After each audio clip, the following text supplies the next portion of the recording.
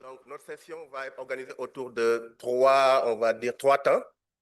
Un premier temps où on aura deux présentations sur l'expérience du projet ProLab en Afrique de l'Ouest, la mise en œuvre, les acquis, tout ce qui a été fait depuis quelques années a pu quand même avoir un impact dans les pays et puis dans la région. Suivi d'une autre présentation sur les activités des QMS, parce que quand même, on a eu à accompagner des laboratoires sur leur processus de mise en place de la qualité, et même certains ont été dans la région. Les présentateurs vont revenir sur ces acquis très importants. Et enfin, on aura également un panel où on aura quand même beaucoup de spécialistes et d'experts régionaux de l'OMS, de l'OAS, mais aussi d'experts régionaux, par exemple de FINE, mais aussi des experts nationaux qui vont nous partager leurs expériences de comment les choses ont peut évoluer dans ce contexte-là. Et enfin, donner la parole au public pour partager un peu leur feedback et donner leurs commentaires et suggestions. Donc là, sans tarder, on va introduire Dr Olivier Manigar, qui est le responsable et coordonnateur du projet ProLab dans la région ouest africaine, qui a commencé son carrière dans la recherche sur le vaccin HIV, mais aussi qui a beaucoup travaillé en Afrique et en Europe, qui a travaillé à travers des projets comme Titra Men Africa. Il y a aussi eu à travailler avec beaucoup de recherche comme London School, IIVI, GSK, etc., sur beaucoup d'autres domaines, dont le palu, les VH, etc. Et depuis 2018, il a rejoint l'OAS pour coordonner ce grand programme à travers l'Afrique de l'Ouest. Donc, je vais vous demander de l'accueillir avec un bon grand applaudissement pour qu'il nous fasse sa présentation sur ce travail-là. Olivier, tu as la parole pour 20 minutes. Merci. So I'll speak in English. Good morning, everyone. Good morning, dear friends. Seems that we're not so many. I see many friends here. Hopefully, people will arrive. It's the last day. People got paid yesterday, so perhaps they went outside. The difficulties to wake up this morning. But here we are. So first of all, I would like to congratulate the organizers, our WAHO colleague and CEPI, who have done a fantastic job to prepare this conference. So as Dr. So introduced me, I'm Dr. Olivier Manigar. I'm a virologist by training and the head of the team of consultants of GFA Consulting Group, which is implementing the ProLab program, WAHO, to strengthen epidemiological surveillance in ECOWAS in partnership with Fondation Mérieux. It is a very complex program that touches on all aspects of the laboratory, but also epidemiology and above all, the public health. So this program started in July 2018 with more than 7 years ago now. I come from the research world, and I've always thought that there's a serious need to improve the level of laboratories globally, even for research, and this program helps to achieve this objective. Slide, please. But as mentioned in many sessions during this conference, lab networks are key in surveillance of disease in general, and Lassa fever in particular. It is also key in preparing clinical and vaccine trials, which are critical for the region, as most of the time, these trials are performed outside the West African region. And I want to acknowledge here the reinforcement that was done by groups like IAVI since the early 2000s to reinforce lab for HIV vaccine trial. Personally, I got my lab accredited in 2007 in Lusaka in Zambia. for HIV vaccine trials, and that was a fantastic capacity building experience. But in West Africa, slide please. May I please have the control of the slides? Okay, thank you. In West Africa, we were a bit behind. So how did we prepare? And I like to show these slides from my brother, Dr. Abdurrahman So, who implemented the initial network in 2016, which provides an overview of the assessment of laboratories in the region that was carried out for building the regional network of reference laboratories. Qualitative and technical studies were conducted to create an effective disease surveillance network for the entire region. And this network was validated by experts from across the region and by the ECOWAS Assembly of Health Ministers, the AHM, in 2018 in the Gambia. So the network at this time was constituted of 12 viral and bacterial emerging disease, not HIV, TB, and malaria. Slide. And since that time, the laboratory network expanded to 25 laboratories. That's national reference laboratories. Thank you.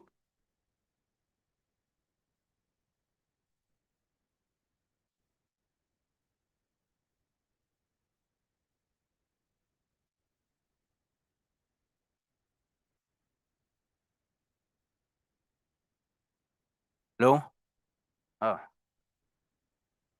So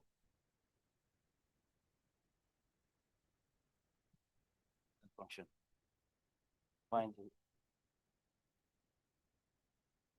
So technique is not on the top this morning. Okay, thank you, thank you. Great. So since that time, slide. Okay.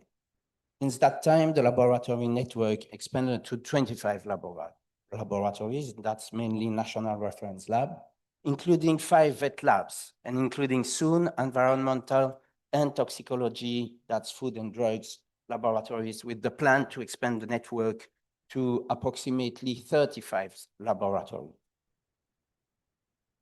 And this is the plan we are supporting with ProLab. Phase 1 supports national and regional laboratories in Burkina Faso, Côte d'Ivoire, Nigeria, and Niger.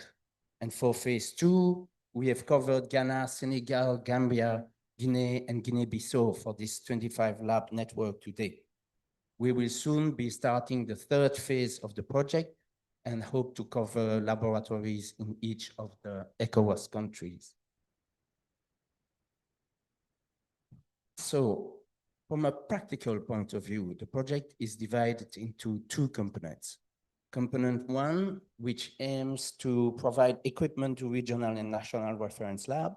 And component 2 involves training on cross-cutting teams. That's teams that concern all laboratories in general. We are starting at the top of the health pyramid, using a train of trainers strategy, and will then promote cascading it at the national level. The backbone of these training courses is the implementation of quality management system, bringing laboratories up to international accreditation standards. And we also cover 7 other topics, which I will describe briefly next. So, but let's start with component 1. In fact, we've divided component 1 into 5 different parts.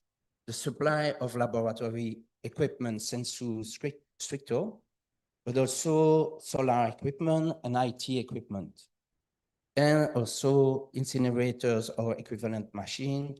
And we also carry out renovation when necessary. And actually, this is the big part of the budget indeed. So with regard to laboratory equipment, such as PCR machine and the region and consumables needed to operate them and improve pathogen surveillance, or for example, so antimicrobial resistance. For phase 1, we have completed delivery to the first 4 countries and 10 laboratories concerned at a cost of 4.5 million euros. And for phase 2, after numerous consultations with the 15 laboratories concerned, we are about to finalize the contracts for an estimated 9.1 million euros. And it should be noted that we've taken more factors into account for phase 1, drawing on the lessons that we learned during the COVID-19 pandemic. So we also plan to supply solar equipment to the laboratories that have requested, which is almost all of them, 20 laboratories in total. Solar equipment not only reduce the electricity bills, but also allows to continue work even during short of power. And above all, it stabilizes and protects all sensitive equipment. And to this end, we are developing separate international tender bids with an estimated value of 2.5 million euros. Another aspect concerns IT equipment. So this obviously includes computer, but also powerful servers for sequencing, improving the internet connection, which is often unreliable and essential for the data sharing, but also, for instance, surveillance cameras to improve biological security, which is an area that we strengthen with the ProLab project. Furthermore, another aspect that we felt should not be rushed is the acquisition of incinerators or other waste disposal machines. There are too many machines of this type in the region that have either never been started up, are out of order, or at the best are not shared and are used by a very small number of beneficiaries. We are then developing local strategies for implementing these incinerators and then purchase the machines through the ProLab program. So, but there is no point in delivering too much equipment before renovations are carried out. Many laboratories are in this disastrous state. As you can see from this example from our assessment visit to one of the vet lab, we are going to renovate or build a new building to enable them to work in good conditions. We are also working on container solutions, as you can see from this plan from the pediatric hospital laboratory in Ouagadougou, which is lacking drastically space. So in addition to purchasing equipment, ProLab is working to strengthen those cross-cutting themes that relate to all disease and epidemics and form the cornerstones for laboratory strategic plans for WAHO. So the backbone of this component is the strengthening of a quality management system, in addition to 7 other themes that I will now briefly develop.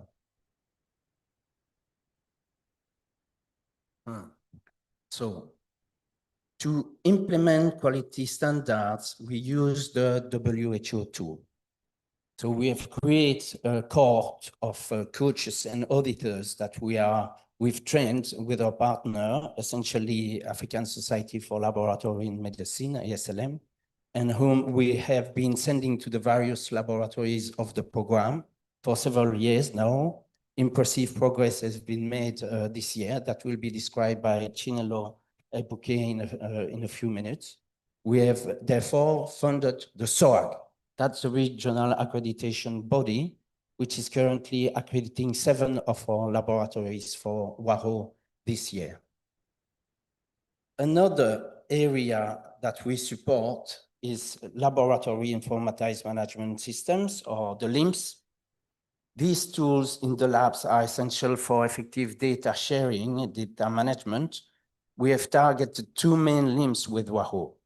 That's an intra-laboratory LIMS, which is the lab book developed by our partner, the Fondation Mérieux, and an inter-laboratory LIMS, which is the platform from Institut Pasteur Dakar, which is currently deployed in the context of the expansion of the 4S system.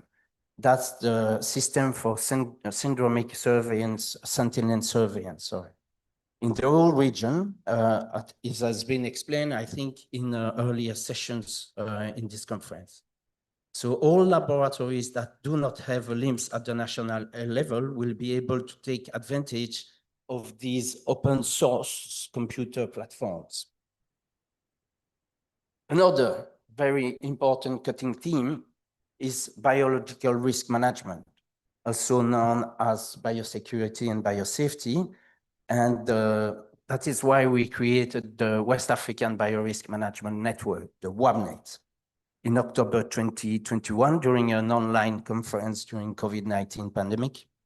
So we validate next the WABNet strategic plan and governance manual in 2022 in Cotonou. And we published the basic training rules for experts in the region that's being trained on 2 modules of the IPA training. And since then, we have trained and certified more than 100 experts throughout the region. And we've also catalyzed the creation of 2 biosafety associations out of the 8 that currently exist in the 12 ECOWAS countries. Similarly, we are setting up a regional maintenance program and implementing priority activities and a roadmap in partnership with the PTB. PTB, that's the National Metrology Center in Germany. We've created technical working groups, and training was provided last year for end-to-end users. That's engineers and technicians who are using biosafety cabinets. That was in March 2024. And there's a great deal of work to be done on this issue. We are counting heavily on our collaboration with the PTB to implement this program. In this photo, you can see the maintenance and metrology room in one of our national reference laboratory. This seems pretty basic indeed. So with regard with the transport of laboratory samples, the WAHO first trained all countries in IATA. That's the International Association for Transport Airways, on international transport regulations. And this proved extremely useful during the COVID-19 pandemic. So in addition, we've chosen to promote a model that we call CITEB, which stands for Integrated System for the Transport of Biological Samples. And this model aims to replace all the vertical system developed by independent programs, such as the National Polio, HIV, TB, malaria, and also meningitis program, which always function in silos. We replace this by a single national One Health program that can be used by everyone. And this can be done regardless of the mean of transport use, such as the postal service in Burkina Faso, which can then subcontract it to other partners. And to this end, we are calling on all technical and financial partners to create a common basket of money, which is necessary to develop good CITEB in West Africa. So WAHO has been very active on doing this with the ProLab as well as with other programs, like, for instance, the new health security program from the World Bank.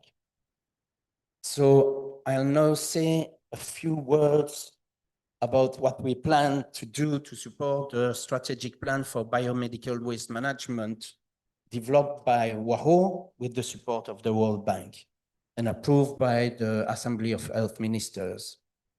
As always, we are trying to adapt the model that we believe to be the most advanced in the region, and we would like to promote a model that is called Dr. Set, which means clean in Wolof, to develop other public-private partnerships in other countries.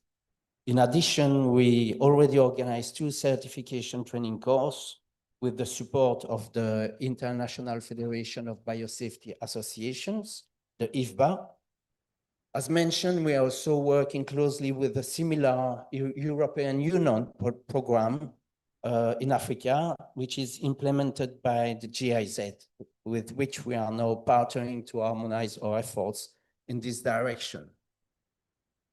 So I will conclude this presentation with two surveillance activities. A very important issue that ProLab has been involved in for several years is the surveillance of AMR, antimicrobial resistance. And to this end, a technical working group was set up, and AMR roadmap was validated by regional experts and by the Assembly of Health Minister in 2022 under the leadership of Dr. Abdurrahman Sow at that time. Since then, we've conducted training on numerous topics in partnership with the WHO, African CDC, and others. And we've also contributed to support with training in countries, technical trainings on the WUNET. We also organize a regional meeting of the 15 countries for training on the WUNET platform that helps to enter data on glass.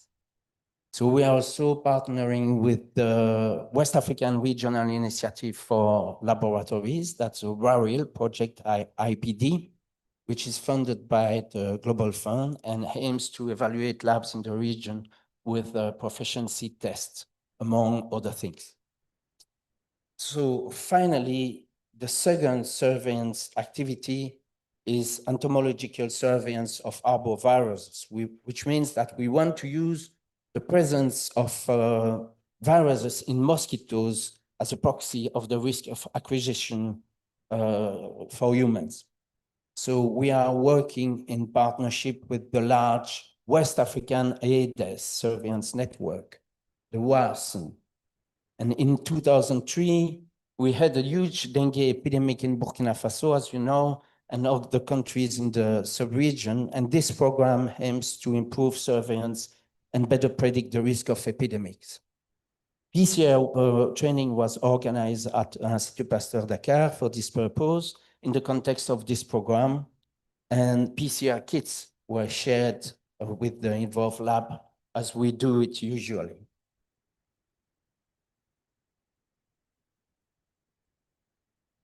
To conclude, I would say that it is key to coordinate and collaborate with other programs active in the region, like WHO, African CDC, but also the Global Fund or European Union, which I mentioned, and that's WAHO's mandate indeed.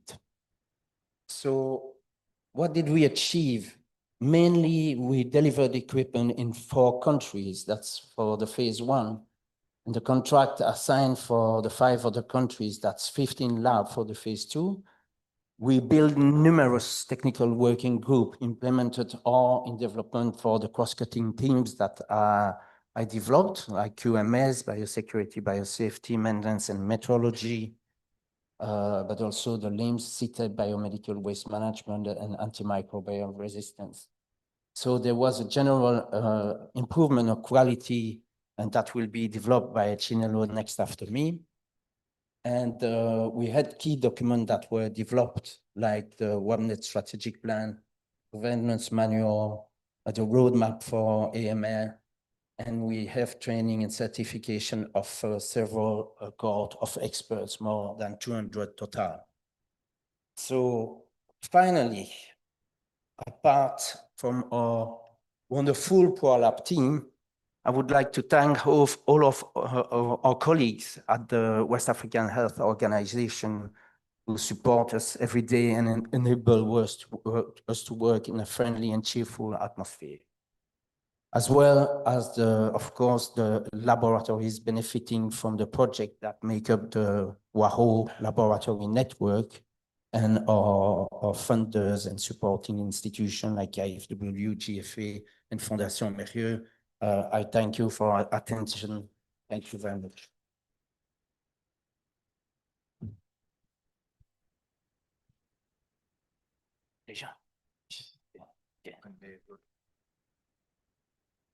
Thank you so much, Dr. Olivier, for reminding us all the good achievement for the ProLab project, starting from infrastructure, solar panel equipment, and also all the capacity building on cross-cutting terms that are QMS, AMR, and so on.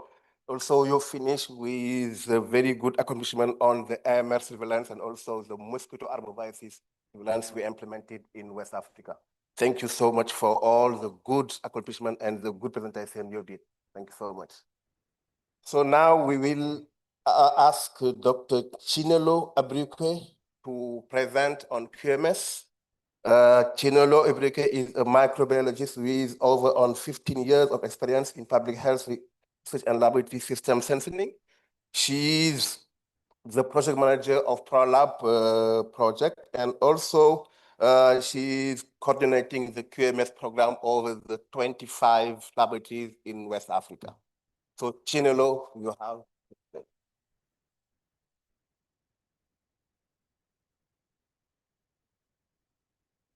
The floor is yours for 10 minutes. Thank you very much, Dr. So, and good morning, everyone. So I will just take us quickly through the regional QMS program.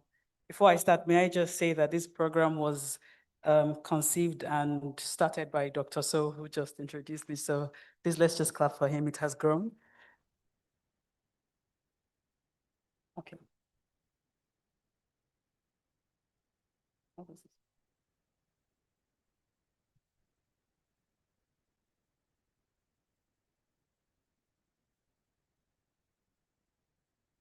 Different kind of pointer. Right. Okay.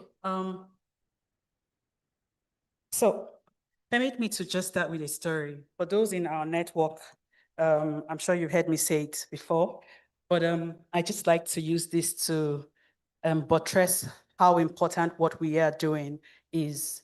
Dr. Olivier mentioned that QMS is the backbone of the ProLab project. Everything around what we're doing with ProLab centers around policy management systems. So I just want to start with a story of a man called Mr. John. He's 34 years old. He's not feeling too well, and he goes to the clinic to have a checkup. And blood samples are collected from him to do a test, and he gets his result. He gets called into a room, and he's told that he's HIV positive. Meanwhile, he's not.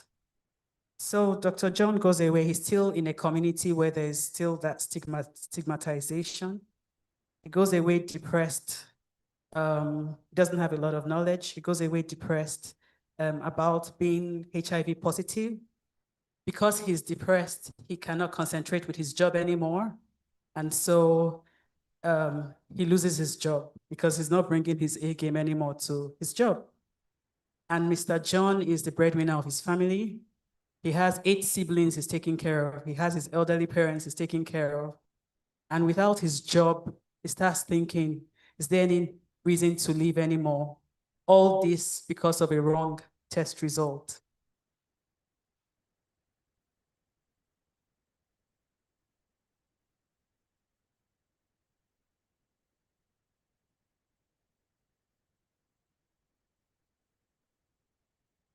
Can I go back one slide? Right. So on this slide, it literally summarizes the importance of implementing QMS in our laboratories. We all know that the laboratory is core to everything around health systems or strengthening health systems. So we go from strengthening the epidemiological health systems to improving outbreak detection and response, to building trust and capacity. When our labs are producing accurate results, reliable results, and not just reliable, but timely results, we're making a difference in the lives of so many. During Dr. Olivier's presentation, he talked about the network of regional and national reference laboratories. All these laboratories are participating in the regional QMS program, and currently in 9 countries across 25 laboratories across 9 countries. And this map just shows where we have our laboratories. So the human health and the animal health laboratories. And so the countries in dark brown will become part of ProLab Phase 3, the ECOWAS countries in dark brown. And then hopefully we will, there's a project, there's a poster on this. We're working on adding regional environmental and toxicology labs to this map as well. Hopefully that should feature soon. So what's our methodology? We have a 6-step methodology for the QMS, regional QMS program. So we started with building capacity. So training from the laboratories, we got laboratory professionals together, and then we trained them on SLIPTA auditing as well as mentorship, QMS mentorship. And the whole aim of this is to build capacity within the region so that, we have a sustainable system. And so following this, we did a baseline audit. If you want to solve a problem, you start by asking, what the issues are. And so in partnership with ASLM, we did a baseline audit, SLIPTA audit. And this baseline audit was not just for audit purposes for us to know, what the issues were, but it was also to create and raise awareness in the region. When we started this program, there were labs where you had staff that had never heard of ISO 15189 accreditation, so there was a lot of awareness that was raised during this SLIPTA audits, because after the audits, we sat with the lab management and presented these results to the lab management and to the entire lab team. And this process started, will I say, a new drive or wave within our sub-region. After that, so if you do an audit, you find out what the problems are. We didn't just leave. We started conducting on-site and remote mentorship. So where we send these mentors that have been trained at step 1 to various countries, various laboratories, to sit with the laboratories, to work with them on their documents, to develop action plans that they could follow. So I know a lot of models that are used is to probably send an expert to sit down in the lab, do all documents and do everything for the lab and then, go away. But what we observed was that there were some labs where you had, we had some traces of QMS implementation, but because the key person had left the lab, everything, went into the maybe drawers, cupboards. And so we didn't want to repeat that. We wanted to, carry everyone along so that there will be sustainability of the program. And then, of course, based on the mentorship and coaching, we got to know what the issues were at regional level. There was one of the, okay, well, let me go to the audit. And then after that, we do just to be able to evaluate how well the program is doing. We do annual SLIPTA audits. And let me just say here and connect this to the training that one of the years, our SLIPTA audit showed that many of our labs had not conducted their internal audits. And when we probed further, it was because they didn't know how to do it. And so we conducted regional trainings on internal audit. So when we find out what the issues are, that guides, what we do in terms of training at regional level. And of course, we then share the results at our regional meetings. We have 2 big annual meetings every year where we share these results. And during those meetings, it provides the opportunity for, collaboration within our labs, peer support, and then accountability as well. Dr. Olivier mentioned this. So we use the WHO SLIPTA checklist as a stepwise implementation framework. And so you have a checklist with several questions that the lab uses to, check what level the lab is at. And the checklist is has 12 sections and they all align with the quality system essentials. And so the lab progresses from 0 star, which will be right at the bottom of the ladder to 5 stars. And so when the lab is at 3 stars, a high 3 stars, 4, 5 stars, then we begin to talk about accreditation with that lab. Dr. Olivier mentioned in his presentation also that we have subventions with accreditation, regional and national accreditation bodies, SOAC for the Francophone countries, and then we're working now with KENAS for the Anglophone countries.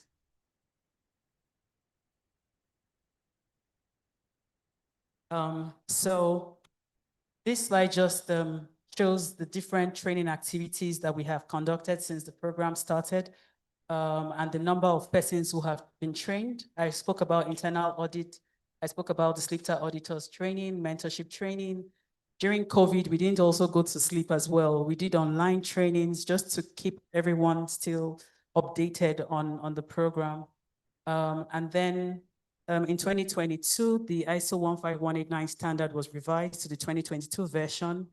And we actually were one of the first in Africa, according to ASLM, who delivered this training to bring our people up to speed with the changes that had taken place between the 2012 version and the 2022 version. We also did training on equipment maintenance and equipment maintenance for BSCs. And then because the new ISO standard is risk-based, we did a risk assessment training in 2024. And here are some of the pictures of some of our training and mentorship activities that we conducted. So all this, what has it translated to? So if you look at this bar chart, in green, this is where we were at when we started implementing the program from 2019, where you see that most of our laboratories were on 0 stars, and as expected, 0 to mostly 0 to 1 star, few 2, 3 stars, the green bars. And we did not have any regional or national accredited regional or national reference lab accredited in the region, in West African region, when we started this project. But fast forward now to 2024. So this is SLIPTA results, SLIPTA audit results for 2024.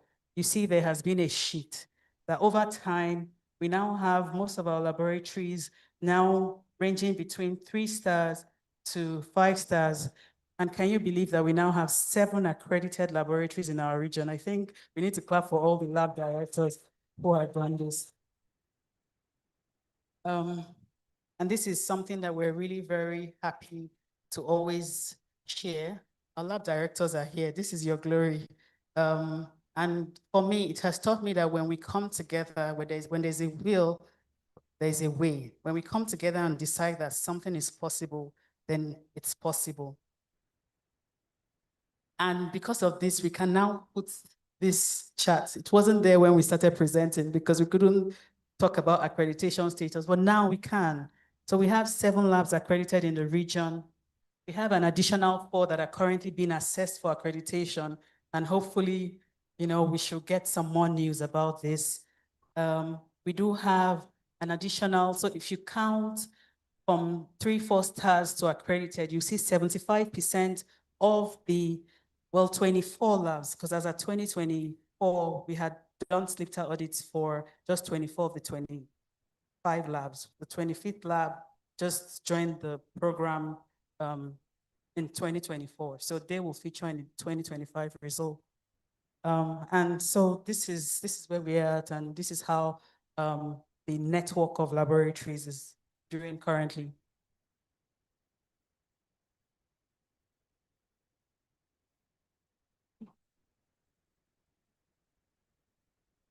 Please, can I have the next slide? Okay. No, 1 slide back. 1 slide back, please. No, back. Yes, thank you. Okay, so I just wanted to give a snapshot or a flavor of, the process, just to show that it's been a stepwise process, all right? So you've seen labs go from, let me use CPHL. Mrs. Babatunde and Mrs. Josephine, they're here. CPHL started at 0 stars, where when they did their audit, it was all red, all right? And they decided to run with it and, change that red to green. So when I say red on the checklist, it's color coded. When it's red, it means that you have not met you don't conform to the requirement. And if it's green, it means that you do, all right? And so with their management, directors, reading and going through the checklist and the standards, it was really very nice to see. Today, they are accredited, but they are accredited. And you have so many other stories. I remember one of the directors in one of the vet labs, when we went to meet her, and she was like, no, this is not nice. Before I leave office, my labs will be accredited. And today, they are accredited today. CMS just got accredited 2 weeks ago. And, we have Noguchi started out. So from 1 star, they did another audit within themselves, moved to 3 stars, and then went for accreditation and jumped into the 2022 accreditation, actually. And they are now accredited. So, we've had labs go from 0, 0. One of the labs went, and got up to 3 stars. And it's really been nice to see this progress. So when we look through and then we try to assess to see, what are the key success factors, especially for the labs that are progressing, as we would like to see, we see that the main key success factor is strong laboratory leadership and then ownership of the process. So you go to some units, I know like some units where at that time the quality manager was pregnant and she will hold meetings every week. Even the cleaner will tell you about QMS in that facility. It was really creating unit-wide awareness. It wasn't just the quality manager or the lab manager. It was like carrying everybody along. Professor Omilabu would, get his people out and say, look, your work does not mean anything if we cannot assure that the results we're delivering is, quality results. And he will take out time, get his lab team, they sit around the table and begin to look at their documents and look at their systems to improve. So we have, stories like this across the region, and this is like what has driven the process or what has been the key driver of success.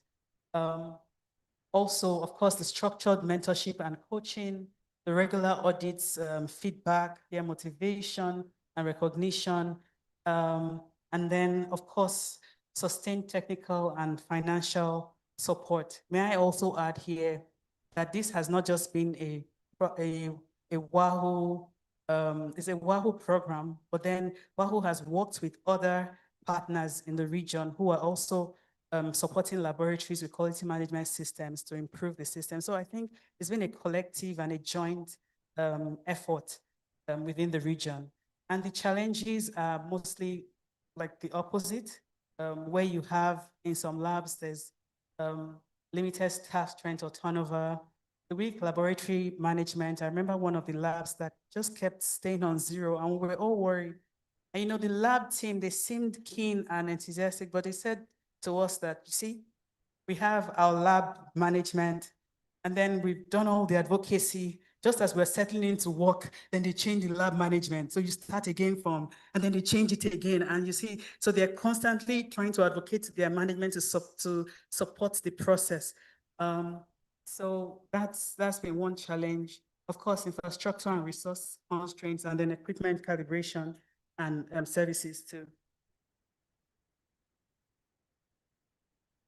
So what are our next steps? To continue our training activities, we'll want to update our SLICTA auditors training and also conduct a management and leadership training with ASLM, support the labs for accreditation, continue our coaching and mentorship activities. So we have ASLM mentoring our mentors, so providing oversight over our QMS mentorship activities. We'll continue to advocate. PTB, which is the German Metrology Institute, is starting a regional project on equipment maintenance and metrology. So we're partnering with them also to strengthen that theme. And then the other thing which we will continue to talk about in the Regional Reference Lab Network meeting, which is taking place from tomorrow, will be about, so we've learned, how will we now, we're at the top, you know, in the country, how will we now cascade all what we've learned to the labs in our networks in our various countries?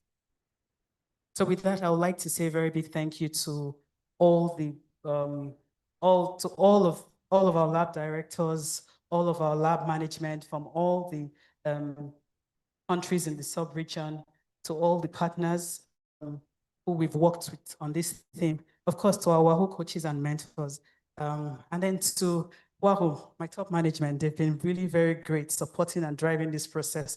Dr. Olivier, Dr. So, Professor Sombier, and of course, the teacher of Wahoo, ED, RCSDC. I would like to say a very big thank you. Thank you very much.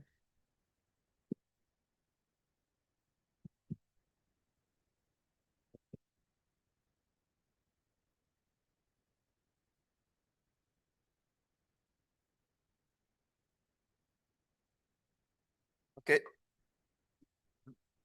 The next one, please. Next one. Thank you so much, Chinelo, for this very, very nice presentation and also the very good achievement. Starting from 0, now we have 7 aggregate labs in the region. And this is also your result because you are coordinating all the program in West Africa. Let's give her a big applause for this also.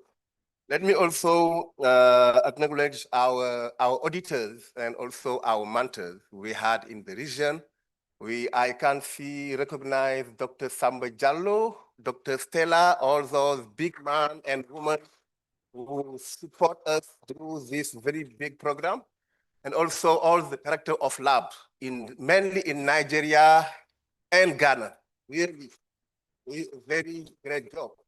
But that put a lot of pressure in our other Francophone colleague, Professor Alimatu, Senegal, Niger, Guinea, etc.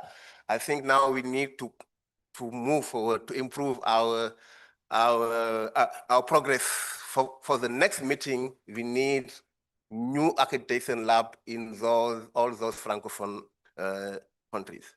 Thank you so much again. So we can now move to the second phase of this session, which will be our panel program. And I have the privilege to call some big professionals in the region to come and share with us the insight on this program. So let's start to call Dr. Emmanuel Agogo. He is the Director of Pandemic Threats Science, where he drives the Diagnostic Readiness Initiative, including the Diagnostic Readiness Index and also the 100 Days Mission Roadmap. He previously served as a Deputy Director at the Nigeria CDC and also the Country Office Director to resolve to the Save Lives, improving pandemic preparedness and also surveillance in the region. You're welcome. Thank you so much. Alors, on va aussi appeler le professeur Tcherno Baldé, qui est le coordonnateur du hub de l'OMS à Dakar, qui a aussi beaucoup de travail à l'OMS au niveau Basra, etc. Et donc, il fait un excellent travail dans la région. Et ici, il a eu à travailler aussi au niveau de Croix-Rouge internationale. Il a beaucoup d'expérience dans tout ce qui est la gestion des épidémies et aussi la gestion des catastrophes et les crises aussi humanitaires en Afrique et aussi dans la région. Merci beaucoup et bienvenue. It's also my privilege to call Professor Sunday Omilabu, who is the professor of medical biology at the University of Lagos and consultant and biologist at Nigeria Ministry of Health. He has founded Nigeria's Viral Hemorrhagic Fever Lab, and also his lab has been accredited last year. Very big applause to him also. It's also my pleasure to call Professor Alimatu Diop Ndiaye, qui est un professeur de virologie et de bactériologie à l'Université de Dakar, C'est elle aussi la directrice du laboratoire de VIH du Sénégal, qui a fait beaucoup de travail dans le diagnostic, dans la surveillance également du VIH, mais aussi qui a beaucoup travaillé dans l'hépatite, l'HPV, etc. Donc, je pense qu'on a un panel de plusieurs, on va dire, experts. Il nous manque juste notre directeur, Dr. Carlos Brito, qui a été notre directeur et qui a initié en réalité tout ce programme qu'on a eu dans la région. Dr. Brito est un expert expérimenté et c'est un infectiologue qui a eu à diriger le programme de VIH de l'OAS, mais aussi qui a été le directeur du programme du département de santé publique et de recherche à l'OAS pendant plusieurs années, qui a eu à nous mentorer. Si on a tous ces résultats-là, c'est également grâce à lui, qui a été notre directeur et qui nous a accompagnés durant toute cette période-là. Donc là, j'ai le privilège vraiment d'avoir ces grands collègues ici, avec qui je vais essayer de partager et de poser certaines questions.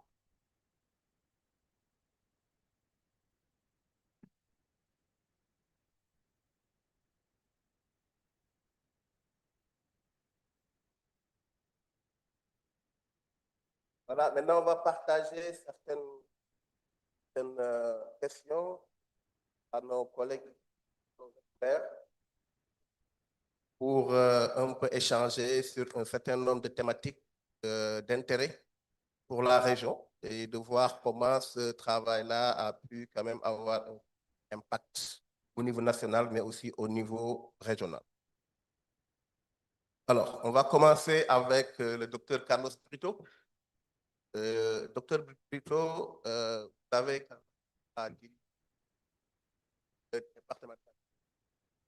le département de santé publique et de la recherche à l'OAS pendant plusieurs années. Et donc, tous ces programmes-là, vous avez conçus et accompagnés. Et donc, comment maintenant vous voyez les résultats qu'on a eus avec ces projets, aussi bien sur le QMS, la biosécurité, la surveillance de la RAM, aussi tous les résultats que Kenelo a eu à présenter, comment ces résultats pourront être utilisés pour renforcer le système de surveillance dans les pays, mais également dans la région. Merci beaucoup.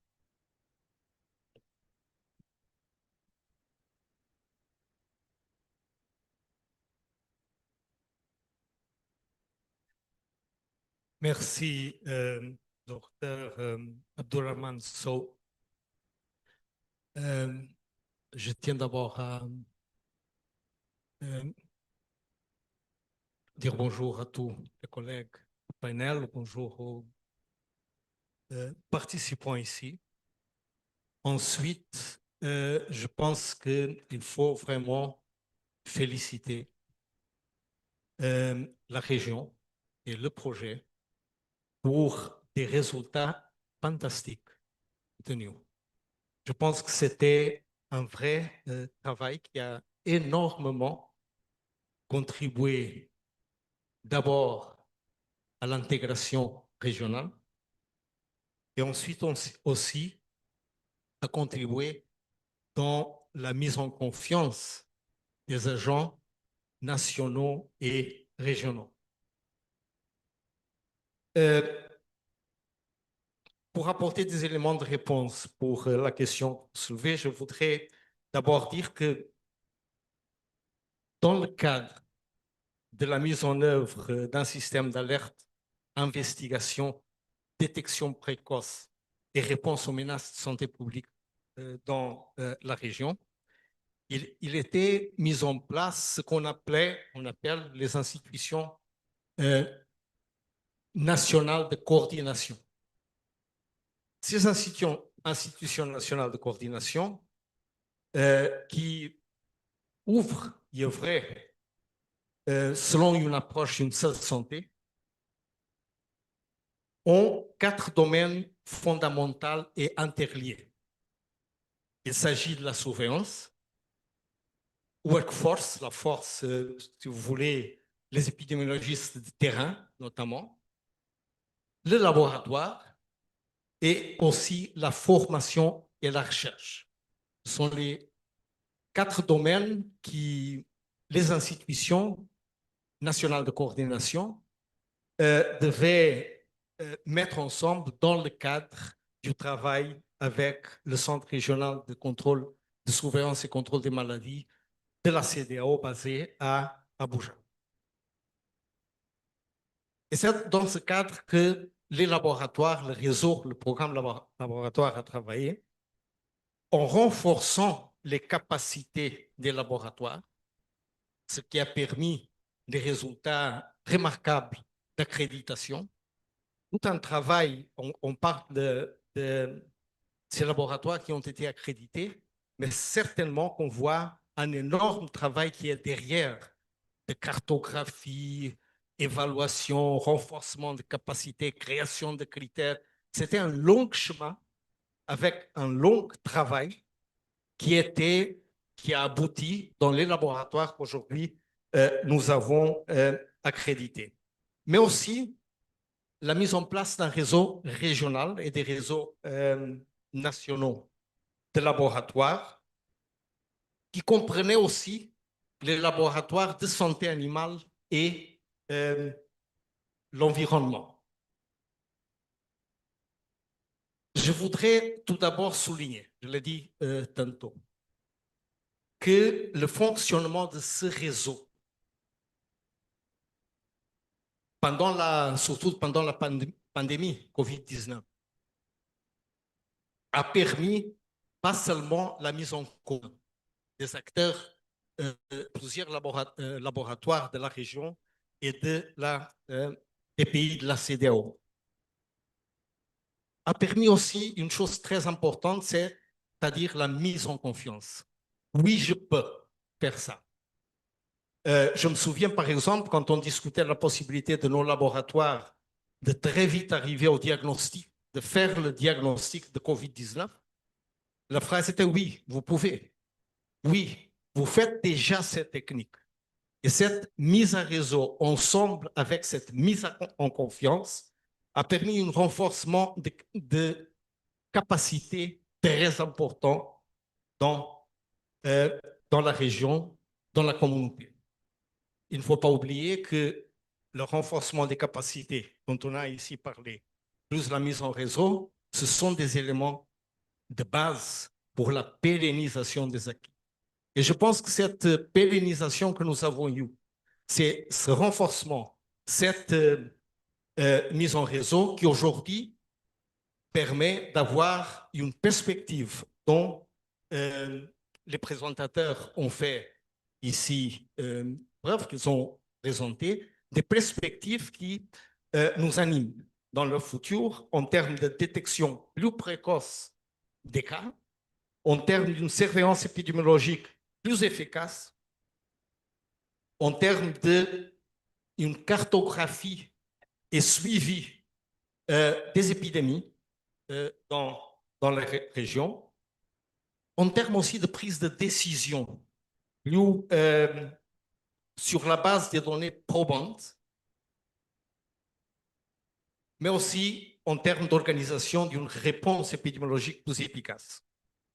Alors, je dirais que ce travail a eu certainement, en conclusion, je dirais que ce travail a eu certainement plusieurs résultats du point de vue technique. C'est clair, on l'a vu dans les présentations, mais il a eu un résultat, une conséquence aussi majeure et importante, c'était cette mise en confiance des acteurs régionaux sur leurs possibilités, capacités de vraiment tenir en main et de travailler ensemble pour les meilleurs résultats. Merci.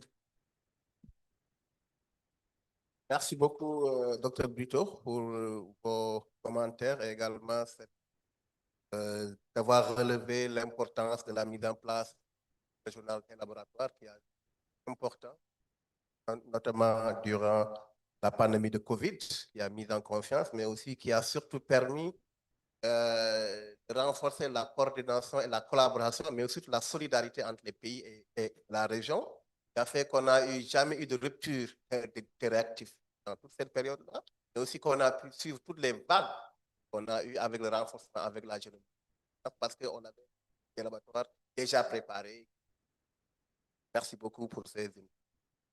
Alors, now I'm going to my colleague and friend, Dr. Emmanuel Agogo, ask him about what is missing for the current existing regional lab network to be included performant enough to participate Lassa fever vaccine.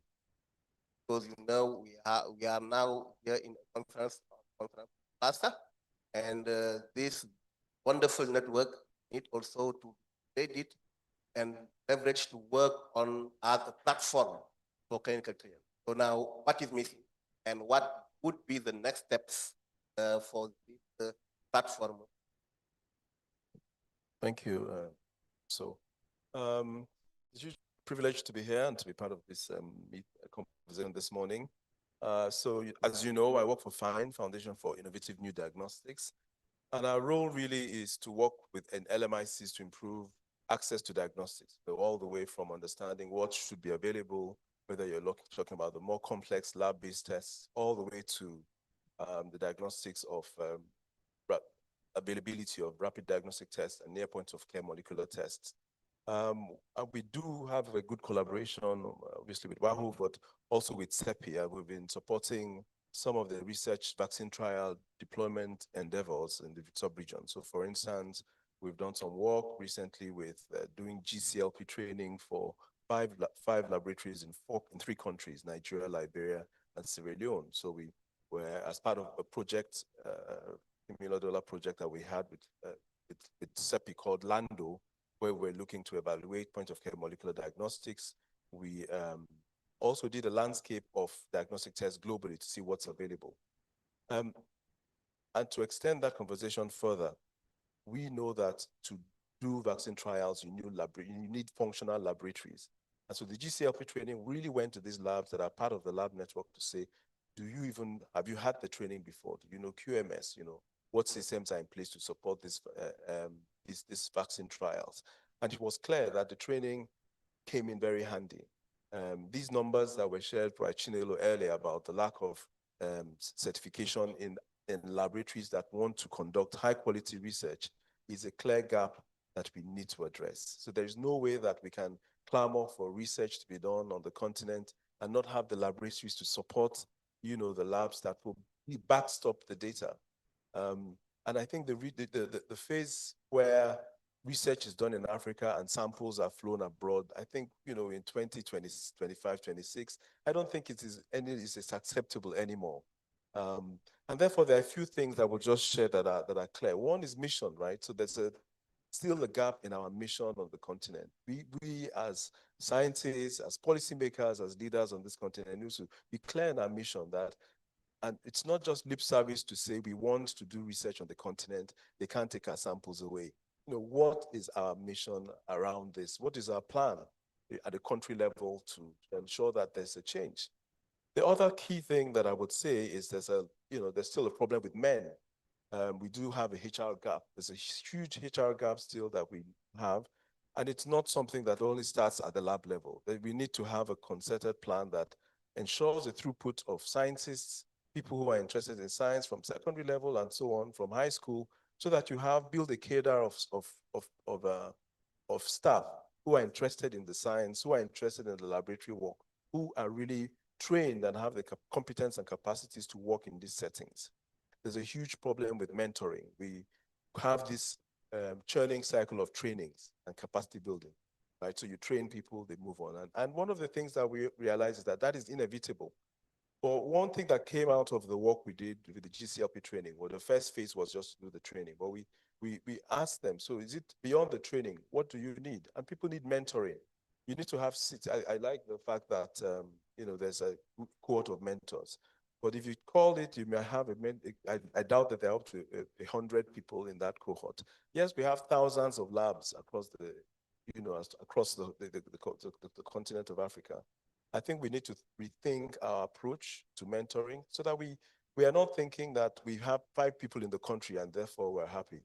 If you look at the numbers looked in for the biosafety, the slide that she provided, across the whole continent, there may be less than 500 people who have the IFBA certification. And yet, we are the ones dealing with infectious diseases on a daily basis, and these biosafety and biosecurity risks are real with us. And healthcare workers remain the people who die because they are on the front line. So these things we keep taking for granted are core principles that, as we design and as we plan, that we include. Two last points that I will make, just because there's no time, is really machines and maintenance. They say the workman is as good as his tools, right? So we have these projects where partners donate fancy new machines without a clear system for making sure that they still work. I don't think any of us who owns a car will say that if you don't service your car once every 3 months or something, that you will keep driving it. And yet people donate equipment, or we buy equipment, we put them in labs, they're making diagnoses. We have multiple cases of Johns and Ismail and Ibrahim who get fake results, who get results who don't work, because we've installed machines and there is no mechanism or system for making sure that these machines are working effectively. So that is a huge gap that I think we all need to address. And the final point I'll make is really around money, right? So, we can't run away from the fact that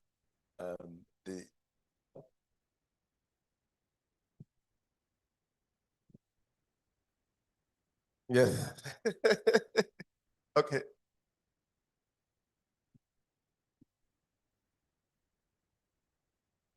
Thank you, Dr. Emmanuel Agogo, for also giving us some key messages on we need functional lab to very good clinical trials. And also we cannot do it without good data. Data is key. That's why we need QMS lab, accredited lab, and also capacity building, because the human resources need to be improved and capacitated to make sure they are working very good condition. Also, you raised the issue of maintenance of equipment. I think very big problem we are having in many of our big problem, but don't have equipment or knowledge. These are, I think, some key messages we can take into account if you want to move. Thanks so much for your insights. Let's now move to the national level.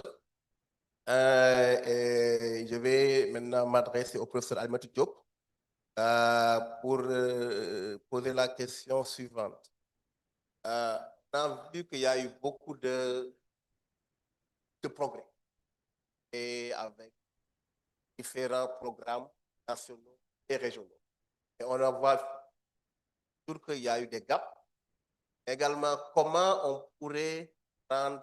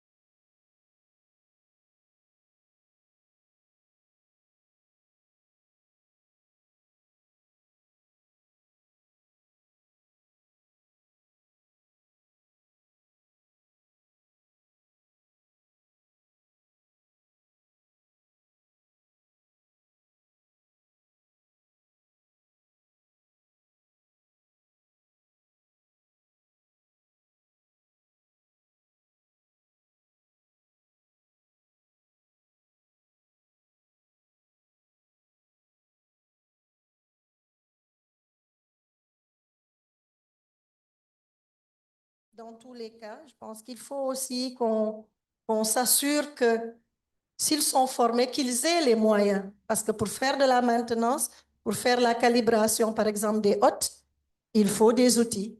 Donc, il faut qu'on nous appuie pour qu'on puisse disposer de ces outils. Ces outils doivent être certifiés de façon annuelle. Donc, il faut qu'on trouve les ressources, justement, pour pouvoir continuer cela.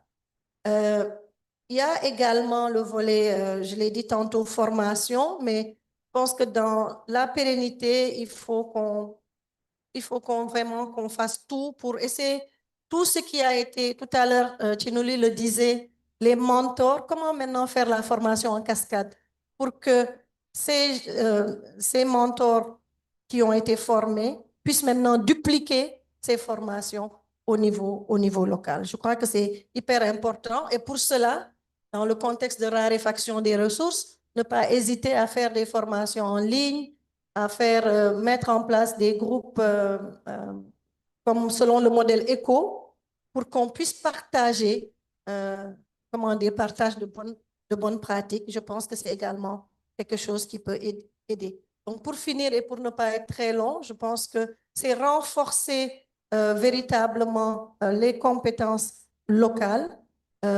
Il faut des moyens financiers dans tous les cas. Il faut organiser des évaluations externes de la qualité et utiliser les outils numériques. Alors, merci. Merci beaucoup, professeur, pour ces éléments de mutualisation, de décentralisation, de renforcement des capacités de formation en cascade pour maintenir les acquis au niveau national. Encore merci pour ces points très importants qu'on va devoir mettre dans les recommandations pour quand même aller de l'avant dans ces points très importants. Let me now go back to the already in the national level, going back to Nigeria and ask my professor and very big friend, Professor Onilabu, with the significant investment in training and equipment, what concrete steps can laboratories take, cascade knowledge, and build capacity within their national? We are talking about regional network, but now how the national network can take advantage of all those investment that have been already done, make sure we can make this sustainability continue.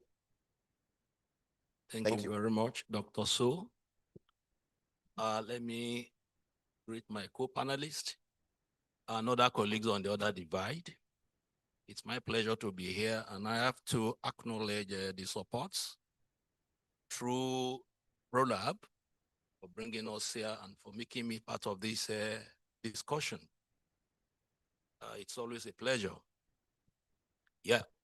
As we all agree that there is no lab without equipment, no lab without skilled personnel. They all work together. And with what we have in the last 7 years in this sub-region, I think virtually we have a well-equipped lab in all our reference laboratories. And it's now over to us to now cascade these nationally. And to do this, I will suggest that we use a multiple level approach, whereby we look for personnel that we know are very dedicated and very willing to be in the laboratory. So we can organize train the trainer kind of training for this select group of people who are expected to cascade that knowledge received to the lower facilities. That is very key. And then, of course, we need to standardize the training materials so that we can all speak with one voice. And what I mean by this, we need to get a standardized SOP which will cut across all the laboratories is very key. And then, of course, all the training materials that they will need at the peripheral levels should be distributed accordingly. And I think we need the ownership. There's a need for very strong laboratory systems across our countries because they need to hone up these laboratories as well as the products coming out of the laboratory. So when I said strong lab systems, they need to provide the wherewithal, funding, as well as supporting all this local training is very, very key.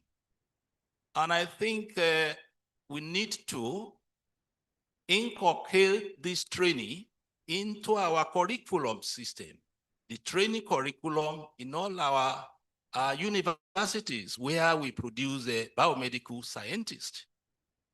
If we do this, it will go a long way to equip the young the medical scientists. And of course, the issue of funding is very key.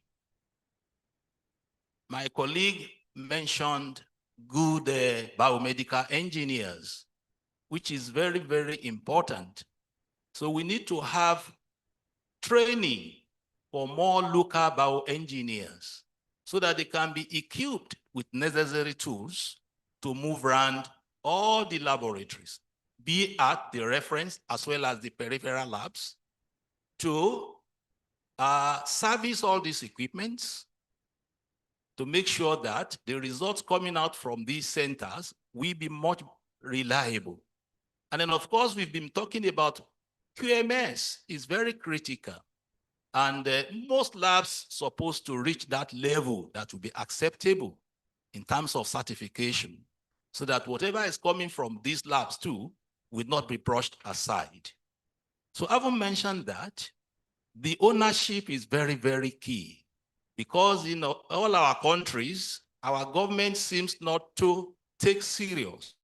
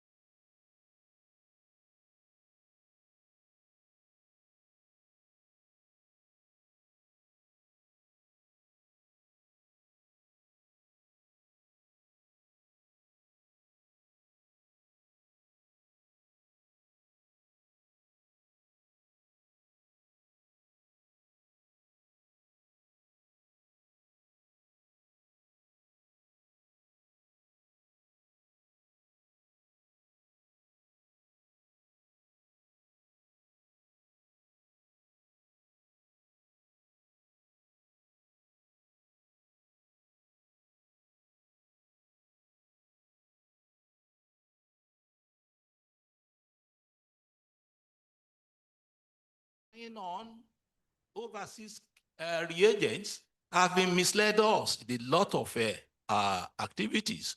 And we're using the COVID-19 experience, we feel that it is essential that we need to have trained personnel across the length and breadth of our countries, because we knew what we suffered when the countries abroad closed their doors to our own kind of environment, where we also always resort to them to come and assist.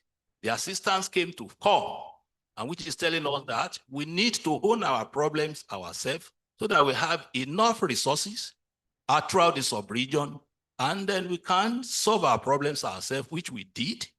And we saw this because it came to a point where we had to innovate, and this actually really helped us. And before I stop, let me quickly acknowledge all the supports received so far, especially for me and my lab. right from the Alexander von Humboldt training, the DRD training, up to the funds received from the DFG, as well as the Volkswagen Foundation. They sponsored a number of these, our LASSA FIFA research project. And we actually cascaded some of the trainees to some of the laboratories that are now engaged in viral hemorrhagic fever activities. And I can also leave KFW through ProLabs for all the trainees, especially the QMS, which actually is giving us that boldness to stand by our results. So once again, I thank you all for the opportunity. Thank you so much, Prof. Omilabu, for that also. So now we are running out of time. Let's go to Professor Cherno Balde. And I will in French, if you prefer. So, en fait, vous coordonnez le hub régional de l'OMS de Dakar et on sait que dans vos fonctions, d'appuyer les pays, la région à renforcer leur capacité de réponse, de surveillance et de réponse aux défis. Et que également le laboratoire est un pilier essentiel dans ce travail-là. Comment vous voyez tout ce que vous avez entendu par rapport à ProLab et au renforcement de capacité qui ont été faits dans cette région-là pour renforcer la sécurité sanitaire au niveau? Merci beaucoup, Dr So. D'abord, je voudrais vraiment vous remercier de m'avoir invité à ce panel et aussi évidemment remercier nos collègues donc, de l'OAS pour l'organisation de cette conférence-là. C'est vraiment un privilège et un honneur pour moi d'être ici au nom de l'OMS et peut-être que je suis la seule personne qui n'est pas une personne du lab dans ce panel. Donc, je me permettrai quelques petites discrétions, on va dire. Pour commencer, je voudrais peut-être parler un peu de ce qu'on a fait ensemble l'année dernière, il y a un an tout simplement. L'année dernière, quand l'épidémie de Mpox a été déclarée comme étant une urgence de santé publique de portée internationale, on était un peu mal pris là, dans la sous-région. Il a fallu que l'on sache comment est-ce que l'on peut confirmer les premiers cas de Mpox dans les différents pays. Et rapidement, on a parlé beaucoup ici de coordination régionale et le docteur So ici a eu cette initiative-là avec les collègues de l'OAS d'organiser la première formation des personnes pour être capables de détecter et de confirmer les premiers cas de Mpox. Et ça n'a pas été très facile. Ça n'a pas été très facile. Je reconnais ici tous les efforts qui ont été faits, cette augmentation de capacité extraordinaire en matière donc de laboratoire, de confirmation donc des germes, des pathogènes. Mais on était mal pris. On était extrêmement mal pris parce que les gens n'avaient pas de réagents, ils n'avaient pas de réactifs quelque part pour confirmer ces cas-là. Ils n'avaient pas nécessairement peut-être les machines qu'il faut, ils n'avaient pas peut-être. Donc on a été un peu mal pris. Qu'est-ce qu'il fallait faire? On s'est organisé ensemble pour organiser cette formation-là. Je me souviens, nos amis de Pasteur Dakar sont venus, ont fait ramener des réactifs d'Allemagne avec des valises pour donner les 100 premiers réactifs à tous ces personnels-là qui sont venus d'Afrique de l'Ouest pour tester les premiers cas. Donc, moi, j'aime bien partir. Je suis un urgentiste, je parle vraiment des faits. Ça, c'est un fait qu'on a vécu il y a environ un an. Donc, il y a eu énormément de progrès, mais il y a encore donc des enjeux, des challenges qui sont là. Je pense qu'il faut essayer d'adresser. Et cela m'amène en fait à mes points principaux. Je crois que de ce que j'observe un peu dans ce système de laboratoire, une fois de plus, on salue vraiment tous ces efforts-là dans l'infrastructure, dans les équipements et tous ces éléments-là. Peut-être 2 ou 3 éléments, je pense qu'on devrait essayer d'améliorer. Je rejoins totalement nos collègues qui parlent un peu de cette question de maintenance, la maintenance biomédicale. Pendant la COVID, moi, je gérais la COVID au niveau donc, de Brazzaville pour nos 47 pays d'Afrique. Mais des ingénieurs biomédicaux, je pense que j'en avais 1 ou 2 qui couraient partout, à qui on demandait partout, oh, faut aller faire la maintenance. J'ai dit à un moment donné, ça me prend qu'on me forme 20 personnes et que l'on ait déjà un pool de personnes pour pouvoir aller faire ce travail-là. Donc, je pense que ça, c'est un élément extrêmement important parce qu'avoir ces machines-là dans des boîtes, je suis médecin de formation, tu me mets quelque chose dans une boîte, je ne sais pas m'en servir. Alors, cette multidisciplinarité, je pense qu'elle est absolument importante. Cette valorisation de cette composante-là de notre travail, elle est absolument importante. Je ne parle pas peut-être de technicien même de maintenance. Moi, je parle d'ingénieurs biomédicaux. valoriser cela. Je pense que c'est quelque chose d'extrêmement important. Le deuxième élément, j'entends beaucoup parler de formation. Je suis quelqu'un parfois de pas politiquement très, très correct. J'entends partout de formation. La formation, c'est ce qu'on fait le plus. Combien de formations est-ce qu'on fait? Combien est-ce qu'on planifie d'en faire? Peut-être que pensons à ce qu'on fait comme formation véritablement.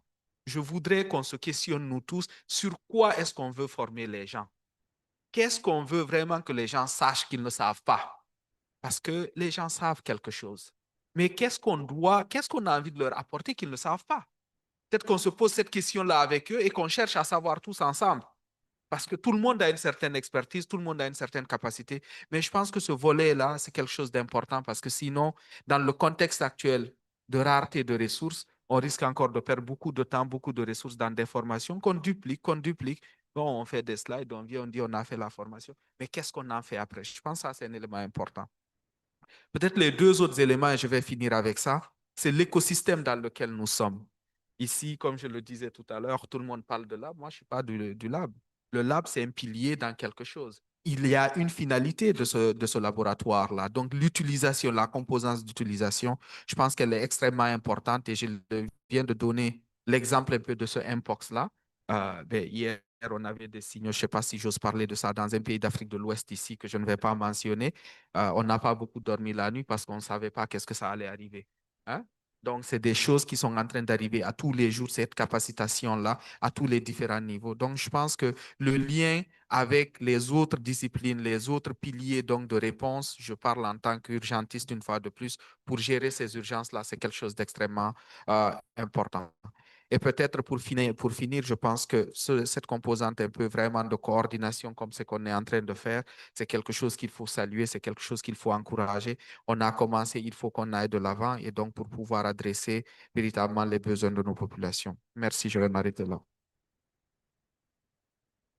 Merci beaucoup, professeur Tierno, pour ces inputs très, on va dire, relevant et qui parlent de la coordination, surtout, avec cet exemple de la réunion qu'on avait fait l'année dernière pour faire le diagnostic, le séquençage, mais aussi les réactifs au pays. Ça a été vraiment quelque chose de concret qu'on avait fait pour vraiment, mais c'est surtout la collaboration et la coordination. Encore merci également pour votre appui parce que vous avez donné de l'argent, et vous avez mobilisé vos personnels pour que le travail puisse se faire dans la région. Là, on va finir avec Dr Olivier et Manigar. On va vous poser en 1 minute de nous dire comment vous voyez la contribution des laboratoires dans les situations d'urgence avec les épidémies qui sont récurrentes dans notre région. Sans laboratoire, professeur disait le système de surveillance est aveugle, on ne peut pas faire surveillance, on ne peut pas faire réponse. Donc, quel serait le rôle des laboratoires dans les contextes? Vraiment, en 1 minute. 1 minute, ça va être difficile, mais je vais faire. Donc, merci beaucoup, Dr. So. Merci beaucoup à l'audience qui est venue nombreuse finalement. Je veux dire juste aussi que ce programme qu'on est en train de mettre en œuvre est un travail de longue haleine qui a été fait aussi avec de nombreux collègues du département de la planification et de l'information à l'OAS et je tiens à les remercier pour ça. Je veux dire aussi que moi qui viens du monde de la recherche, j'ai appris, surtout au cours de la recherche opérationnelle, que travailler avec des laboratoires qui n'ont pas un système structuré de fonctionnement, comme celui qu'on leur donne avec la mise en œuvre des systèmes de gestion de la qualité, est inutile. On finit par avoir des résultats qui ne sont pas fiables et des résultats qui mènent à des décisions qui peuvent souvent être erronées en termes de santé publique. Donc moi, j'ai la conviction profonde qu'on doit travailler en mettant en œuvre ça. Donc on fait des formations, effectivement, mais on fait des formations qui ont un impact directement sur le terrain. Alors, un bon système de laboratoire fonctionnel ne peut pas évidemment fonctionner sans un bon système de surveillance. Et c'est pour ça qu'on travaille avec vous de manière très rapprochée pour se lier un peu à ce que vous mettez en place avec le système 4S. C'est le système syndromique sentinelle de surveillance du Sénégal qui est en train d'être déployé dans toute la région. Je pense surtout aussi à avoir un bon système de transport des échantillons, comme on le fait, on le met en œuvre avec le programme. On est au balbutiement pour le moment, bien que dans certains pays, on ait des systèmes efficaces. On a les labos mobiles qui sont un pis-aller qu'on peut mettre en œuvre quand on a des épidémies. Bien sûr, ensuite, on essaie de mettre en œuvre le système 717 en français, déployé par nos amis de Resolve to Save Life. Ça, c'est idéalement. La plupart du temps, on ne fonctionne malheureusement pas comme ça. Souvent, la détection qui se fait sur le terrain met beaucoup de temps pour arriver et surtout, les données ne sont pas capturées directement sur le terrain. Donc, on a souvent des pertes d'informations à ce niveau-là. Une fois que l'échantillon arrive au laboratoire, le test peut se faire en général rapidement. Parfois, on n'a pas de réactif. Et pourquoi? Avec l'OAS, on propose aussi des solutions avec vous à l'Institut Pasteur de Dakar pour essayer d'avoir des stocks de réactifs qui soient disponibles, notamment pour la PCR, TAC, des acides nucléiques, tout ce qu'il faut pour faire une PCR, mais aussi des kits d'extraction nucléique. Ça me semble primordial. Une fois qu'on a fait un bon test, il faut normalement le confirmer avec des centres d'excellence. On a l'Institut Pasteur de Dakar. On en a d'autres qui sont aussi en train de grandir dans la région. Le centre Muraz pour les fièvres hémorragiques devrait être un jour un centre d'excellence. On a le centre Noguchi également. Puis ensuite, il y a beaucoup d'autres volets. Si le résultat est estimé fiable, il doit être notifié. On le notifie. On passe ensuite à l'activation des centres d'opérationnels d'urgence et tout ce qui s'ensuit. Je veux terminer en disant que la biosécurité et la biosureté sont des aspects cruciaux. La biosécurité pour la protection de nos individus, que ce soit les agents de santé au laboratoire ou en dehors, c'est un principe clé aussi pour renforcer. Merci beaucoup. Merci pour vos inputs. Maintenant, peut-être, je vais prendre une ou deux questions rapidement. S'il y en a pour le public, on va prendre deux questions. Je vois Chola ici et puis de l'autre côté là-bas. Juste deux questions rapidement du public. Voilà, une ici et deux là-bas de l'autre côté. Voilà, ici. Non, ici. Voilà. Très bien, voilà. Les deux là. C'est bon. Merci. Thank you. Shola Aruna is my name. I have two quick questions, and really to Dr. Olivier. On your last point, in terms of, I think it was a question from Dr. So about, can you hear me? Are you? No? What about now? So my question is, this session is on how lab will support the epidemiological approach. And I was just wondering how ProLab and your project engages with the Regional Center for Surveillance and Disease Control, particularly to align that input of lab into surveillance. You're looking at the LMIS system you're building at regional level, but I'm also aware that there's some ECOWAS LASSA being built at regional level. Are these two things speaking to each other?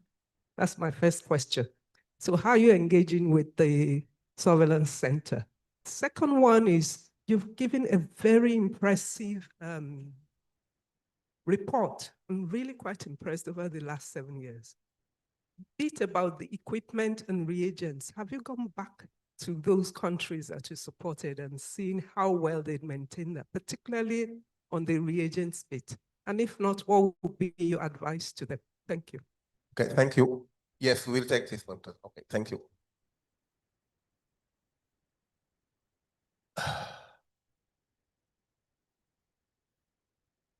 Very concise and concrete question. Only one, please. Huh? No problem. Thank you. I'm Dr. Joseph from Guinea-Conakry. I'm the CEO of Centre de Recherche et d'Analyse Biomédicale. First of all, I thank all the panelists and also the presenters. I like the idea from Dr. Olivier about the solar panel energy used in labs, which aligns with the spirit of COP29, which happened in Dubai, focusing on zero emission generator, which is a good solution for our climate change. My question now is to Dr. Olivier, how do you get to select labs to which you are working with in countries? How do you get to them? What is the bridge between pro-lab and the labs in countries. Okay, thank you so much. So I think we have only 2 questions to Olivier. So Olivier, you have the floor now for 1 or 2 minutes, and then we will prep. Thank you. Thank you, Dr. So. Thank you for the question from Kaila, the responsible person. So Can you speak the louder? Yeah, cannot understand. sorry. Yeah. Okay, thank you. I got a question about our relationship with RCSDC, the Regional Center for Surveillance and Disease Control based in Abuja. And I can say that this relationship is very strong. So we are working closely together. Chinelo actually is based in Abuja, so she works there, I mean, regularly, she has an office there. So it strengthens, obviously, our relationship with the Regional Center of Disease Control. Everything that we do is make also in collaboration with the executive direction at the RCSDC. But at the origin, it's a West African Health Organization project. RCSDC is obviously one of the center of the West African Health Organization. So yes, a very strong relationship. Secondly, you ask about the region.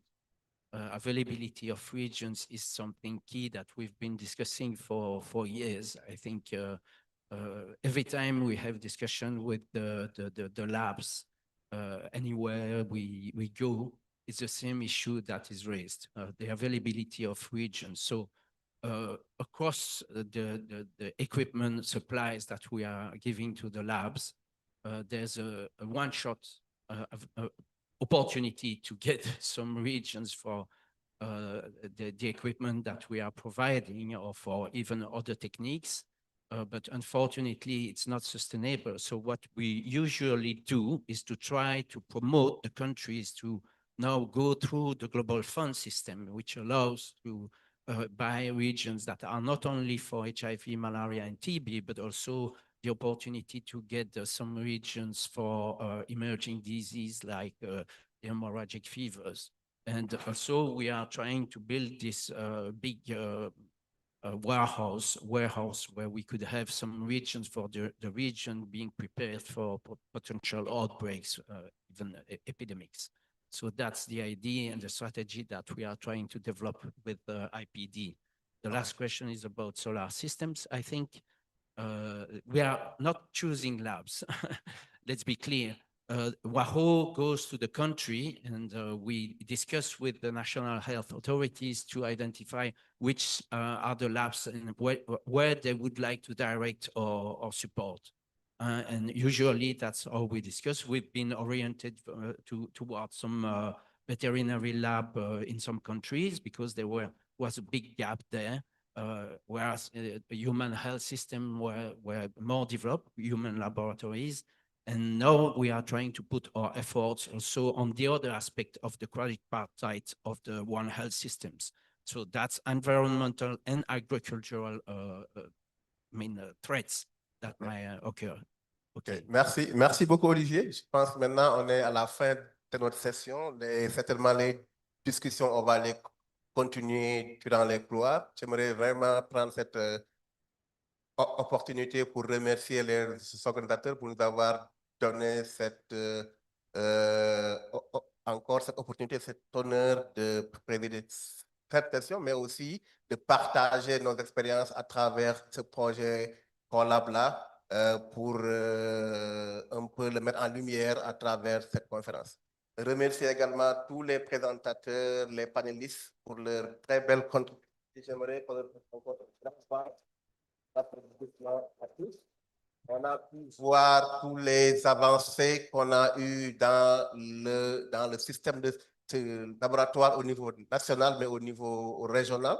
Mais on voit aussi qu'il y a encore des gaps si on veut renforcer la pérennité de toutes ces activités-là. On a parlé de mutualisation, de décentralisation, de renforcer la formation en cascade. On a vu tous les bons résultats qu'a montré Dr. Chinelo avec les laboratoires accrédités, mais encore il y a des défis pour avancer. Au niveau régional, toute cette collaboration et cette solidarité qu'on doit avoir entre les agences OAS, l'OMS, Pasteur, FIND, etc. On a vu aussi que pour aller vers une plateforme de recherche clinique, il y a encore des gaps comme QMS, la maintenance, tout ça, c'est encore des défis. Et on a encore 2 jours, demain et après-demain, à travers la réunion du réseau régional des laboratoires pour approfondir encore ces points. J'aimerais quand même remercier tout le monde, aussi le public, pour votre présence et également votre interaction. Merci beaucoup et bon appétit pour la pause.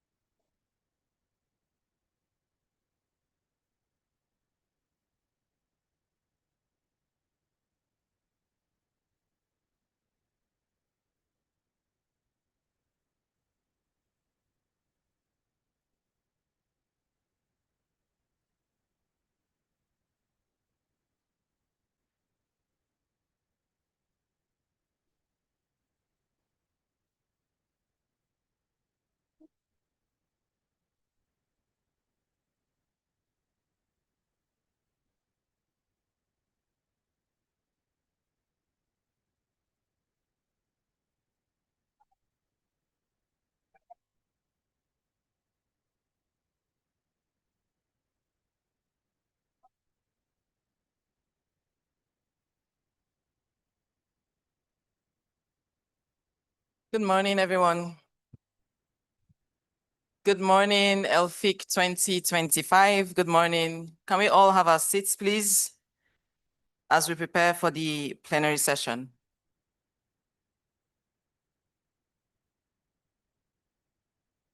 Good morning.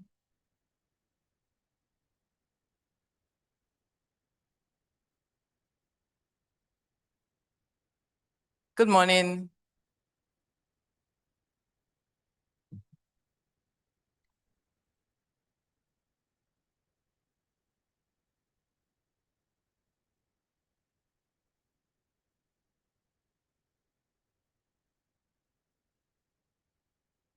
Good morning, everyone.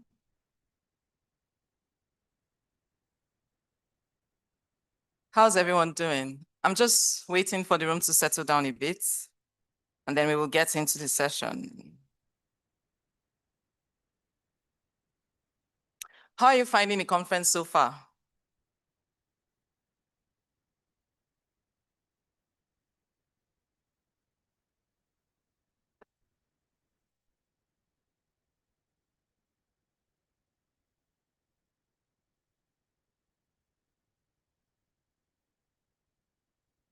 Okay, good morning and welcome to the plenary session for this time. It's themed Putting Communities First, Redefining Engagement in Epidemic Preparedness. In this session, we'll be looking at what the role of communities is and how we have historically been able to engage communities in outbreak preparedness and response. And also we'll be learning from real life experiences. There would be Lassa fever survivors there would be one on the panel that would share her experience and how she felt like patient-led advocacy can significantly improve how we tackle infectious disease outbreaks using her experience as a Lassa fever survivor. We'd also be having a keynote speech by the Director General of the Nigeria Center for Disease Control. And we will have healthcare workers, CSO leaders as well, speaking to their experiences. During the COVID-19 pandemic, and with all the outbreaks that we keep experiencing in our region, in West Africa and wider African region, we keep seeing how important communities are. When communities are left behind, we start to struggle to improve outbreak response, to push for adherence to public health measures, for people to take vaccines, for example. We saw that during COVID, we see that as well during the Mpox outbreak that is currently on, and with other outbreaks, as well as the Lassa fever epidemics as well in the region. So communities are at the heart and the center of public health emergency response and preparedness. So the public health community needs to learn better how to engage with communities and how to make sure that they are carried along through every step so that rapid fire responses, crisis responses can be built on trust. Without trust, all of our measures will come to naught. So to get us started, I'd like to introduce the Director General of Nigeria Center for Disease Control, Dr. Jide Idris, who will be giving us a keynote presentation to kickstart the discussions. Dr. Jide Idris is the 4th Director General of the Nigeria Center for Disease Control and Prevention, NCDC. He's a highly respected healthcare leader with over 3 decades of experience spanning clinical medicine, public health administration, health policy, and research. As a seasoned health administrator, he previously led Nigeria's largest subnational health system for nearly 2 decades, that's Lagos State. He drove transformative health sector reforms and pandemic preparedness initiatives. At the helm of NCDC, he champions transparency, rapid response, and inclusive stakeholder engagement while advancing innovation and regional collaboration to strengthen health security systems in Nigeria and West Africa. Please put your hands together as I welcome Dr. Jide Idris.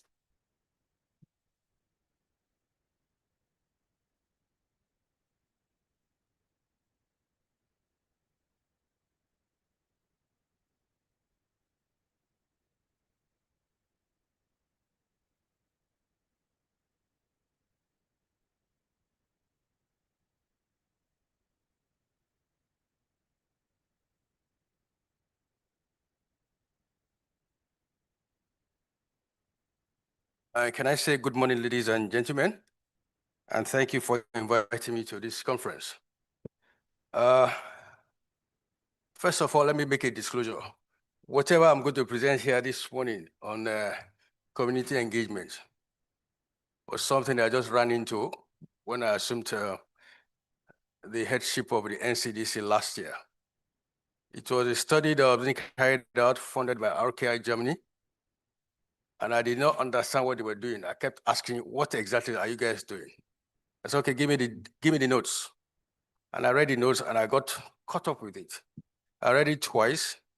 I was very much impressed. When I got to the invitation here, I decided I was going to use this as a case study for my presentation.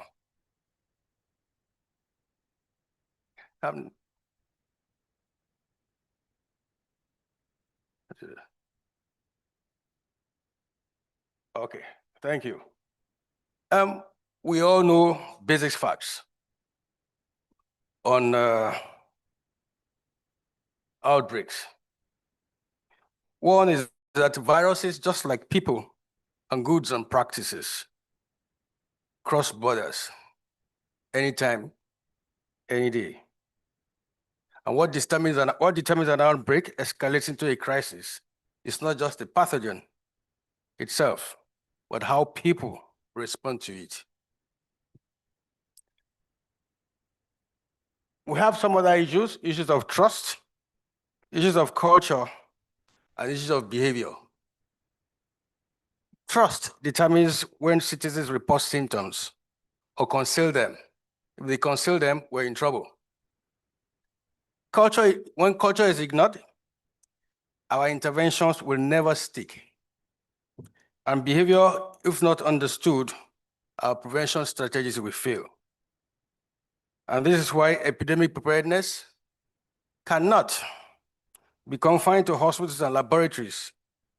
It must be rooted in communities where trust, culture, and behavior ultimately shape our actions. And we all know that epidemics begin and end in communities. And the individuals most affected are community members, including the vulnerable people. Next slide, please.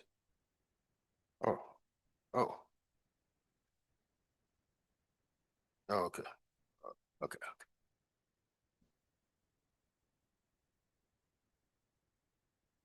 This just shows the problems we had in Nigeria in the last couple of years. We've had all sorts of things, from Ebola, meningitis, as you see there. And each of these crises carry the same message, that communities are not the last mile of epidemic response. They are the first line of defense.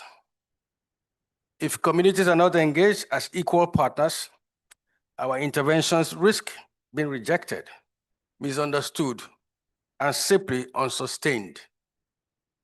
If we take Ebola, for instance, the issue of stigma and fear were serious situations when Ebola struck and worsened the situations. An example is also unsafe burial practices, which amplify the spread of some African countries. But it was only when trusted community voices joined the response that transmission camps were broken. The same thing happened in COVID. We all remember the issue of vaccine hesitancy that slowed uptake. It's because the committees themselves were not engaged. Similar patterns are seen in vaccine-preventable diseases such as CF, cerebrospinal meningitis, and diphtheria. Right now, we see how issues of diphtheria in Nigeria. And of course, for Lassa fever, ignorance and cultural practices also hamper prevention. The lesson here is that epidemics are fought and won in communities. That's a take-home pay.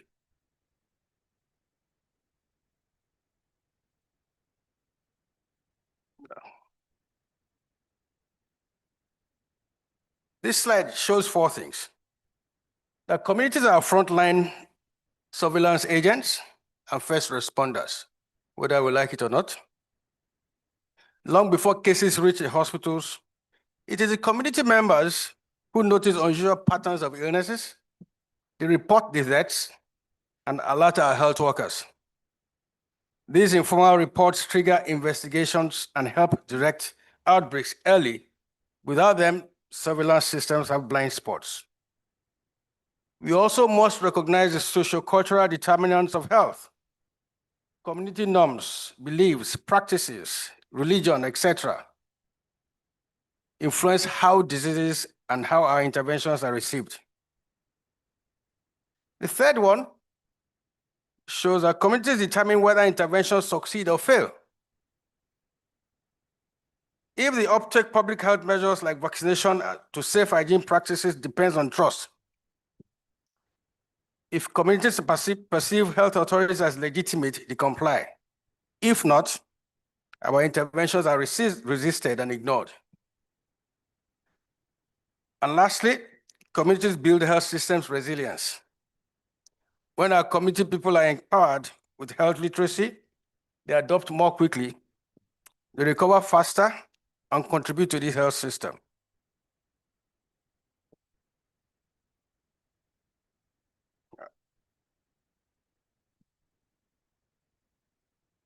What are the conventional gaps in our epidemic preparedness?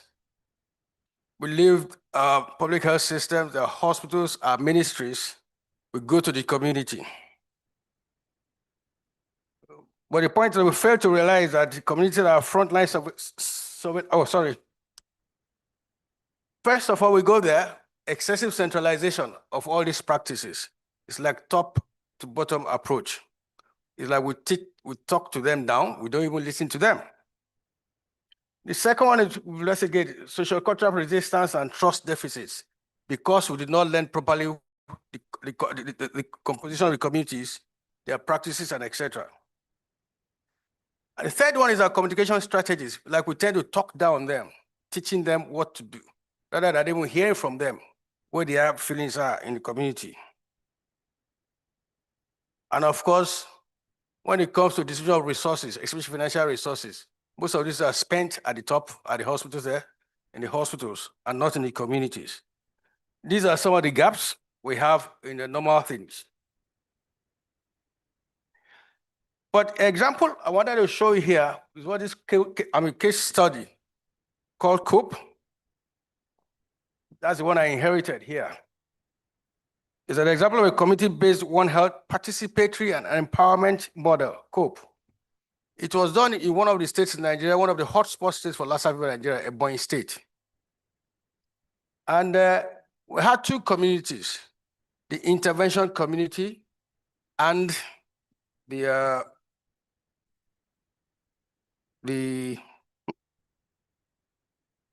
I forget now.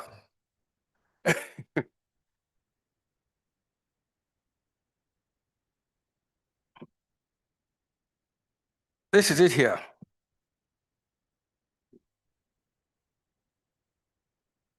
Yeah, we're putting the communities in the driver's seat.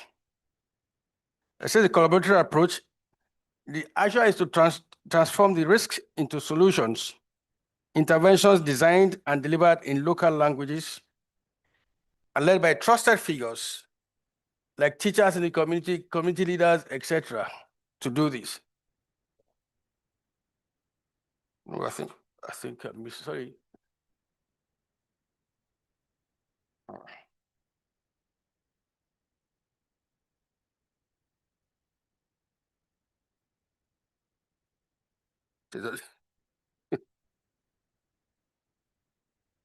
Aha. This was the strategy we use for COPE. The first one is community entry. This one was essential because we use all sorts of experts, sociologists, anthropologists, community leaders, again, to enter the community for the first time, to understand the community, understand their culture, understand their religion, look at the key leaders in the community, what kind of resources the community has to offer. And the next one now, I did the One Health risk assessment based on our own perception. And when it comes to needs assessment, next one again, intervention synthesis and the project development. And last one, intervention implementation, we involve the community members that were discovered in that community by teaching them, empowering them with knowledge, etc. And of course, we did the post-intervention and documentation. The essence is that community entry is key. You go to the community, understand the community. It's not a one-off situation. You have to stay there for quite a while so that you understand what the community is all like. And this is the process here. We use community leaders, etc. Through town hall meetings, the communities themselves identified and prioritized their health challenges across the human, animal, and environmental health without waiting for outside experts. That's after we went there and built capacity. The participation was inclusive, including men, women, youth, and marginalized voices. All had a seat at the table. We also used community-based facilitators who were trained with the tools we provided when we entered our community. We guided them again, and these ensured discussions were culturally sensitive and respectful of local dynamics and traditions. Then the needs were prioritized using the agreed criteria and importantly validated in a joint session with community leaders, building ownership and legitimacy. From there, we moved to the intervention synthesis and project development. And this is where, again, all committee members were fully involved in this. They used their local experience, local facilities to do all this. And finally, when it comes to implementation, it was the community members themselves that led the activities on risk communications, food and water safety, sanitation campaigns, supported only by modest local artisans and health workers. And these ensure that interventions were realistic, affordable, and most importantly, owned by the people themselves.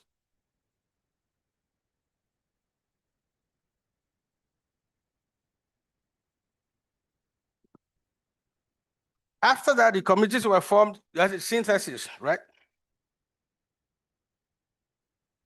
The committees created the structures, had committees, sanitation tools were provided. We went door-to-door sensitization and practical measures. Something as simple as rat holes, blocking rat holes, etc. In those communities, they did that themselves. And in trusted, we use trusted local influencers like the catechists, religious leaders, the teachers, and of course the nurses. So we were able to shift cultural practices from eating and handling bush rats in a different way.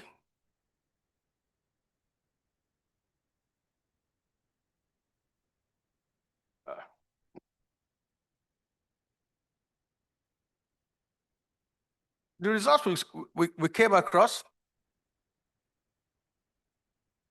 risk literacy were better led, were better community-led preventive strategies. 65% improvement in understanding zoonotic risk and hygiene practices we discovered, and strong uptake of rodent control messaging. There's a shift in passive acceptance to active co-creation of preparedness strategies. Rodent exposure risk was reduced by almost 65%, with strong environmental improvement directly reducing Lassa fever exposure pathways. Even the communities themselves adopted the sealed food baskets, rodent-proof containers, and household sanitation measures became normalized across over 80% of the households. And this demonstrated control of community household level risk reduction via community design solutions.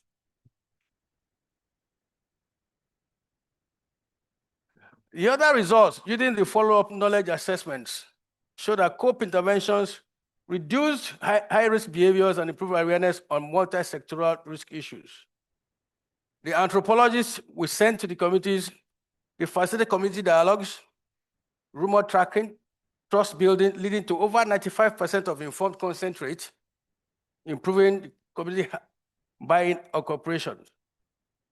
Communities now lead preparedness planning, conducting local risk assessment actively, and actively participating in response strategies, reactive response to practice, and community-owned epidemic preparedness.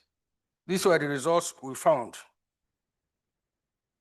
And one of the objectives for this presentation is, one, how do we institutionalize this community engagement? And to us, one of the key things is the policy mandates. Community engagements require national public health laws and preparedness policies. Our policies must include community engagement. And this, again, we can do by legislation. With legislation, we give the backing of government to this. And the other aspect of the legislation is that legislation confers appropriation. So you can appropriate funds based on it for community ownership, community engagement. The last bit, one again, the funding, which is key. The idea is to ring-fence some funding resources for community-led initiatives, rather than coming from the Ministry of Health down to the community itself. And governance. You cannot do this without improving the governance structure of the community. We have to establish structures like community units, community teams, who are trained to address specific issues in behavioral change. And of course, as research, we include measurement systems, tracking indicators for quality and depth of engagement, and not just activity counts. And last bit again is to build capacity, workforce development. Even the community members you trained, give them some form of accreditation and recognition. That way, again, they are better prepared and better encouraged to participate in community issues. The second one objective is that what structural shifts can we do? I've mentioned governance. The others are the shifting power and responsibility, not from the ministry, not from government. Shift power down to the community. Expose the community, create representatives, either as auxiliary board members or councils. Get them involved, you give them that power. They can use them again to talk to their community members. So from being reactive, we become very proactive. That's why I said when you do the community entry, we find out the characteristics of the community, empower them. And so engage the community before the emergency using social scientists. If you engage them before the emergency, they're in a better position to assimilate whatever trainings you give them. And you can use them for awareness campaigns. You can use them for participating mapping, and so many things you want the community to do for Lassa fever. And before, it's like a talking to the community when we come from the ministry. But right now, it's not a talking. You have to create that partnership with community members. All members of the community, it's a partnership thing. That's the only way. And when it comes to information, we don't just give them information directly, like we write all this information here, leaflets, don't do this, don't do that, without even listening to their concerns in the community. If it's a two-way thing, we share data. We give them data, we get their information from them. They can give information about intelligence, about rumors in the community, their community concerns and local needs. That way, again, you can craft again the program properly. And so what we say that from centralized to decentralized preparedness. Like in the NCDC, we send teams down to states to support them. But we don't even have the full resources to do that. That's why it is essential that we go down to the sub-national level and build those capacities. Yeah. Sorry. The last bit again is how can we do better? What is it? The partnership mapping. You go into and look at the local actors, map the different types of actors you have in the communities there. These are what you have there.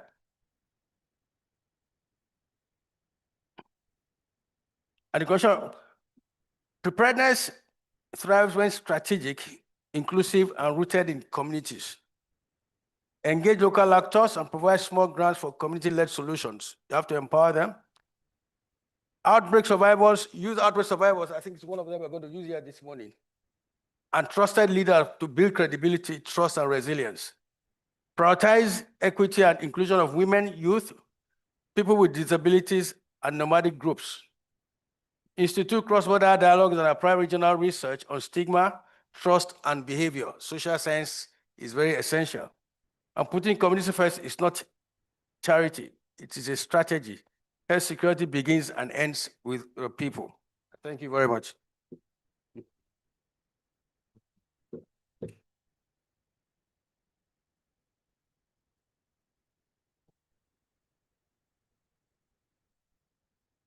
Thank you so much, Dr. Idris, for such an insightful presentation.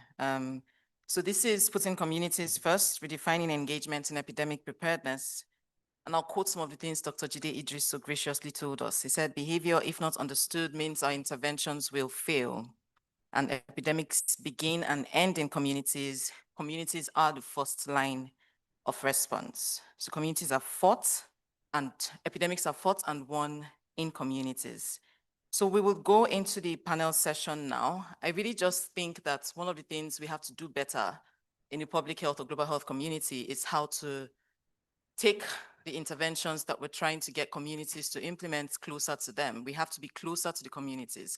Communities already have their own knowledge. They have traditional knowledge. They have ways of doing things that work. We need to learn from them as opposed to trying to impose our knowledge on communities themselves. So while Dr. Jide Idris sits as the chair of this session, I would welcome the rest of the panelists. Prof. Alhaji Njai. He is a technical leader, thought leader, a scholar with broad research interests at the intersection of biomedical science. He's an associate professor of immunology, infectious disease and environmental health at the University of Sierra Leone. And he is an associate professor of medical education at the California University of Science and Medicine. He also serves as director of the University of Wisconsin-Madison Global Health Institute One Health Center in West Africa. Secondly, I'll welcome Dr. Oburi Dia. She is a social anthropologist by training. Please put your hands together for her as she comes up. She's an expert in the One Health approach and gender issues at the Multi-Sectoral National Program for Health Security, which is affiliated with the Prime Minister's Office of Senegal. In this capacity, she works to integrate social, community, and gender dimensions into the multi-sectoral preparation for and response to epidemics. She's also the Secretary General of the ECOWAS Regional Network for Risk Communication and Community Engagement, which she supports in strengthening community participation mechanisms. Next, please put your hands together as I welcome Mrs. Sanogo Solange. She currently serves as the Director of the Department of Partnerships, Policies, and Strategies at ASAPSU. ASAPSU is Association for Supporting Urban Health Self-Promotion. She has over 19 years of experience in Ivorian public administration and more than 31 years of experience with dedicated service within civil society. She's the chairperson of the board of directors at FENOC. If I murder these names, please forgive me. FENOC is the National Federation of Health Organizations of Côte d'Ivoire, and she is the representative of the World March of Women. She holds leadership positions at the board of the Education Network and is a member of the board of directors of OFRES in Dakar, Senegal. OFRES is Francophone African Organization for Strengthening Health and Vaccination Systems. Please put your hands together for her once again. Next, I'll welcome Dr. Oladele Oluwafemi Ayodeji. He's a fellow of the West African College of Physicians, the chief consultant with special interest in infectious diseases. He is the head infection control and research unit at the Federal Medical Center, Owo, Ondo State, Nigeria. He's the current head of community medicine of the community medicine department. And he is a member of the top management committee of the institution. And finally, please put your hands together as I welcome Mrs. Ige Adejoke. She's a public health practitioner with over 9 years of work experience. Presently, she works as a field investigator with FMC Owo, Federal Medical Center Owo, in the social science component of the Integrate study, where she supports design, implementation, and assessment of community sensitization strategy to promote participation in clinical trials of Lassa fever therapeutics in Nigeria. In this role, she uses her experience as a Lassa fever survivor to get acquainted with the participants and collect detailed qualitative data from them. So ladies and gentlemen, these are your panelists for this session. I'll just make my way.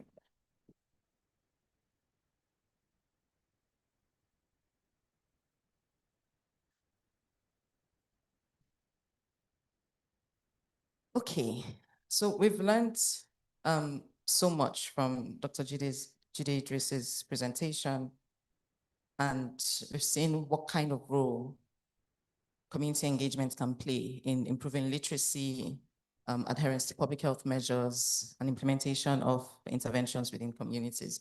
To get us along in the panel discussion, I'd like to come to you actually, Mrs. Ike. I'd like you to share your experience as a Lassa fever survivor.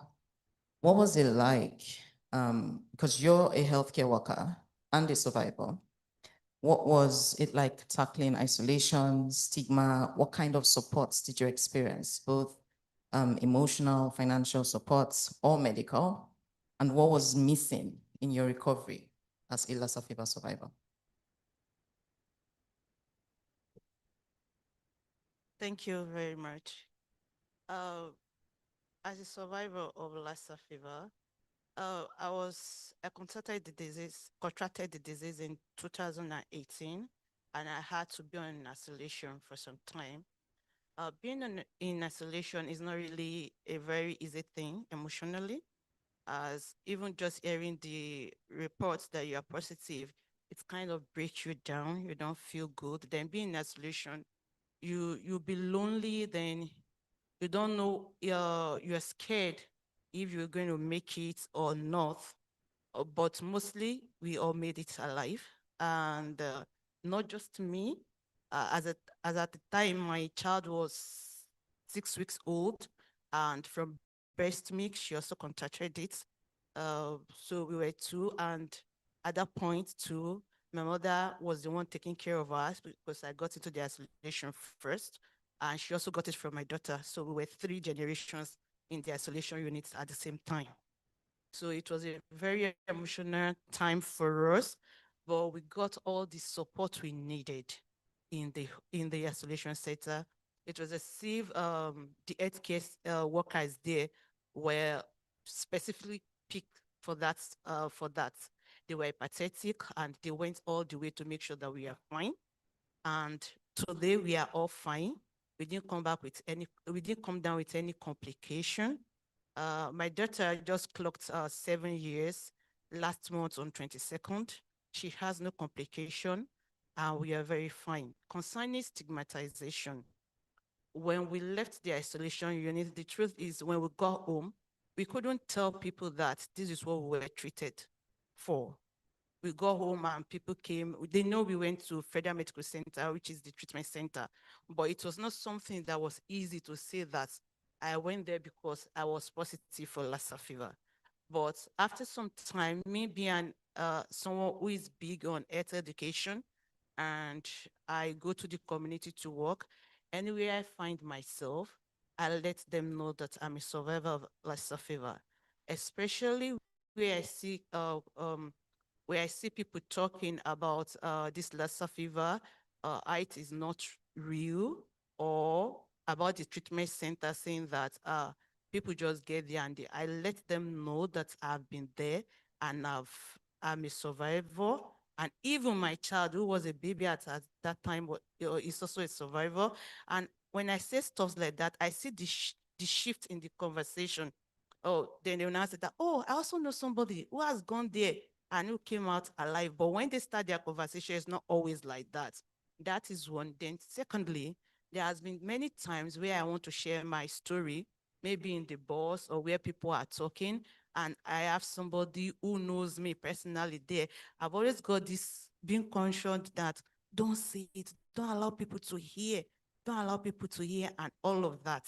So those are my experiences about being a survivor and also being in the treatment center. Did I answer your question correctly? Yes, you did. And I mean, so she's 7 years old now. your daughter. Yes, and she clocked 7 last month on 22nd. Oh, wow. How old was she when she was? She was 6 weeks. Oh, wow. As at then, the health practitioner told me that she's the youngest they have had as at that time.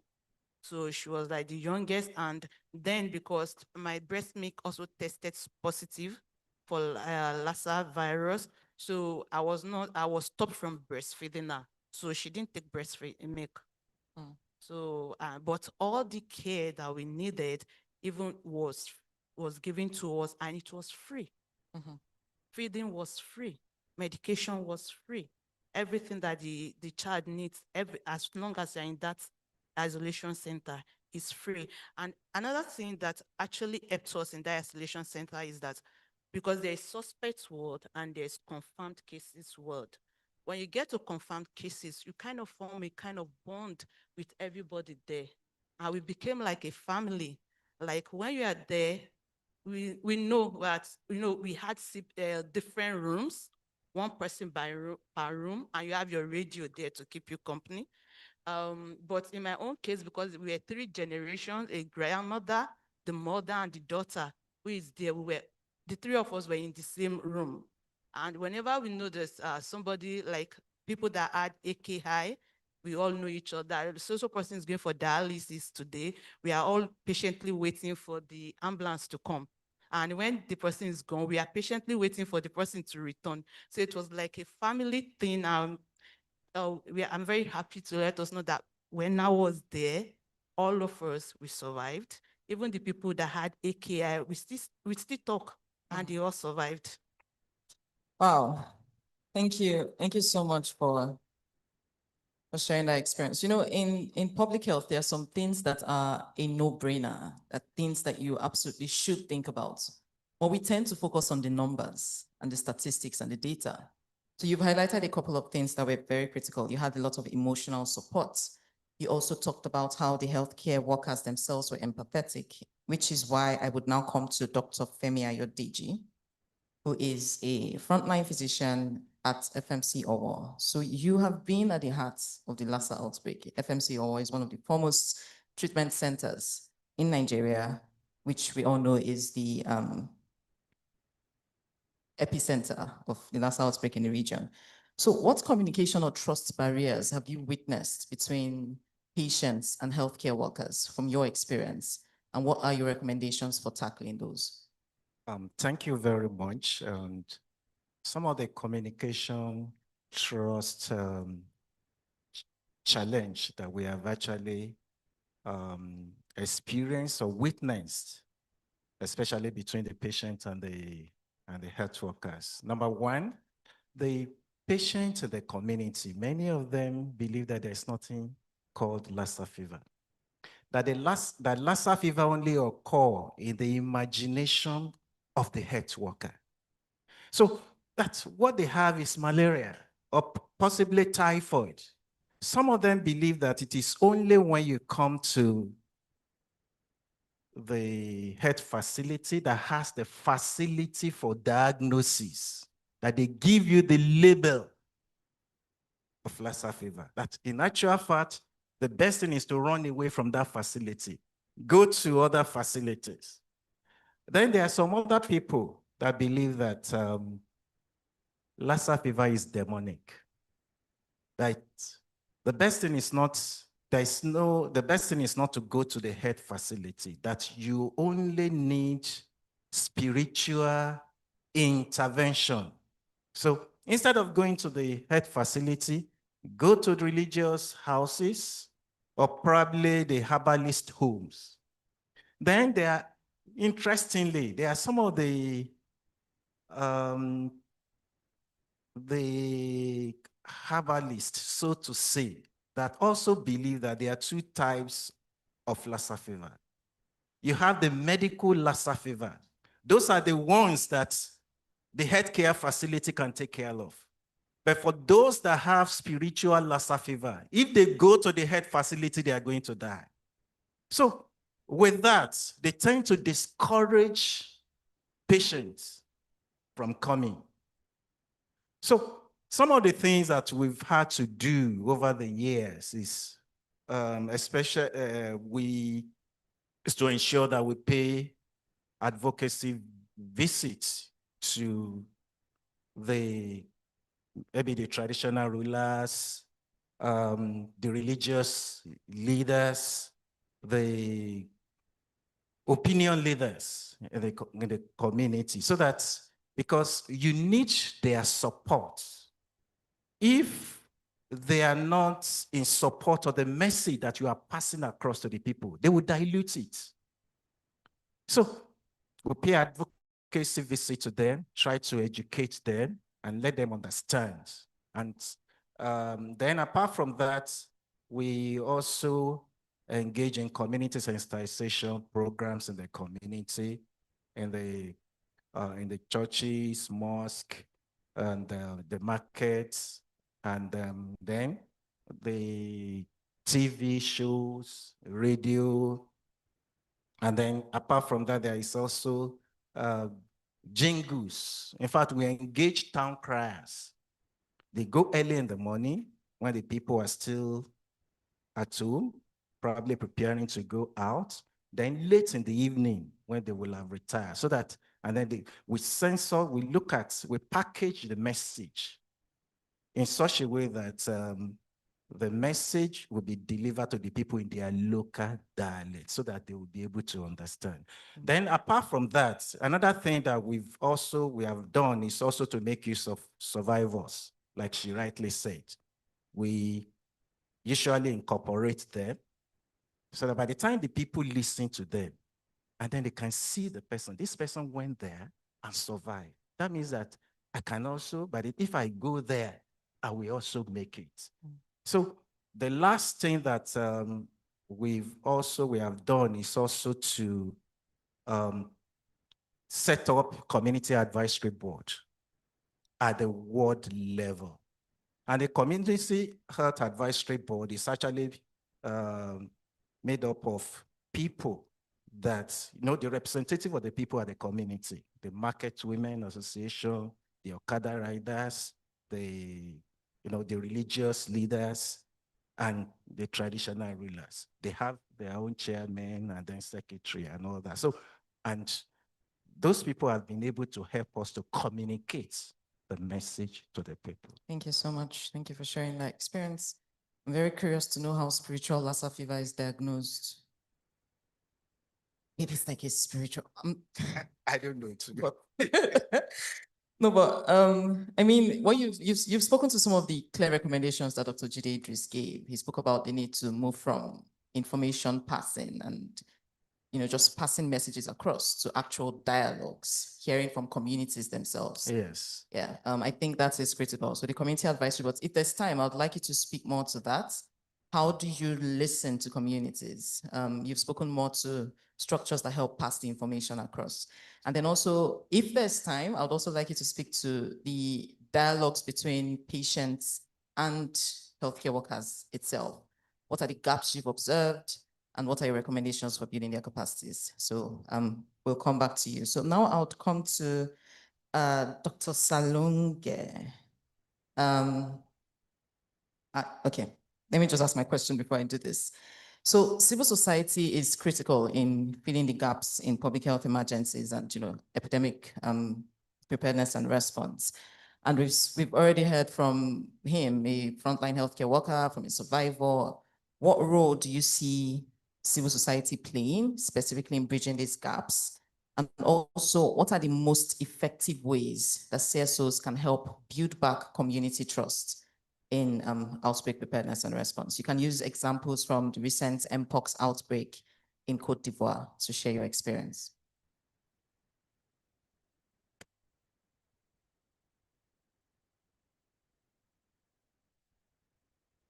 Merci, Madame le modérateur. Bonjour à tout le monde. Merci beaucoup. Je suis donc Madame Sanogo, épouse Koné. Je ne suis pas encore docteur. J'ai 40 ans d'expérience dans le travail social. Peut-être que je peux dire que pour ça. Sinon, pour le moment, je suis Madame Koné Solange. Je suis donc une retraitée du système de santé. J'étais donc travailleur social. Vous me permettez, madame, de rentrer un peu dans mon histoire pour dire, pour répondre à votre question. Et donc, j'étais travailleur social à l'Institut national de santé publique ici à Abidjan.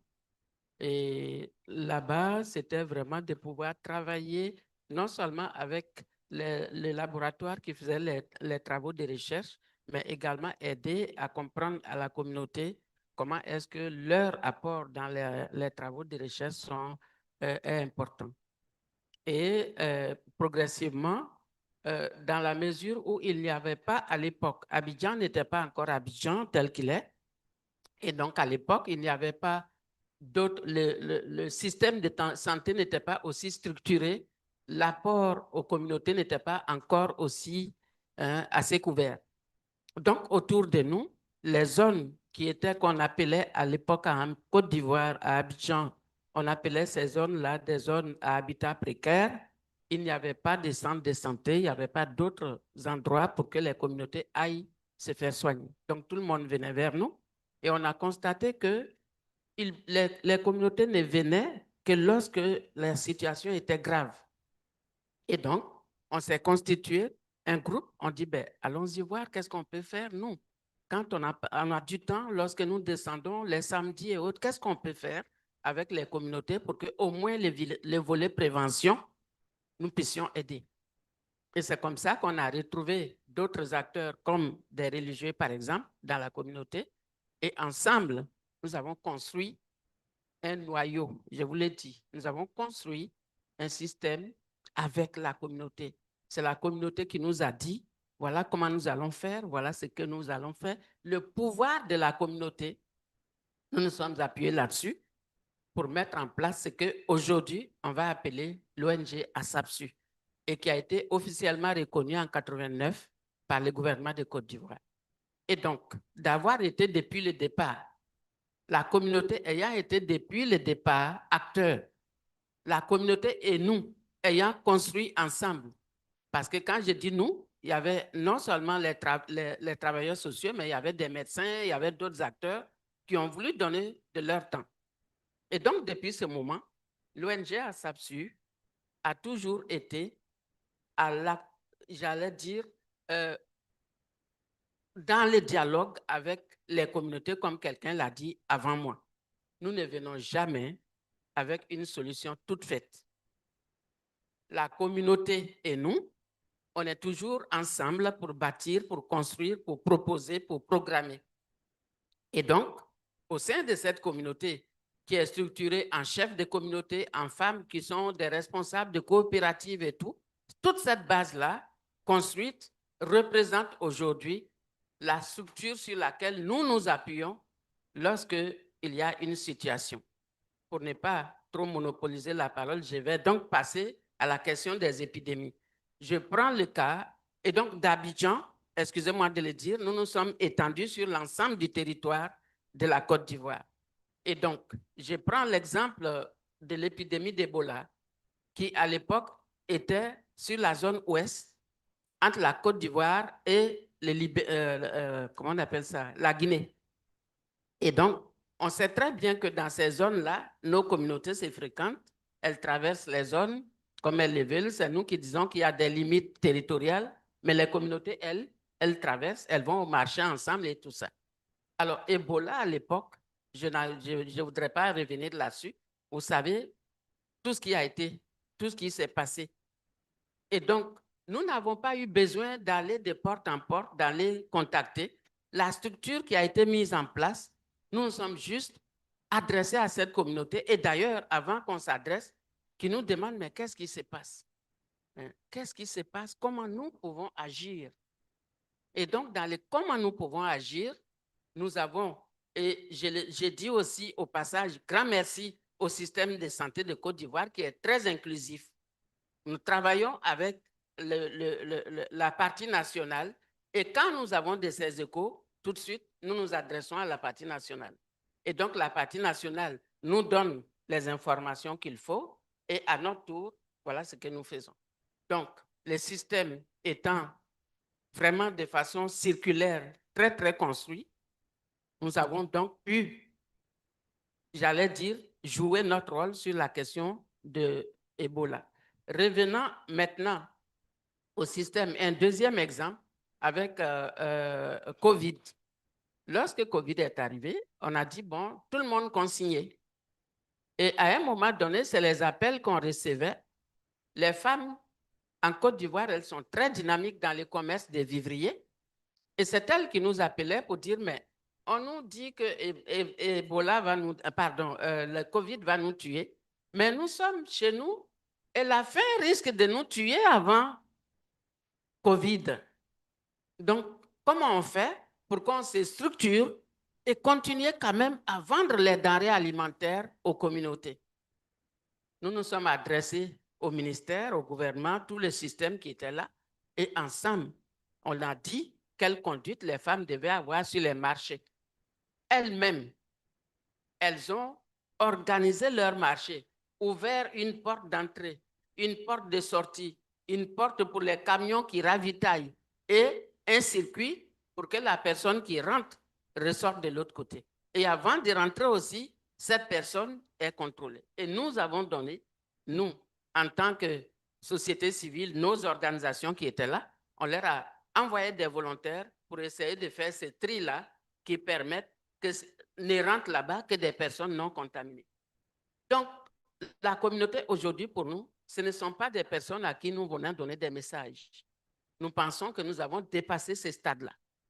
Le stade auquel nous voulons être, c'est un stade de dire qu'est-ce que la communauté dit. Ce que la communauté dit, c'est ce que nous prenons. Si le message ne convient pas, nous nous adressons aux sachants qui sont justement les directions régionales, qui sont tous les systèmes de santé, et ensemble, on apporte la réponse aux communautés telles que cela doit être. Vous avez pu constater que, bon, avec ça, on a quand même minimisé les décès liés au COVID. Pour ce qui concerne la fièvre de Lassa, heureusement, je vais dire, pour le moment, la Côte d'Ivoire n'est pas très, j'allais dire, touchée, mais n'empêche, nous faisons tout pour que la communauté soit informée des modes de transmission. Les questions qui nous sont posées, nous répondons à ces questions en attendant que les choses se passent.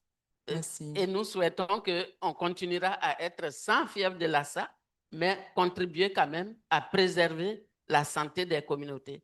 Je vais vous dire merci. Merci, merci beaucoup. And that's where my French ends. Thank you so much, Ma. Thank you for sharing those experiences. I'll highlight two things. You set up a core group that consisted of CSO and community, and that's what ASAPSO is. And you also ask one key question: how can we help? And I think that's one learning that any public health practitioner should take away from what she just said, because CSOs have a way of garnering community trust already, because they set about solving the problems that are close to the community's hearts. So they're not designing interventions or research questions without the communities. So the participatory model that you just shared about, I think, is really critical and was really good to listen to. There are a lot of lessons to draw from that. If I do have time to come back to you, I have a follow-up question about how governments and donors can better fund and operationalize these community structures, especially the ones that have community members themselves within them. I think that is critical. Okay, so I'll come to you, Prof. Njai. You are a researcher. You've done a lot of social science studies yourself. How can social science be integrated earlier and more systematically in outbreak preparedness for viral hemorrhagic fevers like Lassa? Hello. Okay. Thank you very much for that question, and thank you to all the panelists. I really enjoyed the keynote address, which has already highlighted some of the key issues around social science. Now, I'm a biomedical scientist and I'm immunologist and infectious disease. I got into social science by way of practice, responding to outbreaks like Ebola in Sierra Leone, later on COVID-19 and Mpox. Now, we all know that every research, or most scientific research, there has been a long history of exploitation in research. And even as of the Ebola outbreak in Sierra Leone, earlier on, there were a lot of cases where people were trying to come in with unproven medications and therapies. And so when we look at the landscape of research that is public health, it has always been the situation where we've operated in silos, where biomedical scientists come with a very top-down approach and then go into communities with some very straight jacket public health interventions. That often the case, neglected or sort of ignored any form of local or indigenous knowledge that comes with it. And so I think social science, in my own experiences, working in Sierra Leone and then now collaborating across different countries based on those practical experiences in country, it creates a very powerful foundation for allowing us to be able to understand, VHFs, viral hemorrhagic fevers, other epidemics much better. So earlier, one of our panelists was talking about Lassa fever. There is one that people don't even know what the Lassa is. And even the idea of spiritual Lassa or Lassa that can be cured by way of medical interventions. Now, when I've worked in Sierra Leone during the Ebola outbreak, there was a similar situation where at the onset of Ebola in Sierra Leone, people didn't know what this disease was. And because people didn't know what Ebola was, and there was nothing like Ebola in any of the languages in Sierra Leone, we couldn't relate the Ebola to any of the languages or to their own indigenous knowledge systems. Then it created a level of denial and misconception about what it is. And equally so right now, if we talk about Lassa, other than saying that Lassa originated from the town where it comes from in Nigeria, what is the ethnic or the indigenous name that we can attribute to Lassa? So we have to begin to think right from the get-go from social science. It's not just to say we are incorporating social science into public health research in Africa. We have to think about an African-centered social science that is grounded in our own indigenous science or indigenous knowledge systems. So that there has to be a core shift, where we are actually taking and understanding these names by themselves, because that, even virus, we talk about virus all the time. We are all here as professionals talking about virus. What is the local name for a virus in any of the languages? What do they know about virus? So if they say spiritual, we have to link it to the science, to their own knowledge, right? So when you take, for instance, Ebola, when it was raging in Sierra Leone, and I called my mother in my hometown in the north of the country, and I said, oh, I heard about this disease. And she says, yeah, I heard about this disease, and everyone is calling it Bala, Bala, Bala. And I said, what is Bala? She said, yeah, there is this new disease that came that's called Bala. So I was trying to now, it sparked to me that, wow, my mother doesn't have an idea about this disease, doesn't know what it is. So then I began to think about how, as a scientist, I can begin to explain to this community what Ebola is, But what can I anchor Ebola to their own institutional memory to kind of have an idea of what it is? We know it is hemorrhagic. We know in the history of hemorrhagic fevers, we have things like yellow fevers and others we've dealt with in the past. They are aware of that. So I basically told my mother, well, it's something similar to yellow fever in some cases because it can cause hemorrhagic fever. But I linked it back to our language. It is a disease in our language. If you have this disease spiritually, it can jump from one person to the other. We call it in Fula rabbi. It jumps from you to the other person. So when you have that sort of spiritual disease in the local languages or local tradition, you have to quarantine that person. You have to isolate that person. So immediately I explained that to them, that this is actually something that could do that. It has that tendency. It went back to something they can relate to. So, but what biggest problem for us, Western, formal, colonially trained scientists, is that we haven't decolonized our education. So we take the same packaging that we get the science and we come back to our communities and try to say, these communities, this is how you should do this. This is how we speak this big language to them. We speak heavy things. Even research. What is the word for research in our languages? When you say I'm doing research in some languages, they become very scary. You come to them, it becomes a scary thing. But how do we relate research to them?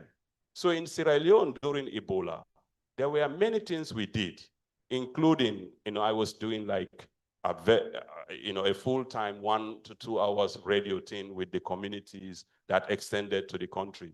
But we also did what we call citizen science. Citizen science was developed in Sierra Leone during Ebola. And that citizen science played the most fundamental role in terms of stopping and dropping the epic curve. Citizens were recruited. They became community-based surveillance officers in the communities, going house to house, doing what we call host-to-host Ebola talk, right? They also begin to develop tailored risk communication because they know how to communicate the message to the people, right? And then additionally, local leaders and others were brought into the picture that came into that. But all of those strategies started building what we call the 4 Rs that became very useful during the first phase of the Ebola clinical trials in Sierra Leone. The 4 Rs were developed out of those engagement. 1 R is relatability. You need to relate to the people. You cannot come down from a top-down thing and you don't relate. The 2nd R is about reciprocity. We are kind of exchange. It's not about thing. You have to develop that reciprocal relationship with them. And then building relationships, right? Everybody who was involved in the trials in Sierra Leone was building these relationships. And then the last part is about respect, building that respect. Oftentimes, we treat community members, we come in from an elitist perspective, we are highly trained, we have all these degrees to our back, but we forget that they do have a knowledge. The only thing is that they don't speak English or French. And speaking English or French doesn't mean you don't have any knowledge. Over. Thank you. Thank you so much. Thank you. So Ebola is Bala. Ebola is Bala, is what you just said. Bala, Bala. Bala, Bala. Bala, Bala. All right. Thank you so much for sharing those experiences. I'll come back to you because we need to talk about trust. The trust architecture in public health right now is very fragile and needs fixing. And what you said about relatability, reciprocity, relationships and respect is critical. The success of the Ebola vaccine uptake in the heat of the pandemic is something that I think we need to pay very close attention to. And you sharing those experiences definitely point us in the right direction. I like what you said about indigenous knowledge systems. They exist. For one, can you put your hands together that our traditional medicine colleagues are at this conference? Isn't that a good thing? I see the hesitancy and I understand it, but including them in this entire process, I think is a step in the right direction. And what you said about decolonizing our approaches to public health and public health communications and citizen science was a very excellent point. I will come to Dr. Dia now. Before we pause for audience comments and reflections and questions, I will take the first two hands I see, which is not now, which is in a few minutes. Let's hear from Dr. Buri first. So you are a One Health expert, and we know what One Health is, animal, human, environment. How can communities be better involved in One Health surveillance, not just as recipients? When it's time we go armed with our apps and our Kobo collects, and we go to collect information from them, but how can they be active contributors to the process? Like the example that Prof. Njai gave earlier. Dr. Buri?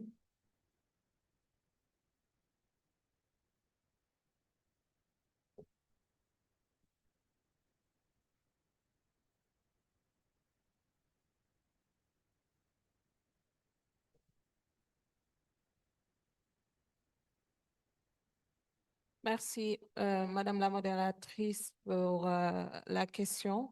Donc, je voulais remercier avant tout les organisateurs pour l'invitation et exprimer ici l'honneur que j'ai de venir en tant que membre de la coordination One Health du Sénégal, mais également secrétaire général du réseau CREC de la CEDEAO, donc l'OAS, donc qui est lead de cette structure-là. Alors, avant d'en venir à la réponse, je voudrais qu'on revienne un peu sur ce qu'est le One Health, parce que c'est extrêmement important. Il faut aujourd'hui considérer que nous sommes dans un globe.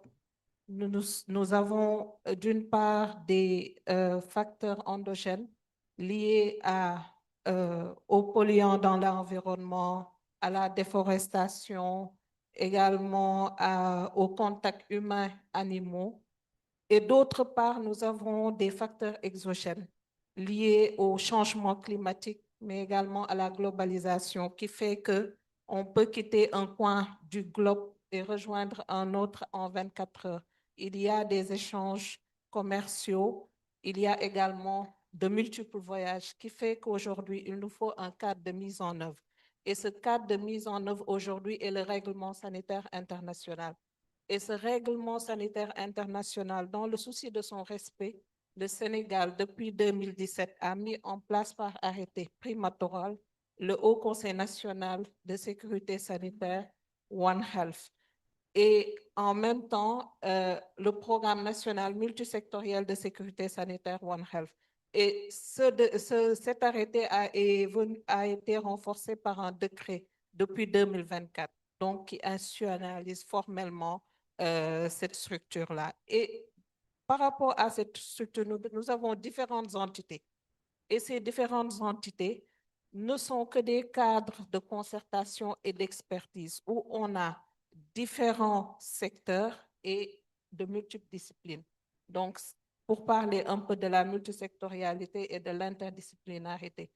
Et nous avons d'autre part la communauté. Qui sont les membres de la communauté? La communauté n'est rien d'autre que le local et le national et le régional et mondial. Local, nous avons donc, et national, nous avons au bas de l'échelle, mais il y a un autre niveau qui est le niveau régional comme cette instance-là et l'instance mondiale. Donc, pour fédérer tout ça, nous avons des cadres, des entités de coordination. La première instance de coordination aujourd'hui au Sénégal est le Haut Conseil présidé par le Premier ministre. Nous avons, après cette instance, le comité de pilotage où on a les différents secrétaires généraux des différents secteurs. Donc, après ceci, nous avons la task force où on a les directeurs généraux. Après ce cadre-là, nous avons une autre instance extrêmement importante qui constitue aujourd'hui le pacemaker même de l'approche One, c'est les groupes techniques de travail multisectoriel où on a vraiment les experts qui sont là, qui se concertent pour vraiment co-construire des stratégies, des plans, des procédures. Et vous savez que l'approche One Health nous apprend qu'il faut respecter les 4 C. Les 4 C, c'est quoi? C'est la collaboration, c'est la coordination, c'est le renforcement de capacité et la communication, extrêmement important. Donc, après ces cadres-là, je vais en profiter pour parler du cadre régional qu'on a à travers le réseau CREC de la CEDEAO, où les 15 États membres se sont réunis, des experts de la communication des risques, pour vraiment définir la stratégie régionale de la CREC. Et cette stratégie a été élaborée avec une feuille de route très claire et précise, une feuille de route allant de 2024 à 2025. Nous nous sommes réunis ici, l'Assemblée générale s'est tenue en Côte d'Ivoire et j'ai été élu secrétaire général du réseau avec la Guinée-Conakry comme président du réseau. Donc, Nigeria comme vice-président avec les 2 vice-secrétaires généraux qui est le Cap-Vert et la Gambie. Et vraiment, ce cadre-là a permis beaucoup de renforcement de capacité. Il a également permis de définir ce qu'on appelle aujourd'hui également une stratégie genre pour plus d'inclusion et d'équité. Donc, cette stratégie genre-là, il nous faut aujourd'hui la valider et la vulgariser. Et c'est pourquoi je demande solennellement au directeur général de l'OAS de continuer vraiment à financer les activités de ce réseau qui travaille vraiment de façon synergique et des webinaires également sont tenus dans le cadre du MPOX.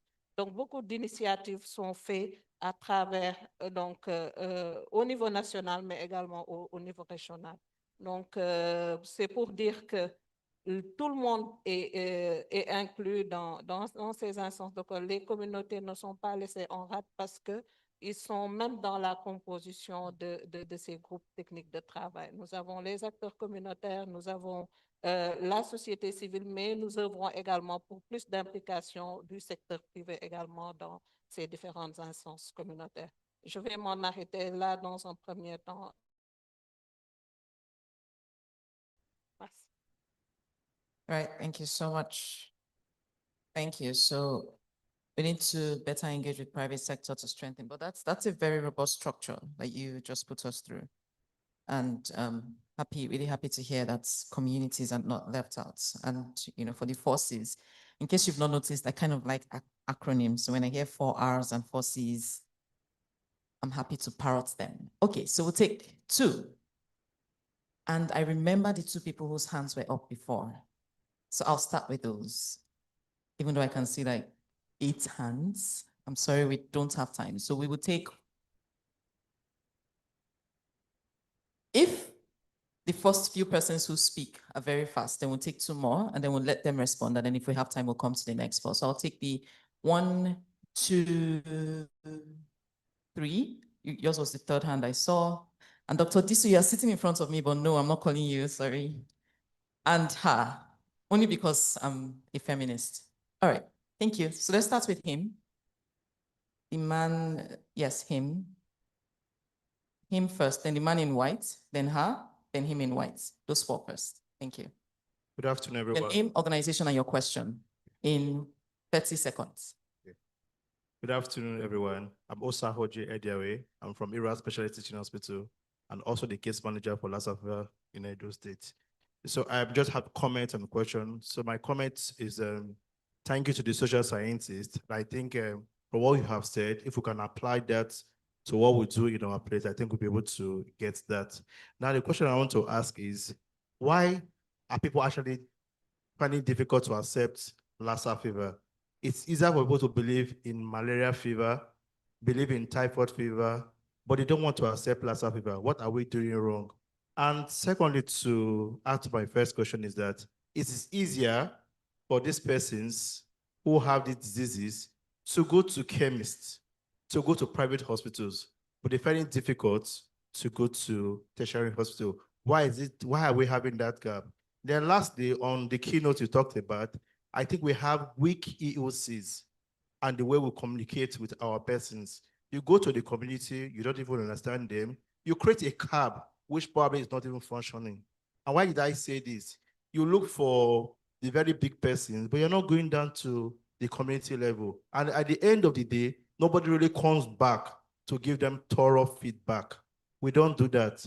You take their samples, you don't do anything for them, but at the end of the day, there's no structure to put in place. Then when there's another outbreak again, you come back again to discuss with them. There's a really big gap and trust. Thank you. Thank you very much. Him next. The man in white over there. Yes, thank you very much.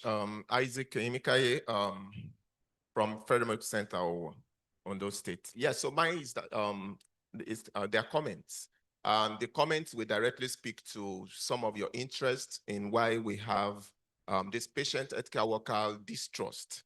And I want to itemize them from the health facility, the religious, cultural, and then end by stigmatization. So for the health facility, from experience, we have discovered that there has been this failure to disclose to patients the investigations you are doing in the first place. And so patients come to your facility, you take series of investigations, you include the Lassa fever, PCR, but you fail to disclose to them that you're actually taking a sample for Lassa fever. And so at some point you come to tell them the result, the outcome is positive. Of course, you're going to have some friction with them. So it's one of the reasons why they don't trust you. In fact, some of them now believe, come with some conspiracies to say a particular health facility is tagging them or slamming, a result on them. So, and also, from the religious point of view, there are some religious leaders, that tells patients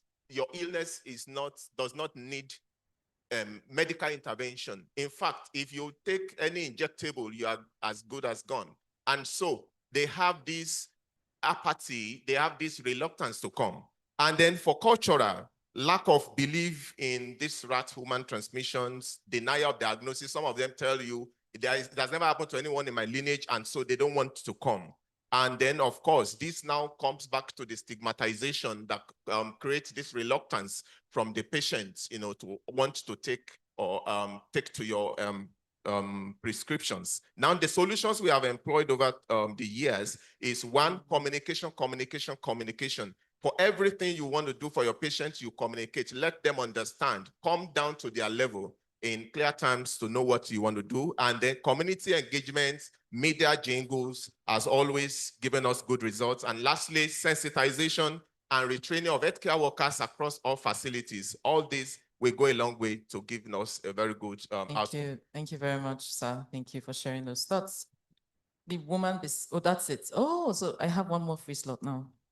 So him, yeah. Okay, thank you very much. Biozu Oguni is the name. I work with the Nigeria Center for Disease Control and Prevention. 5-year trend analysis have shown us where the 80 to 85% of the burden of diseases at regional, at national, state to community levels. So when we also identify that they have common drivers, which are related to issue of water, sanitation, hygiene practices, including the food chain, along the food chain hygiene practices. The question communities have asked us in most of the responses I've led is, why are you interested in prioritizing a disease that is killing less compared to the ones that are killing more in our communities?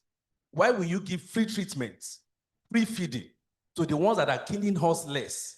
It seems you have special vested interest. And that is why they are not accepting our intervention. The question then is, focus demands sacrifice. Is it not time that we invest more in those drivers, preventing this infection, rather than spending a lot of effort, with apologies, on vaccines or other things that we still don't know what the outcome could be? Thank you. Thank you. Very hard questions. I would like to take one, but see, the issue is the female hand I saw a while back is no longer raising her hand. So now I'm torn.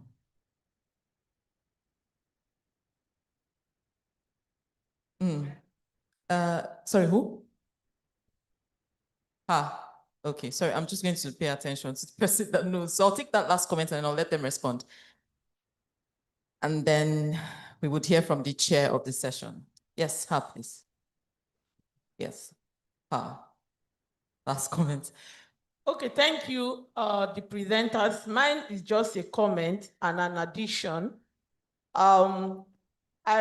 You have 30 seconds. Okay, I look at the traditional leaders' role in Owo, and I realize the very much importance it played during outbreaks. For instance, once a patient is reported to the traditional healer, the traditional leader of refusal to get to the health facility, and the patient hears that the Oba is going to call to his or her house, that person packs her things and leave immediately for the hospital for admission. Then ban, another role of the herbalist and the traditional healers, which you mentioned, and I saw also the resistance or the hesitancy from the hall, is that is a very important role as well. BAN, that Breakthrough Action Nigeria, conducted an after action review of a program they executed in Kano regarding reporting to traditional healers being trained, and then they report cases of outbreak of diphtheria.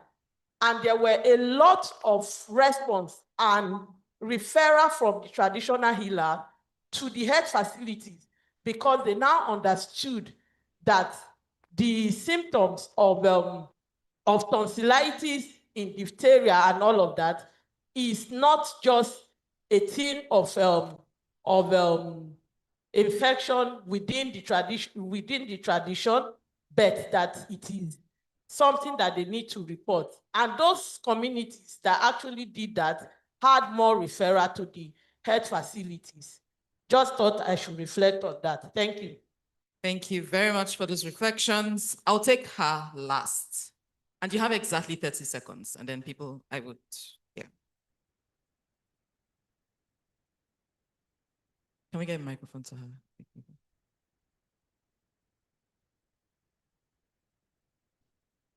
Thank you, and I'm grateful for the opportunity. Dr. Lola Fagbami, NCDC. My question is, we talk about community engagement, but not all communities are the same. For example, the hotspot communities in Nigeria, in Edo, Ondo, Ebonyi, Taraba, those are different cultures, different parts of the country.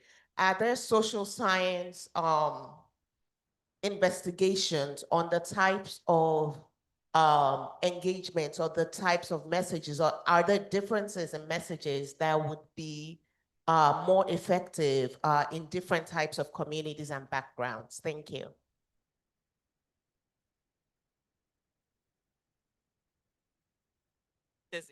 There might be a conspiracy to not let me police the time. Okay, so I'm going to direct the questions to specific people on the panel. If you could answer the question and then share your final reflections in 2 minutes, that would be great. So why are people not accepting LASSA? Honestly, I feel like maybe that's not a question it's unfair to throw that at you, but I'll allow you, Prof. Njai, to speak to that, maybe from your social science insights. That and how not all communities are the same. How are social science investigations categorizing, messaging and communications according to communities? And then someone asked why people prefer to, that very first, I think it was the first or the second speaker, really has burning questions in his heart. So he said, why do people prefer to go to PPMVs and chemists and other non-orthodox settings than to come into the health facility or to tertiary facilities? So I will allow you, Dr. Edeji, to speak to that as well. And then EOCs and how they function and how it's not adequately decentralized. Dr. Jide Idris, please speak to that when you're giving your final remarks as the chair of this session. Why LASSA? Why is everything free? I have no idea. Oh, we do, but so you would like to speak to that, okay, when you're giving your comments. All right, so I think I have adequately distributed the questions. Who wants to go first? You, Dr. Edeji? Oh, yes, please go ahead.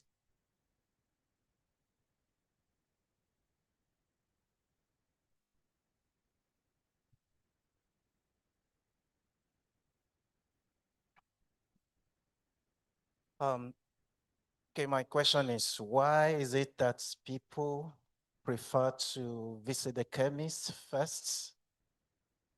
Well, in our environment, we discover that usually that seems to be the first point of call. They want something fast. In the night, probably early in the morning, they notice some symptoms, then they patronize a chemist. And then in our facility, we've had to also admit some chemist owners. We lost some to Lassa fever because they treated Lassa fever patients unknowingly. Well, it's part of, that's also one of the major reasons why we carry out community, sensitization, especially in our communities. Then we have community engagement people, and then not only that, so that people can know that chemists, owners cannot make diagnosis. They can only give something like first aid. So that's the best thing is for them to come to the hospital where diagnoses can be made.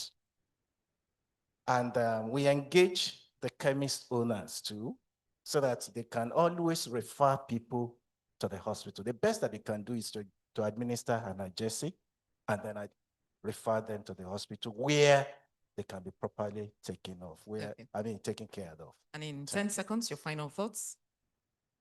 Your final thoughts for this entire discussion.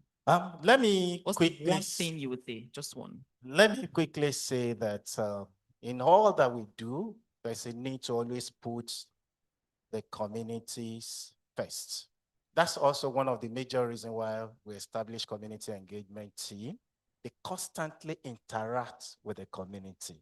When when they deliver babies, they rejoice with them. When the people lose their loved ones, they also, they console them. They attend their funeral ceremonies. And then apart from that, from time to time, we organize these medical outreaches. So with that, we have been able to build trust, especially among the people in the community. Thank you. Thank you so much, sir. Prof. Njai? Yes, thank you for the very tough questions. But I will start with the one that says communities are not different, sorry, not the same. And I think it's a very good question because oftentimes we just throw communities, become a buzzword, community engagement, communities, just like we talk about sustainable development. I think communities, especially within our African systems, African countries, are not homogeneous, and they are not harmonious also. Even when you look at a country, a small country like Sierra Leone, basically we lump together over 16 ethnic groups that we are not even supposed to be together in one state. So the sort of, when you are bringing in interventions and you are saying one size should fits all, it becomes a challenge. So this is why we, in our universities, all our entities, from the primary level to all levels, we need to begin to kind of build our social science, strengthen our social science and our indigenous knowledge systems, because all of us here, majority of us, get trained. We just go through a Western school education. We finish colleges. We get a lot of big degrees behind our name. But as we are going up, it seems like we are eroding our values, our knowledge systems, our cultural knowledge systems and stuff. So what happens is that we become rather what I would call impotent in terms of solving or in terms of relating to the communities or understanding the different dynamics within the communities. Lastly, for the Lassa, why is Lassa maybe, or more malaria, people are more receptive to malaria than maybe Lassa? Well, malaria has been around for a while, for a long period of time. We also have the diagnostic capabilities, both at the traditional, the formal medical area. You can just go and get a malaria test. It's accurate. They know it's malaria. You can get treated. You can also get your traditional bangba or whatever thing medicine and take it for malaria, which is the same chemical constituent that goes into the medicine. So people sort of, that pathway is clear. But when it comes to Lassa, it is there it becomes more about how do we put in the effort. It's been around, it's endemic to us. But how do we put in the effort to be able to make people relate it to themselves? And then how do people begin to not just focus sometimes even on the symptoms, but looking at all the other holistic thing around it. Thank you. So, yeah. We're out of time. I'm sorry. Thank you. I'm so sorry. So I'll just come to you. You can respond in 30 seconds, and then I'll take final thoughts from Dr. Okay, thank you. Buria. I'll be Go ahead. speaking on why is everything free for Lassa fever. They are having lesser death rate compared to other diseases.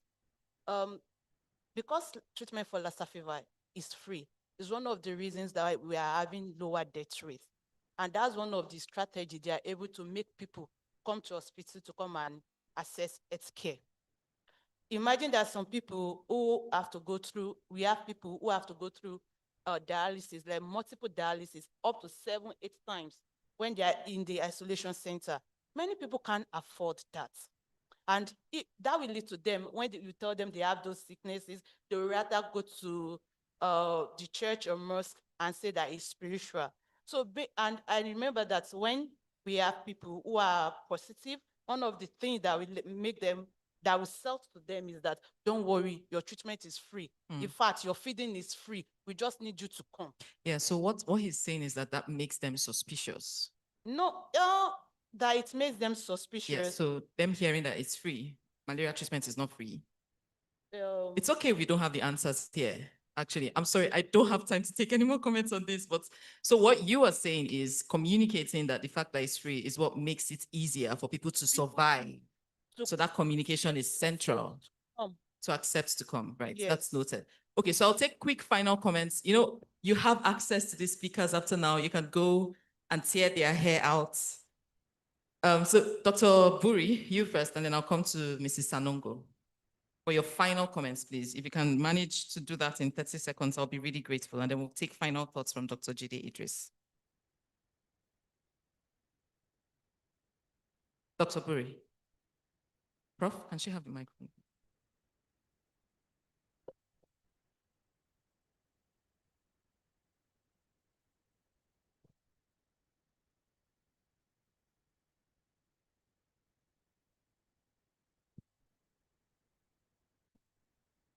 Donc, merci beaucoup pour les différentes questions. Très rapidement, ce que je peux dire, c'est que Ebola nous a appris que depuis 2014, il y a eu une redéfinition des collaborations entre le biomédical et les sciences sociales.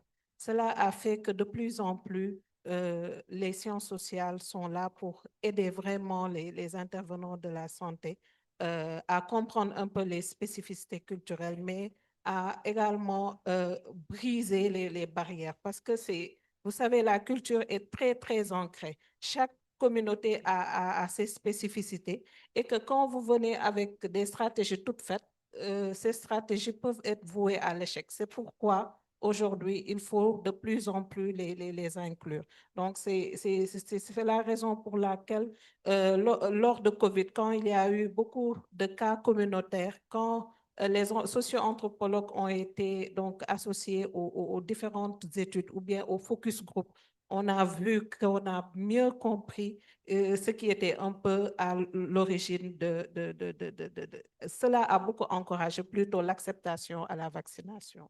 Donc, c'est ce que je vais dire. Thank you very much. Ms. Sanongo, please. Final thoughts, 30 seconds. Juste deux petits points. Excusez-moi de revenir sur le pourquoi les gens n'acceptent pas la fièvre de Lassa. Les gens n'acceptent pas la fièvre de Lassa parce que retournons dans nos communautés et nous allons voir que la chasse aux rongeurs est une tradition qui est ancrée et je l'ai entendue ici dans cette assemblée à d'autres moments. C'est donc la vie communautaire, la vie traditionnelle, le vécu quotidien des personnes qui est la chasse. Il y a des périodes, la période de saison sèche, c'est ce qu'on fait, et on ne chasse que les rongeurs. Ici en Côte d'Ivoire, si vous allez dans ce que nous appelons les maquis, demandez après la viande d'agouti, entre guillemets. Vous allez voir le prix de cette viande d'agouti-là. Donc, c'est j'allais dire, c'est quelque chose de fondamental pour les communautés. Et donc, c'est difficile de comprendre qu'on leur dise de se détacher de cette pratique qui est une pratique régulière pour revenir à autre chose. Donc, nous devons prendre cela en compte dans la communication que nous voulons faire. Je termine par un point sur lequel je vais rebondir sur la question comment on appelle ça, des sciences sociales. Et donc, de tout ce que nous avons entendu, de tout ce que nous vivons en ce moment, je pense que les sciences sociales méritent d'être revues. Comment on va dire ça? Les principes antérieurs, les principes anciens commencent à être dépassés. C'est ce que cela veut dire. Et donc, il faut une revue par rapport aux sciences sociales actuellement et prendre en compte les savoirs, les valeurs des communautés dans ce que nous voulons partager, dans ce que nous voulons enseigner. Merci. Thank you. Thank you so much. Thank you for sharing those thoughts. So I'll come to you, Dr. Jidedris. You've heard so much from this panel. There's one particular question that is directed at you. It's the role of EOCs and how they are highly centralized, even within states, and need to engage more with communities. So if you could answer that question and then share your final thoughts, putting together everything you've heard, and what you think the top 2 key takeaways should be for a policymaker such as yourself from a panel like this. Interested. But let's talk about the EOCs. Yes, EOCs, that's what I met. That's what I'm used to because I was part and parcel of the Ebola crisis, COVID crisis, and at NCDC. Everything starts from the top. That's the experience. And they're trying to decentralize to the states. Even the states themselves that want the EOCs in the states. They forgot about local government areas. Now there's a law empowering local government, so the system has to be organized. Which brings me to the next point. In anything we do, governance is key because without governance, there is chaos. And governance involves deciding the roles and responsibilities of different role players. Governance involves regulations, it involves legislations, because without legislation, without the laws, your institutions, your systems are not empowered. They cannot be given money to operate and that kind of thing. The last bit again, governance also involves processes and procedures. There are laid down processes and procedures that people have to follow. That's the beginning of understanding and setting down. Now in the past, talking about this again, achievement again, the lesson here is that preparedness starts from the community. I have that experience with COVID, Ebola, even here now. And luckily, in Nigeria now, they're looking for this, developing sub-national capabilities. And it's all this again, we're going to put together as framework to do that. The last bit is issue of trust. Trust covers everything. Mpox, Lassa fever, Ebola. Without trust, not even infectious disease, things as good as bad as health insurance. You want people to prepay or pay. Without trust, they don't trust you. They will never do anything. So it's incumbent on government to address the issue of trust. And the easiest way you can do that now, move the community, let them understand what you are doing, partner with them, not talk down to them, collaborate with them, understand the community where you're going to operate. I think with all this again, we're better for it in Africa. Thank you very much. Thank you so much. Thank you, everyone. Please, can you put your hands together for my amazing panelists? For sharing your expertise. And thank you. Please put your hands together for yourselves for being here and for engaging so strongly. Thank you, everyone.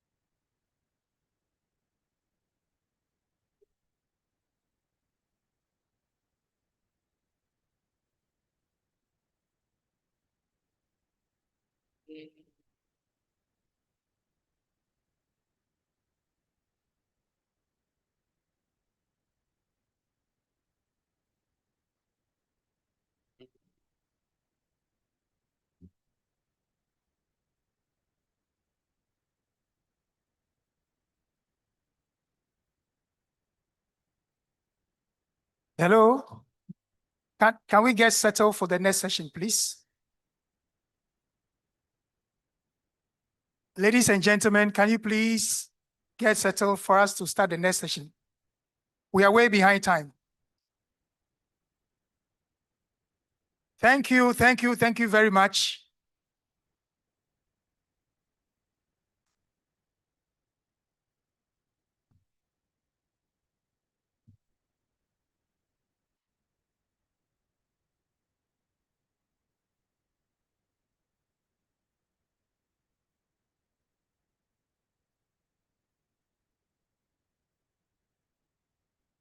Those of you who are standing, can you please take your seats? Those who are standing, can you kindly take your seats?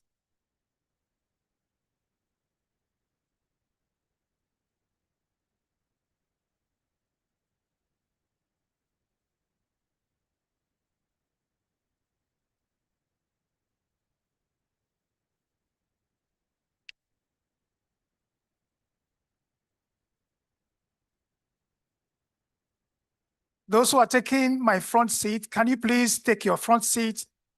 And those taking pictures, can you do that outside quickly for us to stand?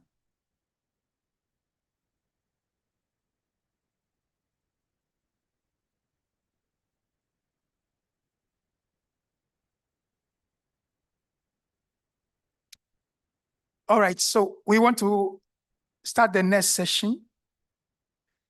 And this session is looking at integrated workforce development for surveillance, clinical management, research, and clinical trials in the fight against Lassa fever and other emerging infectious diseases.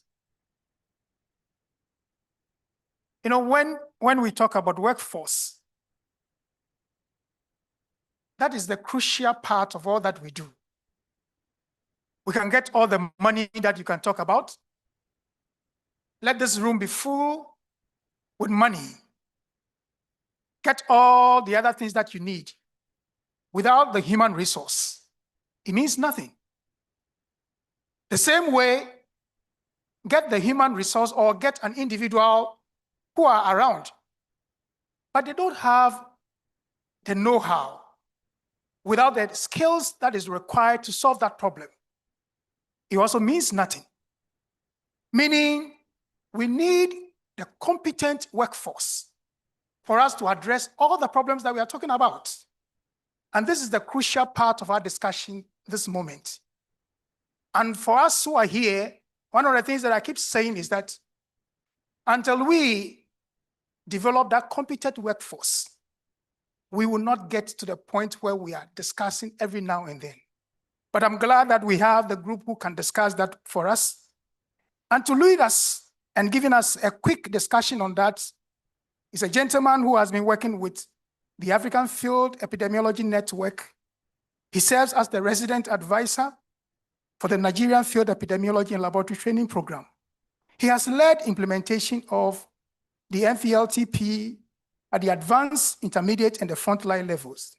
He has led teams working on National Public Health Institute strengthening, sub-national level in terms of health security strengthening, wildlife surveillance, cerebrospinal meningitis, enhanced surveillance, and vaccine effectiveness evaluation. He has a lot of experience working with government and partners in Nigeria and other African countries to implement public health interventions. Some of the grants he currently managing include the US President's Malaria Initiative. He is a member of many technical working groups and was a health security subject matter expert in the Health Sector Reform Committee during the last administration in Nigeria. He has published over 100 scientific papers in peer-reviewed scientific journals. He served as a reviewer in many journals and that are presented at both local and international conferences. Ladies and gentlemen, help me welcome Dr. Muhammad Shakil Malugu to make the initial presentation for us. Shakil.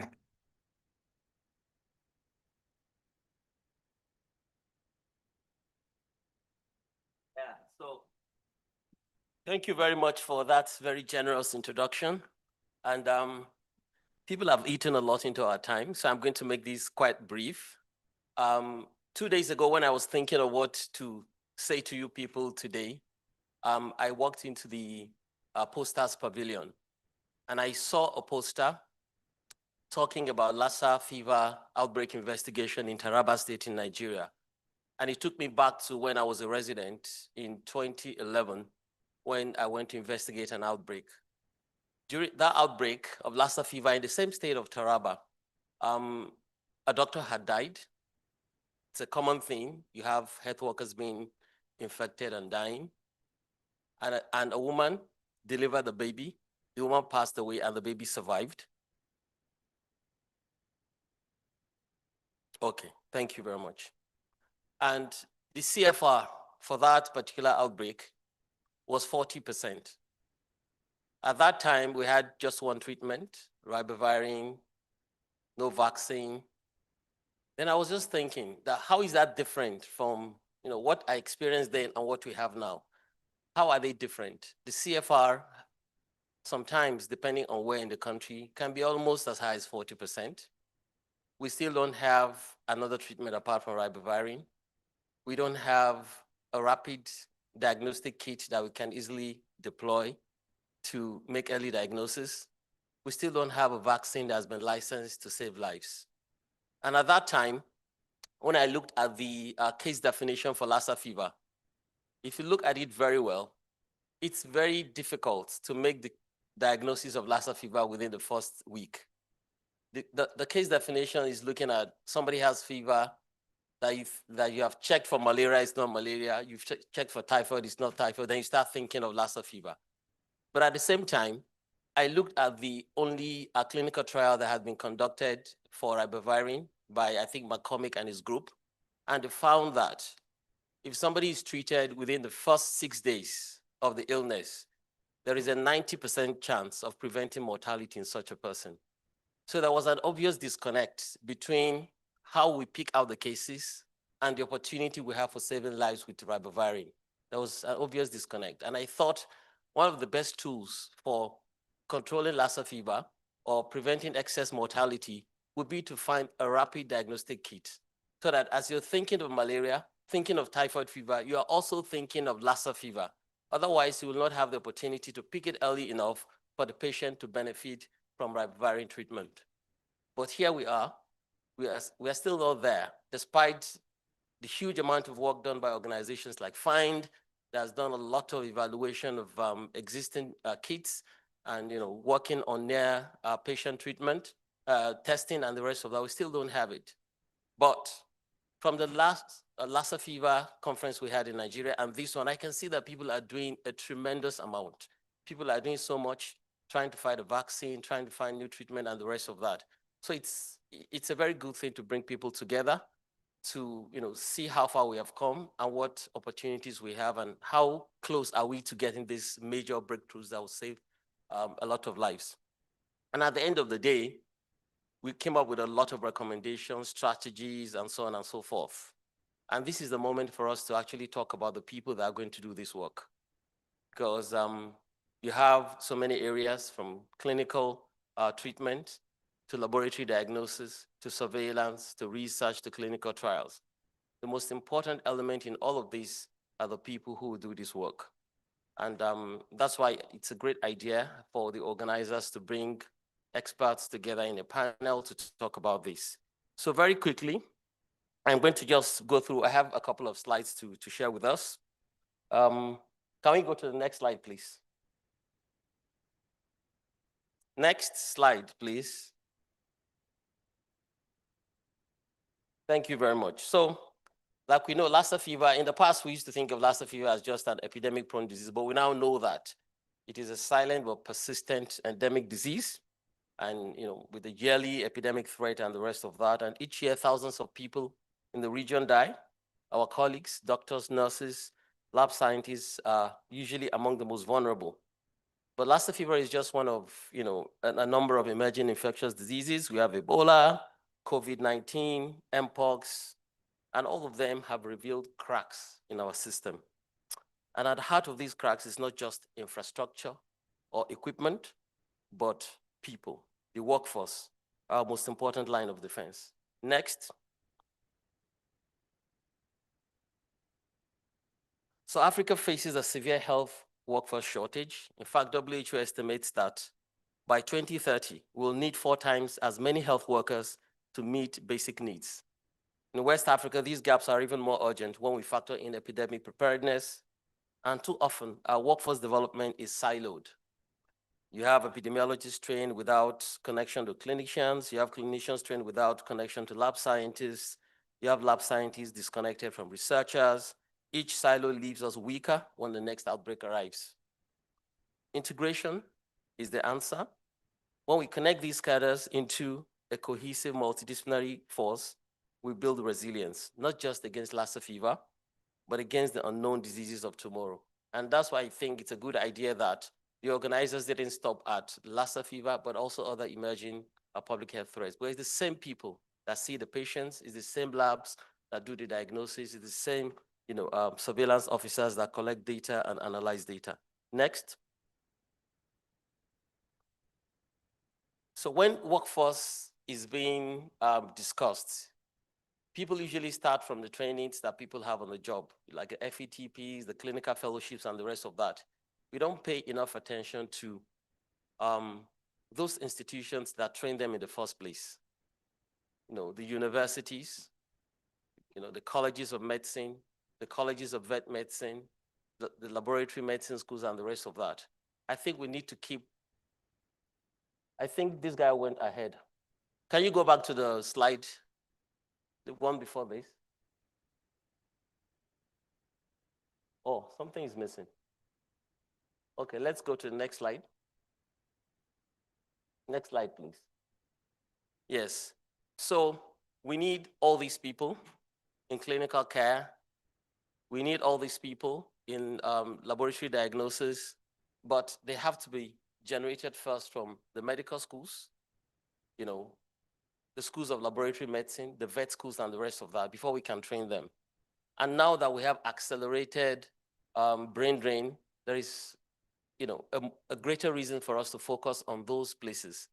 I notice now in Nigeria, when people graduate from the medical school, all they are thinking about is doing what? Writing PLAB or writing USMLE and going to the United States.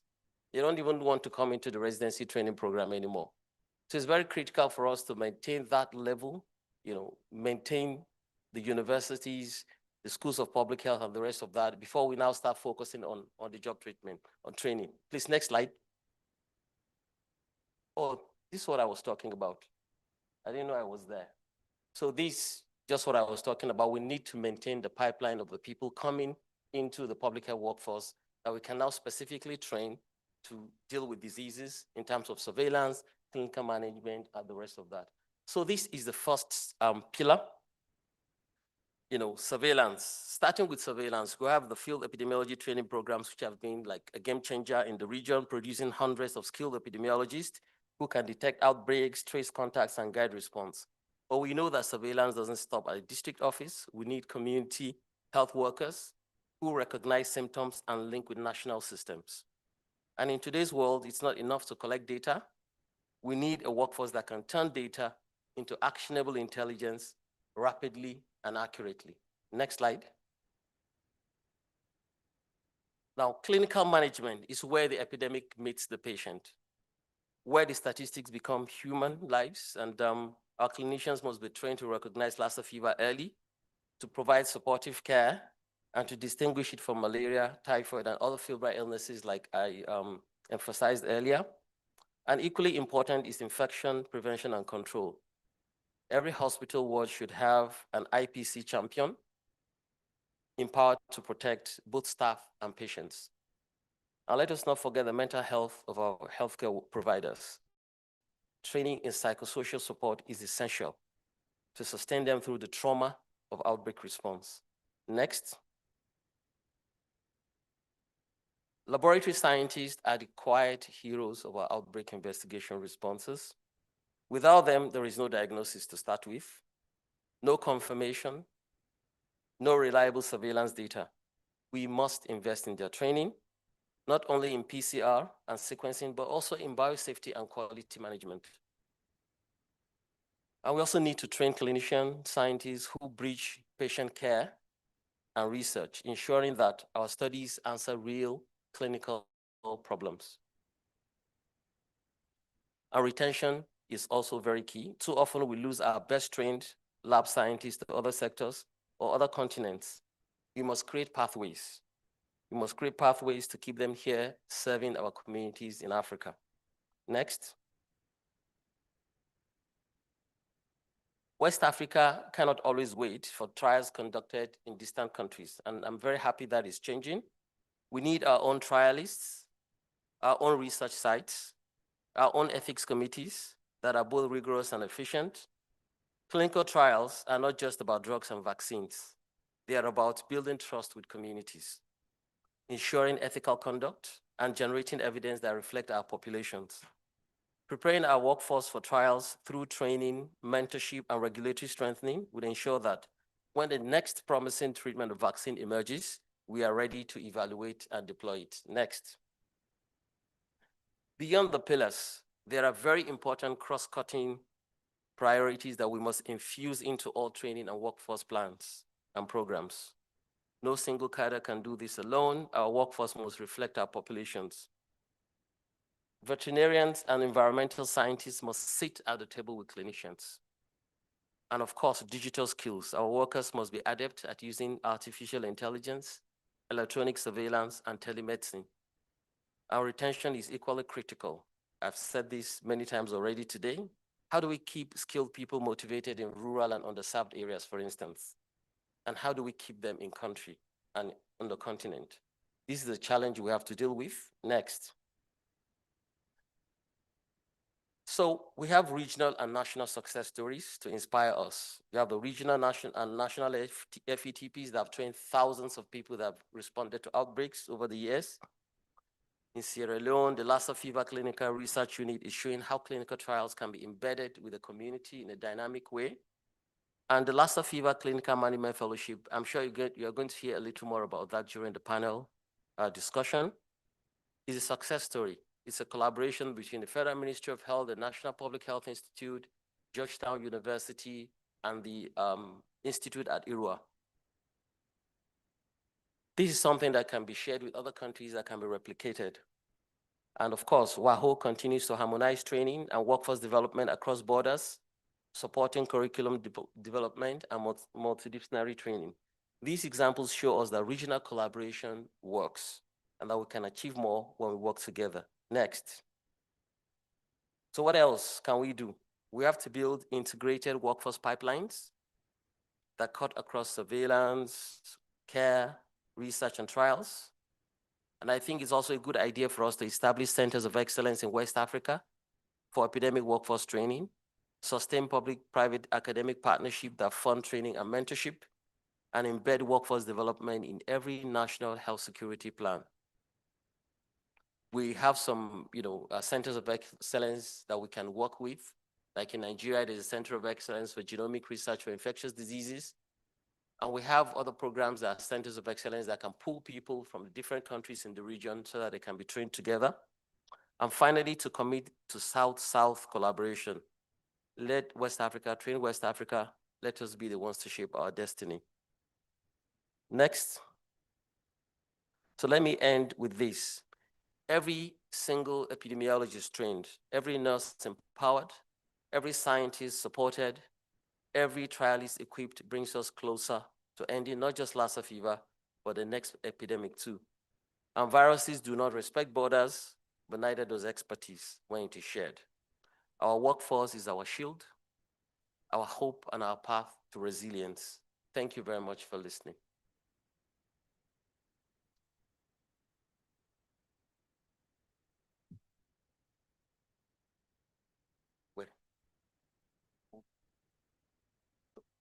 Thank you. Thank you very much for the last few words that you mentioned. Yes, strengthening the epidemiologists, the nurses, the trialists, the laboratory scientists brings us closer to ending Lassa fever. And that we have to do.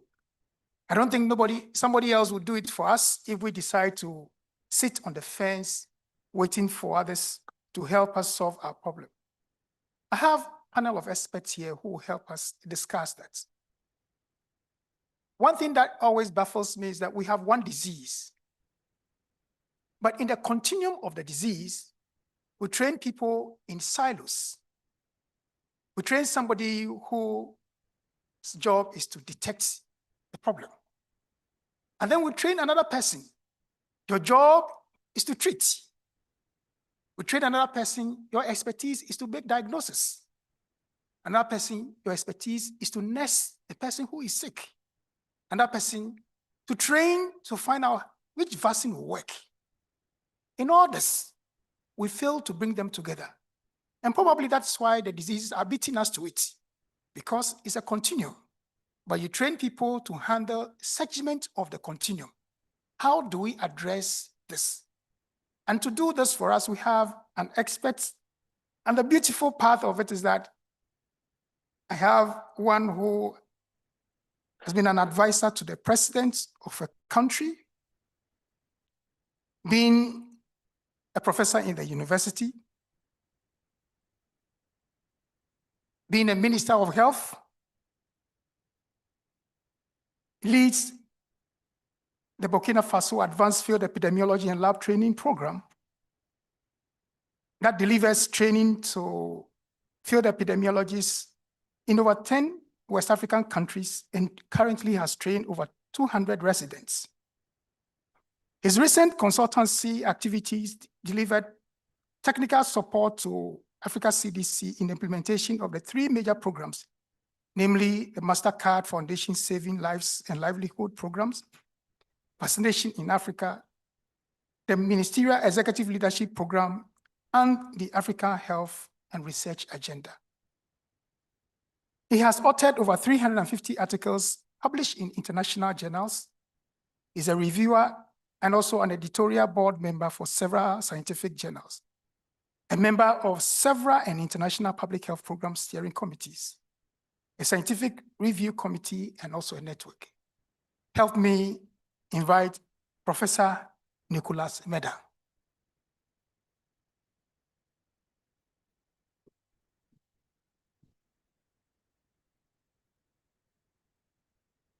I have here with me an associate director of the Global Health Security at Georgetown Global Health Nigeria, an affiliate to Georgetown University Center for Global Health Practice and Impact, a distinguished fellow of the US CDC for Disease Control and Prevention, Improving Public Health Management for Action Impact Program.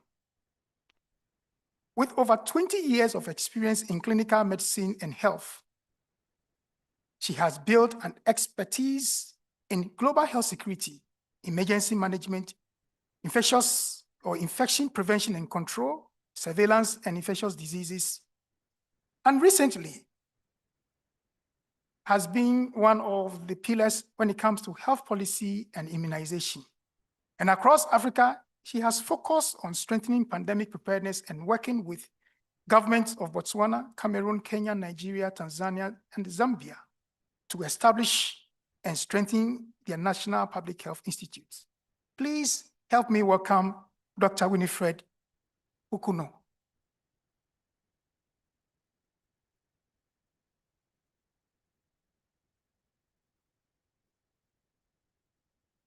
I think the gentlemen are doing well by allowing the lady to be sandwiched.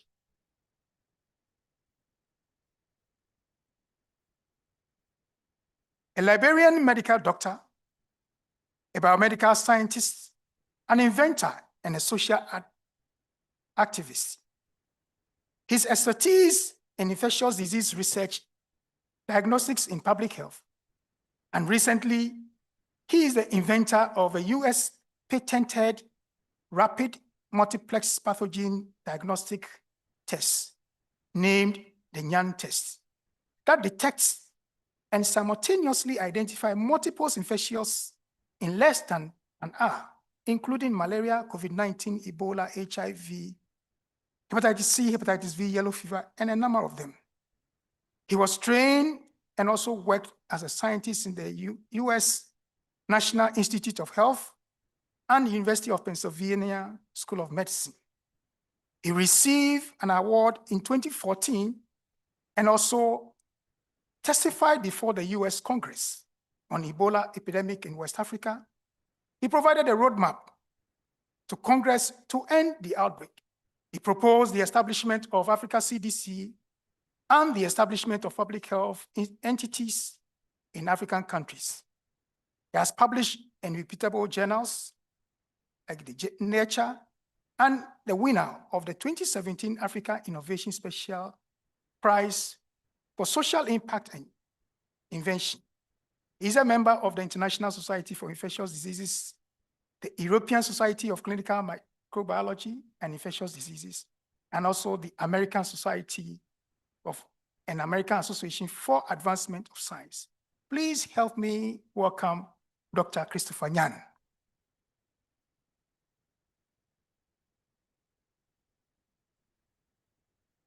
You know, my list is quite powerful, and I have our own clinical scientist. He's well known as a clinical researcher and medical doctor with over a decade experience when it comes to vaccine and therapeutic research and development. A senior clinical development lead at CEPI. He spearheaded a number of clinical programs for emerging infectious diseases, including Lassa fever. His leadership in multi-country trials and commitment to equitable access and regional workforce empowerment in epidemic preparedness has shaped CEPI's strategy for outbreak preparedness and response. He holds a master's in vaccinology and pharmaceutical clinical development from the University of Siena and has served as an investigator for several landmark vaccine trials in Africa. Please help me welcome Dr. Paul Olu.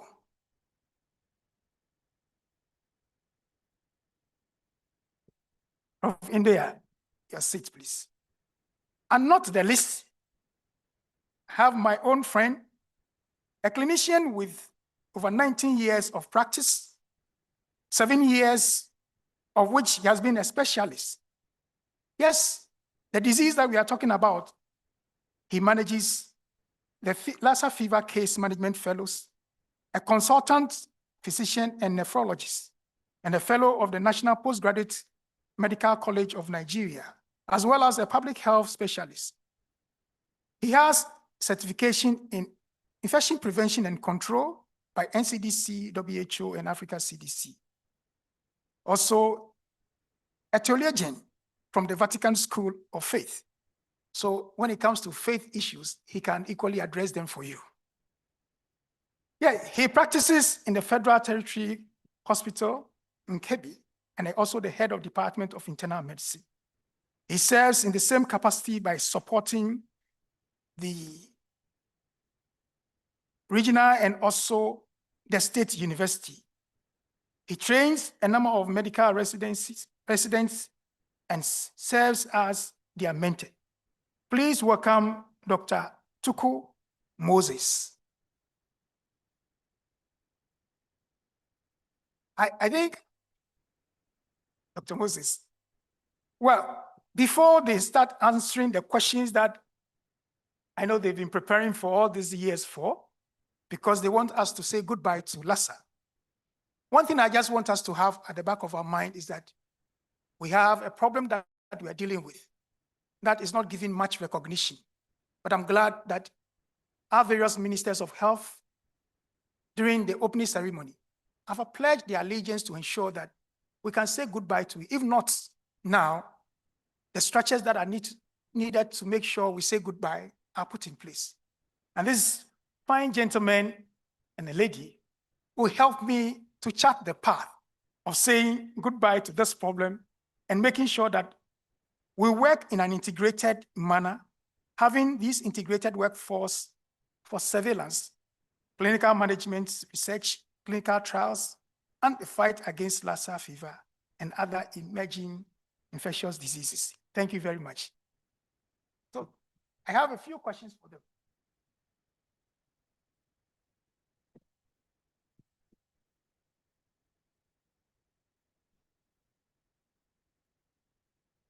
Professor Bedai is telling me that I should take my headset because my French need to come today. I think it's fair for us to start with Dr. Nyan, because he's done quite a lot when it comes to Lassa fever, especially be an inventor who has been able to provide guidance to global leaders in some of these things. We want to find out from him, how has Liberia built and sustained workforce capacity in surveillance since Redisi and Lassa fever outbreaks, and what are the challenges that still remain? I don't know if you'll be able to take that question.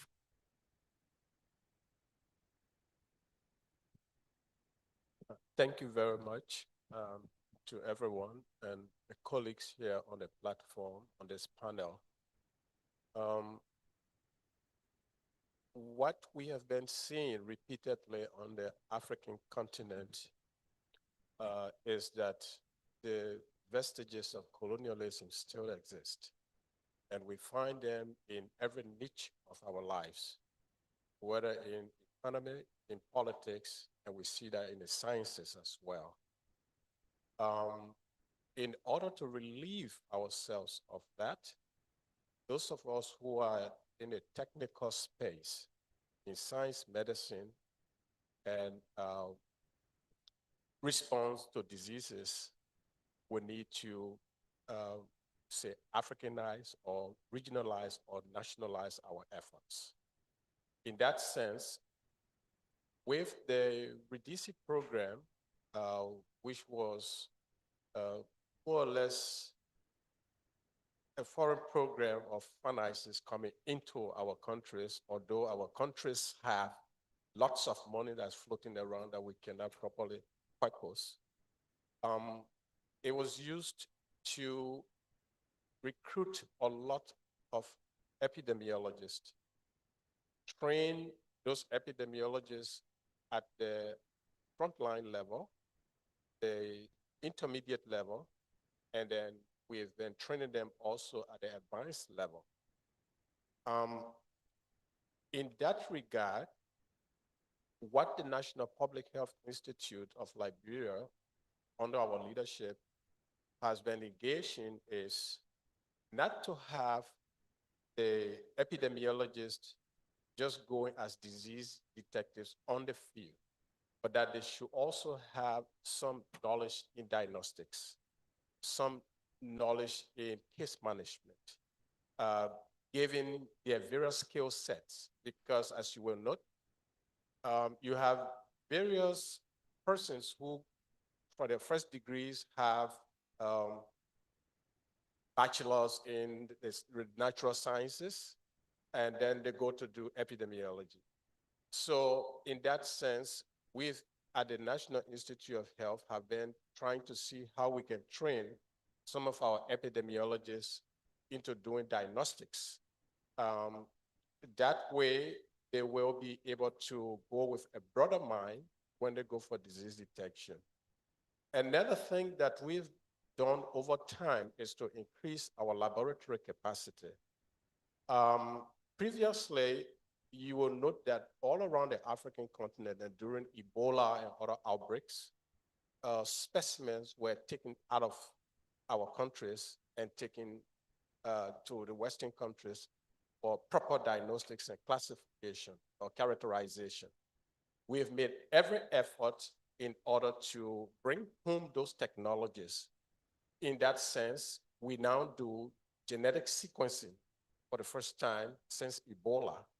And we are able to detect, not just detecting to know that we have Ebola or we have Mpox or we have Lassa. We are now able to characterize what particular strain or type that we have.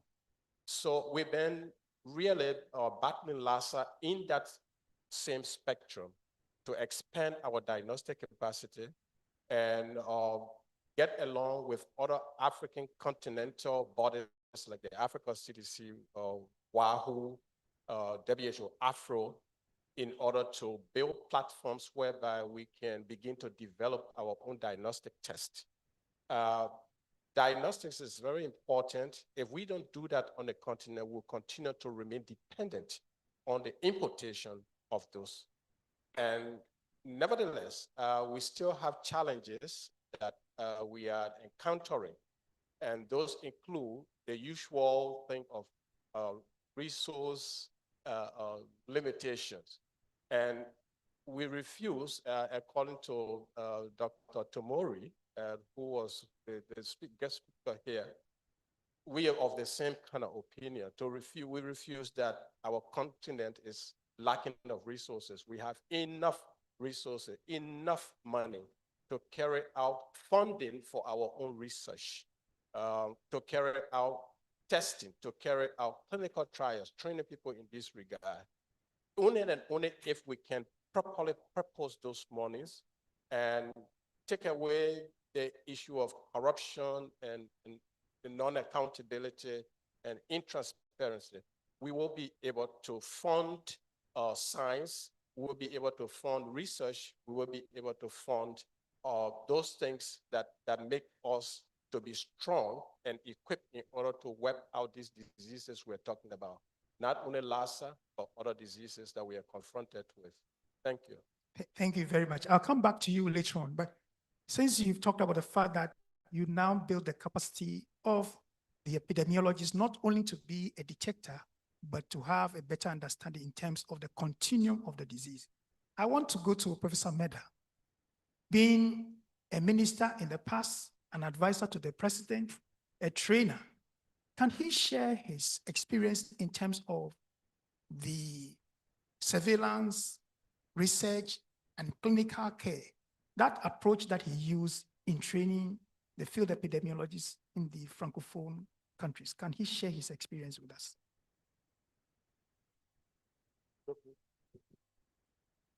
Merci beaucoup. Et merci à ECOWAS, aux organisateurs pour cette opportunité de discuter de l'offre de formation en épidémiologie de terrain dans notre espace commun, l'Afrique de l'Ouest. Et avec le modérateur, nous sommes ensemble, nous conduisons le même programme, lui pour les pays anglophones, moi pour à partir du Burkina Faso pour 10 pays francophones de l'Afrique de l'Ouest. Et quand je dis francophone, on ajoute ceux qui parlent français en Guinée-Bissau et au Cap-Vert. Et traditionnellement, les programmes de formation en épidémiologie de terrain sont bâtis sur une quinzaine de compétences telles que recommandées par USCDC et le réseau de formation en épidémiologie de terrain qui est TEFINET. Mais, et bien sûr, il y a eu une très grande emphase sur la surveillance, sur les investigations, sur la communication en santé publique, sur les études épidémiologiques.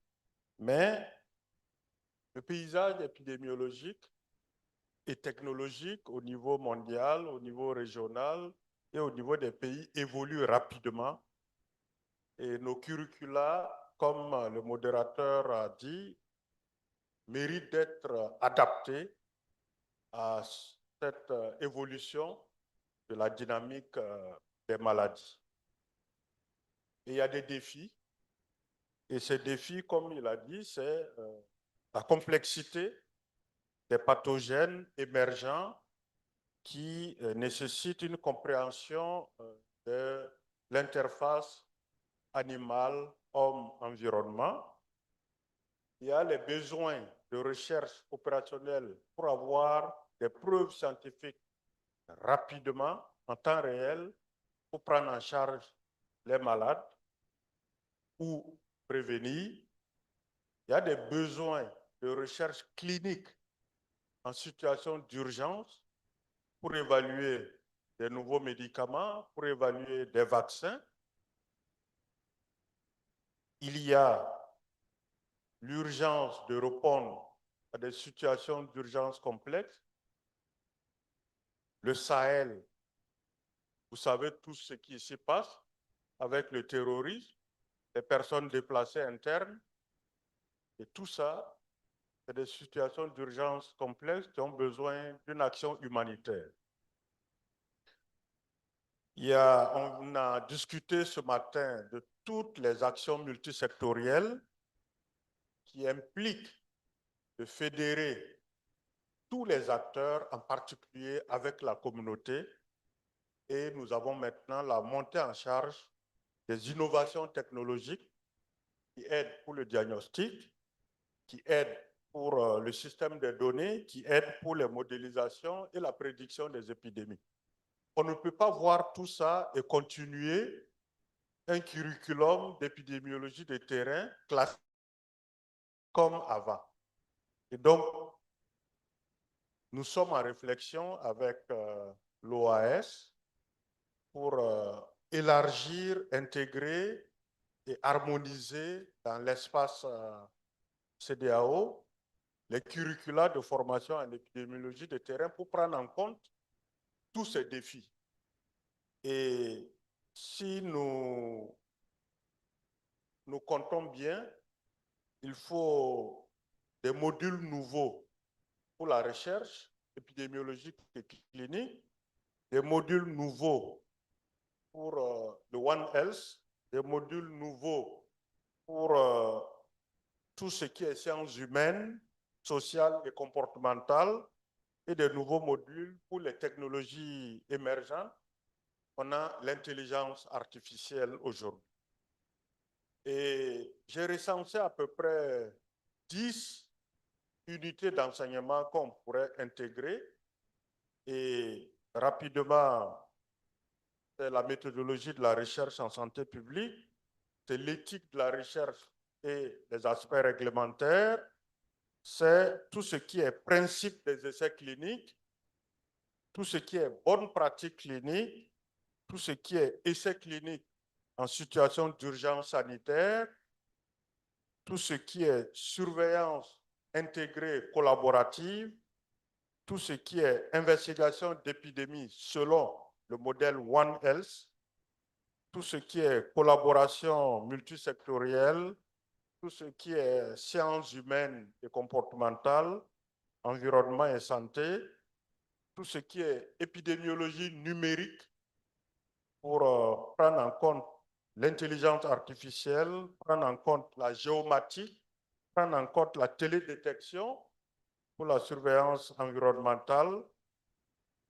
tout ce qui est modélisation prédictive et apprentissage automatique, la bioinformatique pour améliorer le diagnostic, le génotypage et tout ce qui est analyse omique. Donc voilà quelques adaptations nécessaires au regard du contexte actuel épidémiologique et technologie. Je vous remercie. Thank you very much. Having been an advisor to president and minister, we'll come back to you for what should be the next steps, because you know how to talk to presidents already. So, and probably we will learn a lot from you. Dr. Winifred, we need you to help us. You have been helping when it comes to clinical management and capacity building, particularly in the area of Lassa fever fellowship. How do you think we can address the challenges that are currently there and sustainability? Because without it, it will be difficult for us to push forward with this problem with Lassa that we have in the sub-region. Thank you very much, and good afternoon, everyone, and thank you for the opportunity to be here. It may interest you to know that the Lassa Fever Clinical Management Fellowship was born out of a very strong recommendation from the first Lassa Fever conference held in 2019. It was very evident during that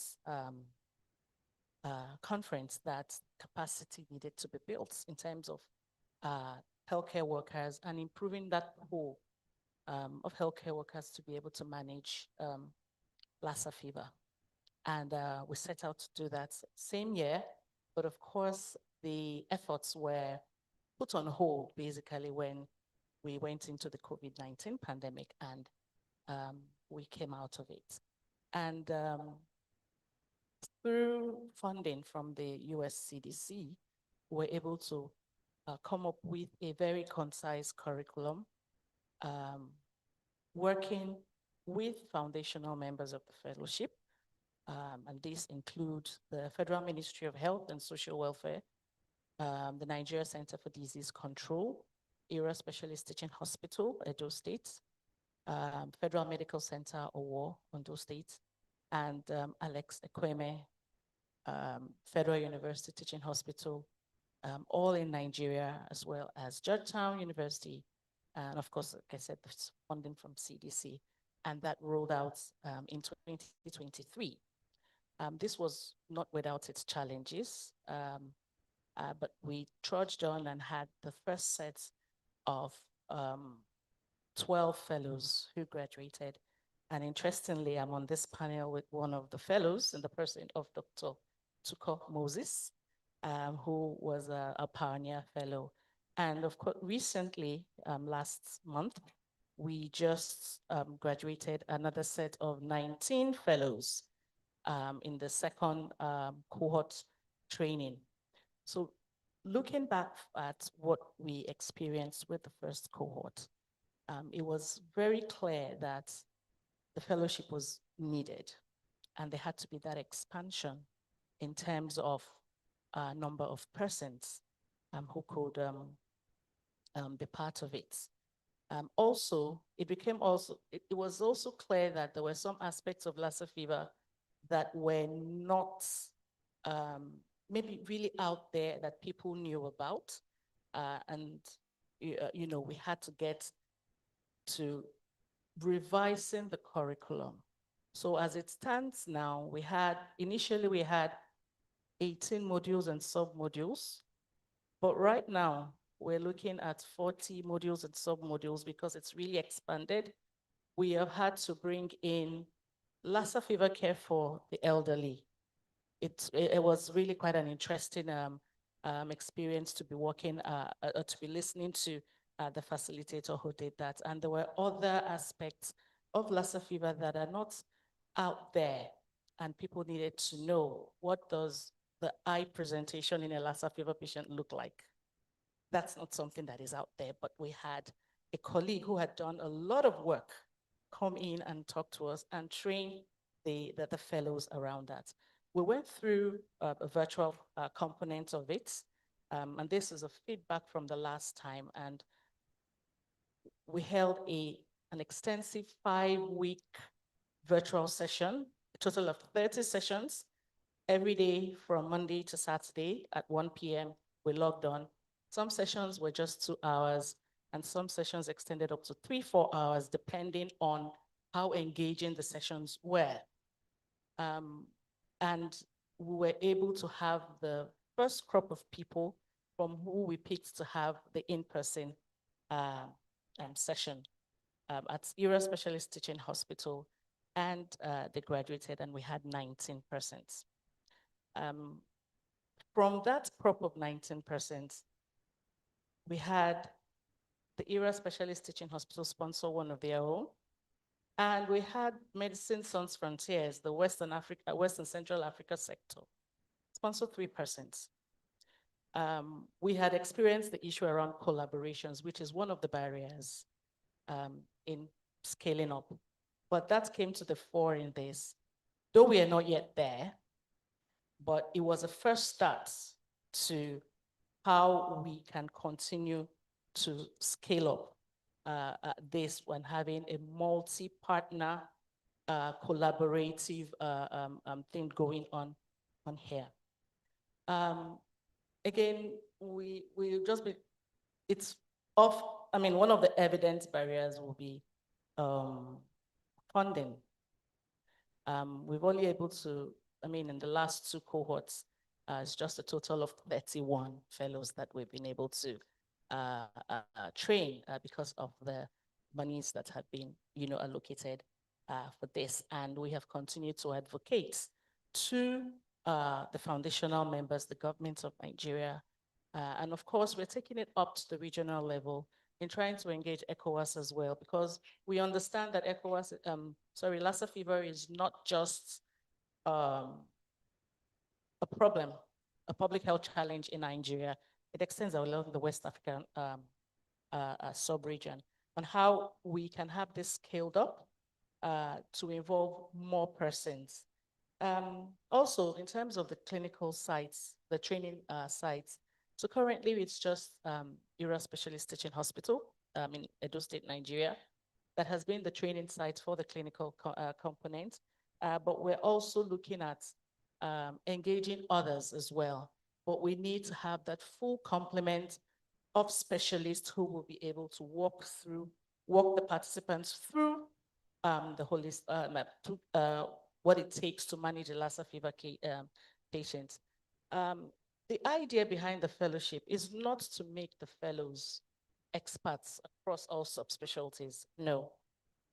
But the idea is that they need to understand that with Lassa fever management, it's a multi-systemic disease, meaning that it affects every system of the body, and you need every specialist who attends to each system of the body to be on the table to be able to provide that well-rounded care, including psychosocial supports. That is very, very important. Also, I think one of the barriers that we've also established is HR constraints. And I think this is not just confined to Nigeria. I think globally there is a shift of healthcare workers from global South countries, if we want to look at it that way, to global North countries, all in search of greener pastures. In Nigeria, we call it Japa, which is traditional, what is a local lingo for to run, basically, to move, right? And that has actually kind of affected this. And, it's just something that we have identified. And I know that at least in Nigeria, the federal government through the Federal Ministry of Health is making efforts around putting out policy strategies on healthcare worker retention. How can we retain? What are those incentives that we can have in place to be able to retain healthcare workers? Those are just some of the barriers. I hope I've been able to answer your question, around the barriers that we have experienced with this. Thank you.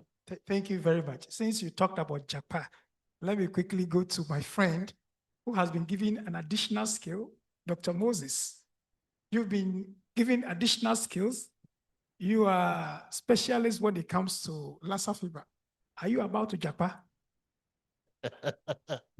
No, well, that is just by the way. But more importantly, we want you to follow up and tell us what are the strategies that from what you have done is proven to be effective in balancing routine clinical care with research activities when it comes to Lassa outbreak within the hospital setting? Wow, thank you very much. And once more, it's a pleasure. So just to put it in very precise perspective, speaking from the clinician context, you know, Lassa occurs in outbreaks. We are fortunate compared to other diseases in a way because it has seasonal outbreaks, and we actually have known that. So we know the period where we're expecting large number of cases. However, it comes with its challenges, that it comes usually overburdening and overweighing both personnel, resources, and comes as an emergency to the clinician, meaning that you have situations where you take in patients and what's most on your mind is care for the patients, how your patients should, be alive. So if on that background, it becomes a challenge when you want to bring in the research component of it, because whereas it appears to the clinician that it would be okay, you have had cases, first you are burdened with the challenge of even knowing whether it is or not, but over time you're able to say, okay, this is either confirmed or it remains suspected for quite a while. Then you're able to say this is a confirmed case. Then you're now looking at the burden of care and all the complications that come with it. So in practice, quite challenging for the clinician and the physician, very challenging indeed. There's the burnout, physician burnout, and there's the engagement, this is strict IPC, and sometimes you even have to deal with your colleagues who have been infected. So it becomes also with emotional challenge. But in practice, what are those challenges that have, strategies that have really proven effective looking at it? And the very important one is that capacity building. You know, for instance, following the capacity building as a fellow, there is a different thought process. You build capacity to see research. You have a duty of care, or you have to take care of the patients who you have, and you have a duty of research to prevent and protect those who are not there. So you see, clinicians can now see it as an integration. And the idea is, capacity building for integration of care. That's on one side. On the other side, what has proven effective is an improvement in the IPC component, because if you are safe, you can think of research. If you are worried whether you come out alive as a clinician managing, then of course, it even becomes a burden for you providing the care first, and you are just thinking of how to go. Importantly too, a strategy is because there's over time some improvement in diagnostic capacity. So it helps the clinicians to be able to see that, okay, you can follow up your patients, whereas in the first instance, like we said, there are many things that look like Lassa. That was from the first presentation it comes. So you're dealing with too many things at the first instance running through your mind. So one important strategy will be, and of course, looking at it to have a pre-developed protocols for research that will involve clinicians, such that it can be applied vis-a-vis from the outbreak response to the clinical management and to the post-clinical management situation. So that way, like we're looking at it from health workforce integration, it will integrate the clinical management, because what in practice lags behind. In practice, it lags behind. It's somehow there's some level of capacity to build and detect the outbreaks. And just when we discuss sometimes clinicians, we say, what happened? Okay, the cases have been detected, the numbers are counting, and the data has already gone. But for you, it's the patient, it's not the number. So you are dealing with the patient every day. So if you have the capacity to be able to know that this is Lassa in 12 hours, it makes a lot of difference, even in looking at your, clinical correlates, prospective quality research, than when we are doing retrospective research. because patients have been managed 7 days after, and we now found out they were Lassa, then we can now go back and start looking at the things that have happened. So quite very important is to build interest and that was a motivation for clinicians to be, integrated in a clinical program. It's not the same thing as you've been trained as a nurse or in the medical school. They are not the same things like we had in the late presentation. That capacity and integration is very important to be built to, as a strategy. And I think that has proven effective. If you look at the IRWA model, if you look at our model now, because over time, those sectors have been integrated. You now have research teams, integrated research teams with clinicians working together to look at the different spheres, aspects of the disease, rather than having clinicians working like in silos. As we said, you have epidemiologists working for the outbreak, clinicians working, and thereafter the numbers come, but the researches are not linking up. So that's what I think is important strategy. So in effect, you are telling us that it should not be an afterthought. Yes. It should be planned right from the beginning. Yes. So as the patient walk into that facility, we have that patient entering into that space that we will call research, we still call a clinical space that we are managing the patient. I think if we start doing this, everybody becomes part of the research. We don't have a set of individuals who call themselves researchers, but we are all part of the research and we are all part of the clinical money. Now let's go to my friend, Sepi. Thank you for the good work that you have done over the years, but let me ask you a very difficult question. It's a difficult question because, when it comes to clinical trials, which you have conducted a lot and being a regulator as well, we want to find out from you, what are the most critical regulatory or ethical challenges faced when training local workforce for Lassa clinical trials, and how can these be mitigated? Yeah, thank you very much, and it's a pleasure joining this panel. You raise a very important point with regards to regulatory approvals and ethics as well. One important aspect that we see, particularly within the African region, is that the different countries have got different levels of maturity level when it comes to regulatory authority.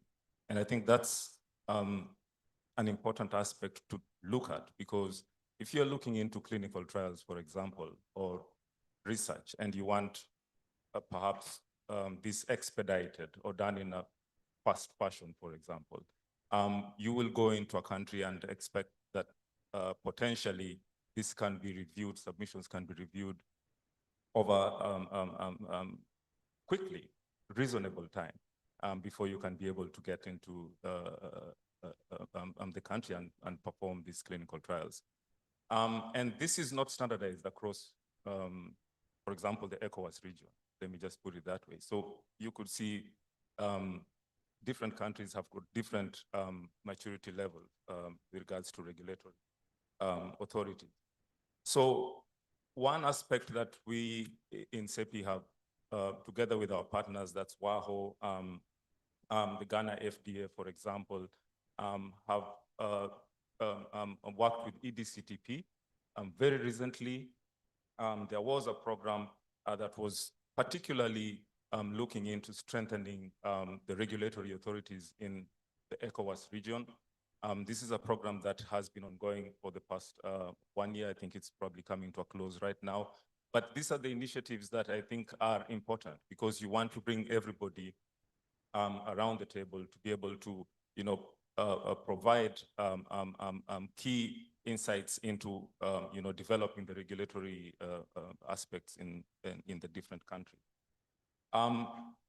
Another, I think, important aspect to think about is, despite the fact that they have different maturity levels, they are also fragmented.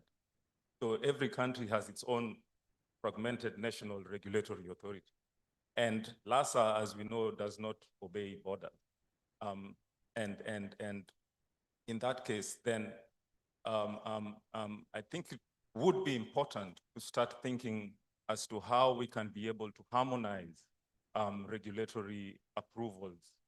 So this harmonization exercise is important. We have recently seen that the African Medicines Agency has been developed in the continent. We have AVAREF as well that is at the forefront of harmonizing regulatory approvals for clinical trials and research as well.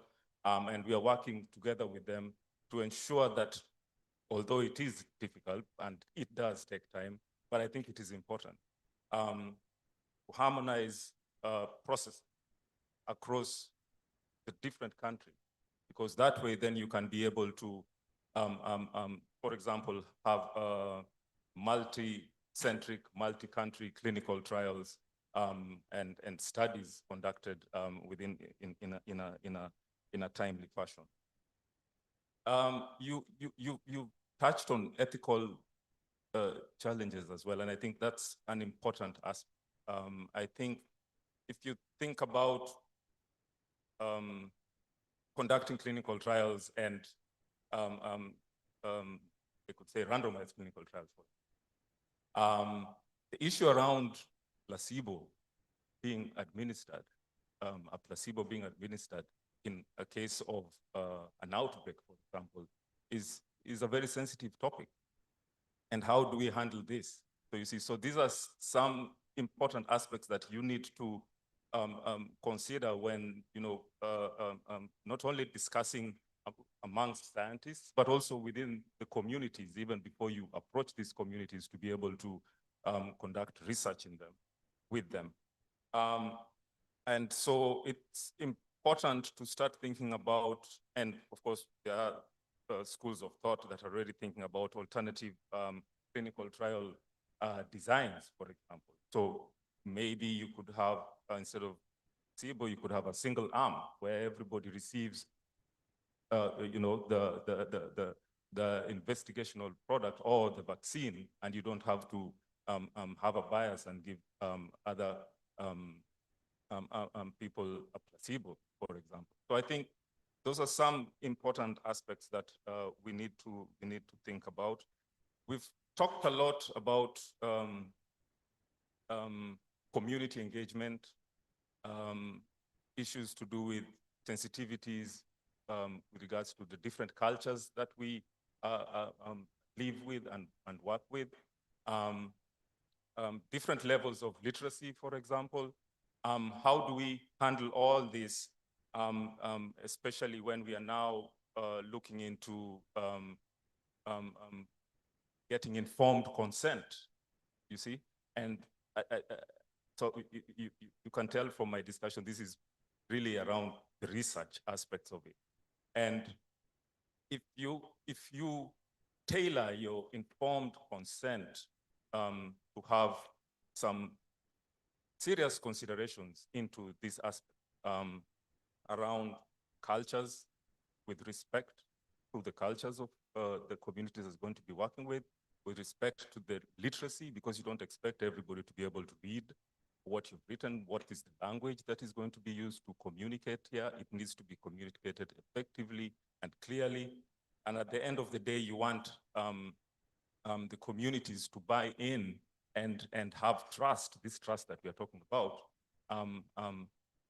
before they can be able to participate in research activities. So I think those are important aspects that really need to be built in when you're looking into getting informed. Right. Thank you very much. No, we are between lunch and something. And I can see from the faces of the participants that some of them are doing, do you know .com? .com is when your eyes are closing, but you thought that you're listening, and for you. All right. So to avoid .com, any question for them? And I'll give each, because I also don't want you to be late. Any question for a panelist? All right, so I have a question number one from there. Any other one? Question number two. I think it is fair. So let's take the first one. Yeah, microphone. Oh, okay. They've all run away from us. You see, I told you it's lunchtime. They've all gone. So you can come for my microphone, please.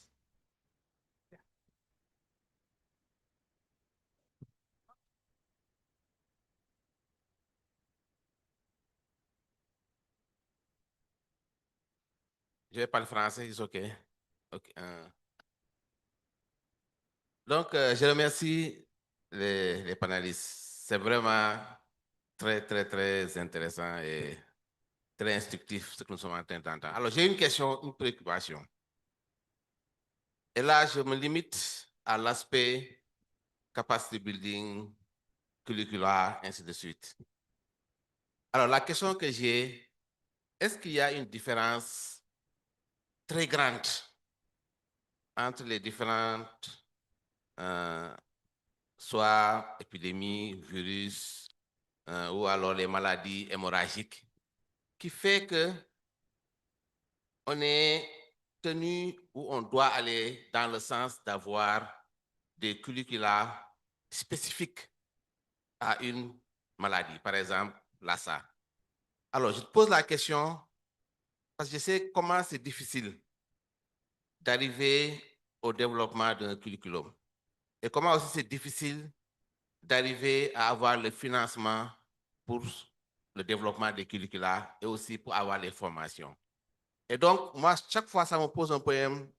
Je me demande, est-ce qu'on ne serait pas, on ne doit pas arriver à un niveau où on sait qu'il y a des différences, il y a des similitudes, qu'on puisse aller à un curriculum qui va avoir un large spectre, ce qui fait que même s'il y a des maladies émergentes, que ça puisse être absorbé, au lieu qu'on soit obligé de retourner pour voir est-ce qu'on va développer un curricula ou des recherches par rapport à cette nouvelle épidémie.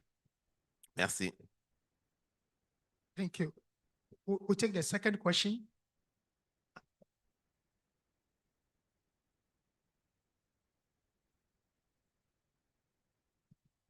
Okay, I'm Abdul Wanyamucho from Nigeria, also member of the cohort that were trained for Lassa fever case management. You will not Japan. No. So Okay. my question just go directly to Winifred. Thank you for that presentation. And the output of what you have done, or the outcome, is the increase in the surveillance activities at the state where all these cohorts have been trained from. And it's quite obvious that all those states, there's improvement in management of Lassa fever cases from where the cohorts have been. And they have also even extended their service by training some of the ECOWAS country states in Togo early this year. So it's quite commendable. But the question now is that after the training of the first 12, which called themselves the Vanguard, then you went ahead to train another 19. But looking at the population of Nigeria, of over 220 million, and with all these cases, do you think the pace you are going is sufficient enough to fill that gap? Either yes or no. What are your plans for the next one? Thank you. All right, thank you. So my panelists will respond to the questions. Since, all right, so I think it's fair. Let's take the third one, and then each person would address the question in 2 minutes, and then you add your closing remarks. But he will summarize from what he presented to us by making sure that what is the way forward. All right, Jamiu Bello from ATBU Bauchi, ATBUTH Bauchi. So my question goes to the keynote, either of the keynote speaker or Dr. Moses, concerning the laid out pipeline of from clinical to research angle. So I'm looking at when samples are being collected, it's for diagnostic purpose, and we know often the ethical issues around consent. So if you are looking at getting, engaging patients and then having in mind or in plan to engage, to use the sample probably for research later, how do you, what are the ethical considerations looking at this kind of situation? Because sometimes maybe the patients are even late. How do you go back in time to engage them for their consent for research exercise? Thank you. All right, thank you. I think we can start from the extreme end. Dr. Moses, in that order.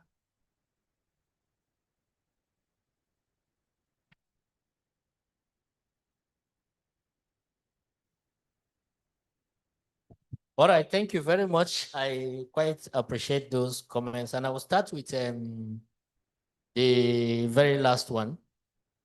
You see, either way, ethical issues around researches during outbreak are there in the Jamin. But the best approach remains for you to have pre-planned approach to outbreaks. Lassa occurs in outbreak, like I said. So for the clinician part of it, the best approach is when you already know that this is a seasonal outbreak. Sometimes, like we said, you are overburdened, you are overweight, and that's the reality all the time. We have very few clinicians that are involved. So you have the research group on one side who come in and follow either from the laboratory wing, follow the data, or from the numbers that have been reported to have contracted disease. But from looking at it from the research experts, if you have, or sometimes you will have a waived or deferred ethical approval, but your patients are already counseled from the clinical point of entry for the possibility of care, treatment, and of course, involvement in the research. So I think it even gives a better angle if you look at it from that perspective than when patients are completely managed and sometimes they've gone, you now have a lot of attrition, you cannot even trace some of them, and you cannot integrate them into researches that will be helpful for the future. So if you have pre-planned arrangement, it will be better. Then another way I would think about it is, like we said, integrating. That's, even as I'm looking, I may not have the benefit of integrating that workforce from the outbreak response team integrated to the clinical case management team so that they do not work in silos. The benefit of that is that sometimes if you deploy, you have the outbreaks are there, but the case management builds either in the active management and building capacity also for the case management at the sites of the outbreak on the hospitals where it occurs. So I'm looking at a model where perhaps in the future we could be talking of that integration so that in the response, systemic response of either governments or hospitals or institutions, it will incorporate both outbreak response team, which is the epidemiologist part of it, and the clinical management component so that we can actually have a prospective intervention rather than what we actually have most of the time for the benefit of clinicians, retrospective analysis of what happens. Then lastly, just to say, the numbers are small, but the impact is much. It's obvious that the trainings, I had the privilege of the benefit of the training. The reality is that one training, there are viral hemorrhagic pathogens, there are viruses. It cuts across. So you may have the trigger being Lassa or prevalent disease at the outbreak being Lassa. And it showed when COVID came. Centers who had the benefit of managing viral hemorrhagic fevers had the pre-training of IPC, capacity building, and ability to intervene when it came. So yes, it may be Lassa, but all viral hemorrhagic pathogens were incorporated into the training. And I think it's one bullet that fits all. Perhaps the naming, you will look at it somehow different. Thank you very much. Dr. Paul. Thank you very much. I would just say that I think it's important that we consider that training needs to be a continuous process, and training costs money. And money is not always in constant supply, but we have heard today that our countries do have money. We just need to put the money in the right place. And I think it's important that governments as well consider this important issue, and it really depends on the amount of noise that we make. You see, we have this conference over the past 4 days discussing Lassa fever. We had government representation at the beginning of the week here. The more noise we make, the more consideration into funding for training purposes, for example, will be considered when governments do their budgets. And I think subsequently, we could have continuous training of our people. And then I think we talked about, I think there was a question on the different curricula for different diseases as well. Lassa fever, for example, is seasonal endemic. And this we see particularly in Nigeria. You know, there's a particular time of the year when the cases will go up. This is different from other outbreaks, for example. And you want to tailor your expertise to be able to understand these diseases in depth, to be able to manage them. Issues to do with, for example, what you mentioned, Prof, with regards to the case definition of Lassa, for example. We have different case definitions in different countries, yet we want to manage Lassa fever perhaps the same way across the countries, because it's just one disease. So what's the case definition for Lassa, you see? And I think those are the questions that we need to think about, and having particular trained expertise to be able to understand the depth of this and be able to coin, for example, a case definition will be very helpful moving forward. Thank you. Thank you very much. Dr. Yan, you have been able to identify some of these points of care tests. What is your conclusion on all that we have discussed? Well, first and foremost, in order to sustain these programs, the Liberian model has been that we anchor it on the One Health platform. That way, our epidemiologists will not only focus on human, they will focus on animal as well as the environment. The Liberian model has also extended that to also focusing on plant health, because we most quickly always forget about the fact that plants are part of the ecosystem. And so plant health has been integrated into our approach in addressing the One Health platform with our field epidemiologists, as we continue to have this integrated system whereby they can also go into diagnostics and case management, all of that. That's one aspect. Another aspect has been to continuously advocate with government in order to have our programs being, as we want to nationalize them, so that they become supported by national budgets. We see the system whereby funds are drying up from the donor communities. We've seen USAID pull out just abruptly and how it affected most of the operations around. Now, take a drug like ribavirin that we always request for from the WHO or others. If you look at what they pay for that, and you look at government's budget, what is spent in other areas, that's a drug that government can pay for itself, and we will not have that in short supply. Also, for sustainability as well, we think when these trials are being done in the clinics, we consider not the dogmatic approach of just taking original results that ribavirin is the way to go. Ribavirin is the way to go. But we've not been able to understand that we can transform that and try that with other drugs that are also of similar chemical characteristics. Just to conclude, take ribavirin, for example, which is the prodrug of ribavirin. It has a less toxicity as opposed to ribavirin, which is highly toxic and can cause anemia. So if you reduce the dosage of ribavirin and probably increase the dosage of ribavirin, what will you get? But if we want to do those kind of studies, our government will not be in a position to give us the money. We have to go to CEPI, we have to go to other organizations. So I think that advocacy with our governments in order to sustain what our homegrown ideas have brought will also be the way to go.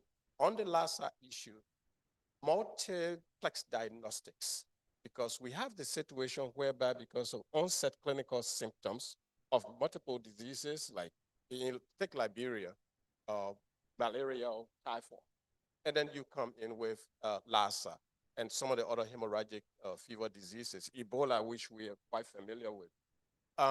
It delays clinical management. because by the time you get to the actual diagnosis, you rule out, it's late. And we were saying that the earlier intervention gives you a good prognostic and survivability. So investing in homegrown solutions that can provide us these diagnostic platforms where we continue to look for rapid tests, but it has to be in a multiple form. And we have the technology on the continent. It's not that we don't have it, but we have not been able to support those who have brought home these technologies. To conclude, to close up, COVID. Some of our countries spend almost like $30 million for COVID diagnostic kits, which were in short supply around the world. But they could have spent about $5 million to produce the homegrown ones. And I take Ghana and Liberia as an example. Ghana has a very good COVID rapid diagnostic kit that had a high sensitivity, more than these kits that were being brought to us.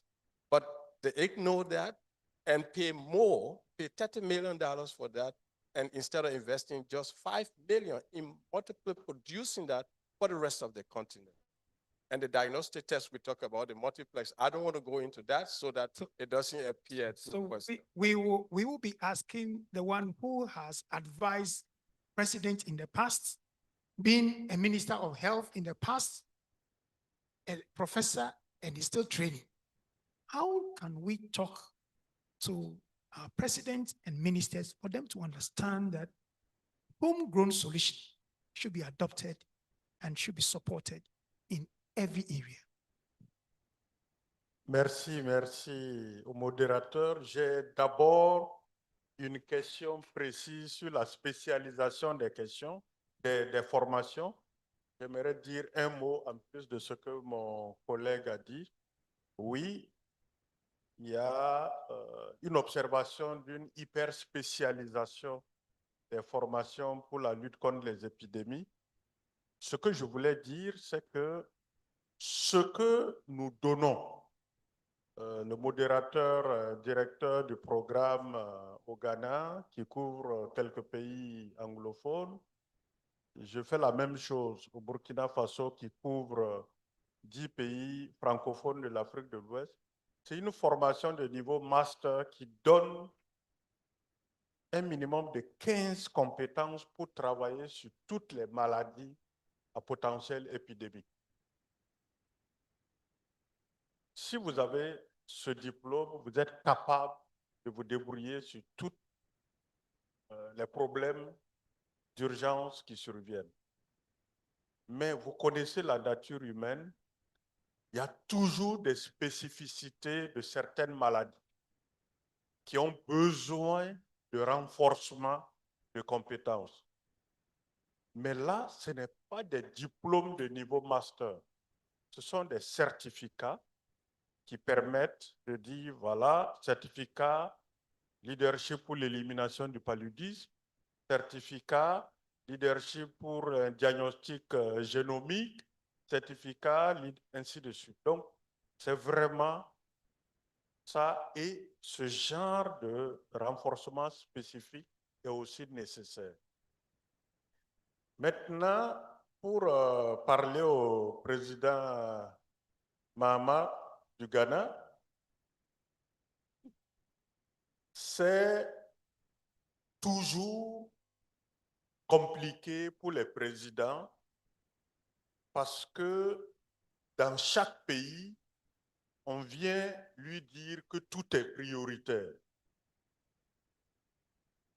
Si votre président croit à ça et pense que tout est prioritaire, il ne va rien faire pour le pays. Parce qu'on ne peut pas tout faire. Et donc, quand nous étions aux affaires, comme conseiller, nous avons développé sur la base du concept de ce qu'on appelle la deliverologie, le concept de priorisation des priorités. Donc, un président doit dire sur quoi je veux qu'on reconnaisse que j'ai été président de telle date à telle date. Chaque ministre, sur quoi je veux qu'on retienne mon passage de telle date à telle date. Ce que vous dites en anglais, legacy. Et donc, il faut choisir au moins 5 à 7 priorités sur lesquelles vous devez délivrer. Et je crois que la Sierra Leone, en Afrique de l'Ouest, donne un exemple. J'ai entendu plusieurs fois le président dire his 5 big game changers. Donc ça, c'est sur ça qu'il veut que les Sierra Leonais reconnaissent qu'il a été président. Et donc, pour moi, c'est vraiment déjà priorisé. Et quand on priorise, on s'engage, on donne les moyens, on construit l'équipe qui permet de travailler, on suit, on accompagne et on résout les problèmes qui empêchent l'équipe de délivrer. Mais si ce n'est pas le cas, tout ce qu'on raconte ici, ça va aller, rien ne va se passer. Je donne un exemple précis sur les ressources humaines. Tout le monde sait que pour retenir les ressources humaines en épidémiologie de terrain, il y a 3 piliers. Il faut que l'épidémiologiste ait des revenus suffisants pour vivre dignement. Deuxièmement, il faut qu'il ait un cadre de travail stimulant, des conditions de travail qui montrent, qui lui permettent de réaliser tout son potentiel. Et troisièmement, il faut qu'il se sente reconnu et qu'il soit dans une trajectoire où il sait qu'il va se développer en restant dans le ministère de la Santé. Mais aucun pays ne veut attaquer le premier pilier qui est celui des revenus. On parle, personne ne veut s'attaquer à ça. Et donc, si vous repartez, dites au président Mahamat, attaquez-vous aux revenus. Les épidémiologistes ne vont plus aller dans les organisations internationales, ne vont plus aller dans les ONG, ils vont rester dans les systèmes de santé. Je vous remercie. Thank you very much. Thank you very much. Now we all know how to speak to our various presidents, prioritizing their priorities. That is the way to go. So over to you, Dr. Winifred. Thank you very much. So I'll try to address the questions and just give closing remarks. I think one of the questions that came was, why does it seem like this is a very specific disease curriculum? You know, why are we not looking at it on the larger landscape? Maybe just to buttress what Dr. Tuko said, that yes, it may be called Lassa Fever Clinical Management Fellowship, but the true reality is that there are just slight differences. I mean, with the family of VHFs, there are just slight differences in the way these diseases,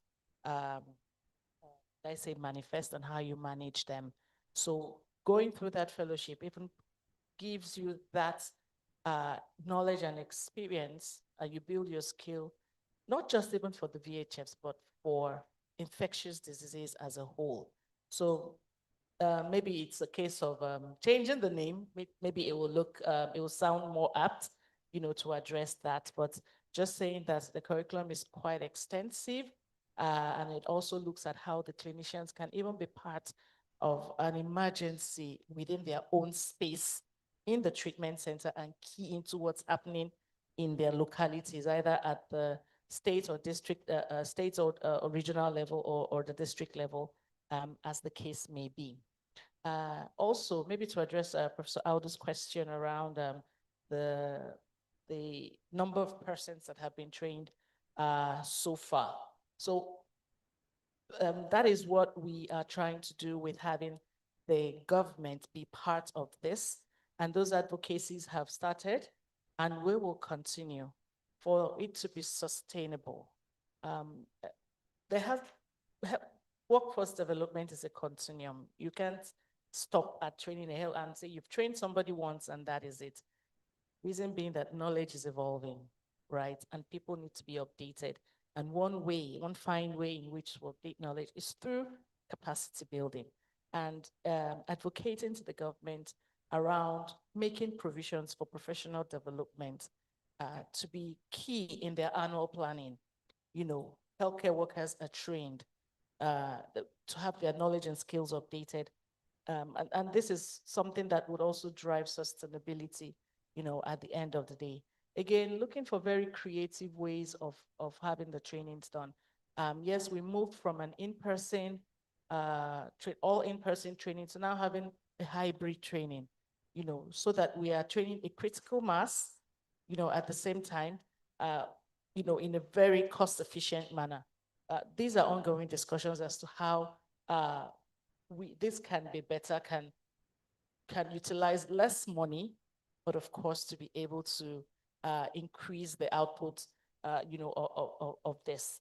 And also advocacies around, and also seeking accreditation for this kind of training from accreditation bodies like the West Africa College of Physicians and things like that, because this feeds into some of the things that residents go through, especially residents in ID, infectious disease, and this will help in their journey to being, you know, well-skilled ID specialists, you know, in their field.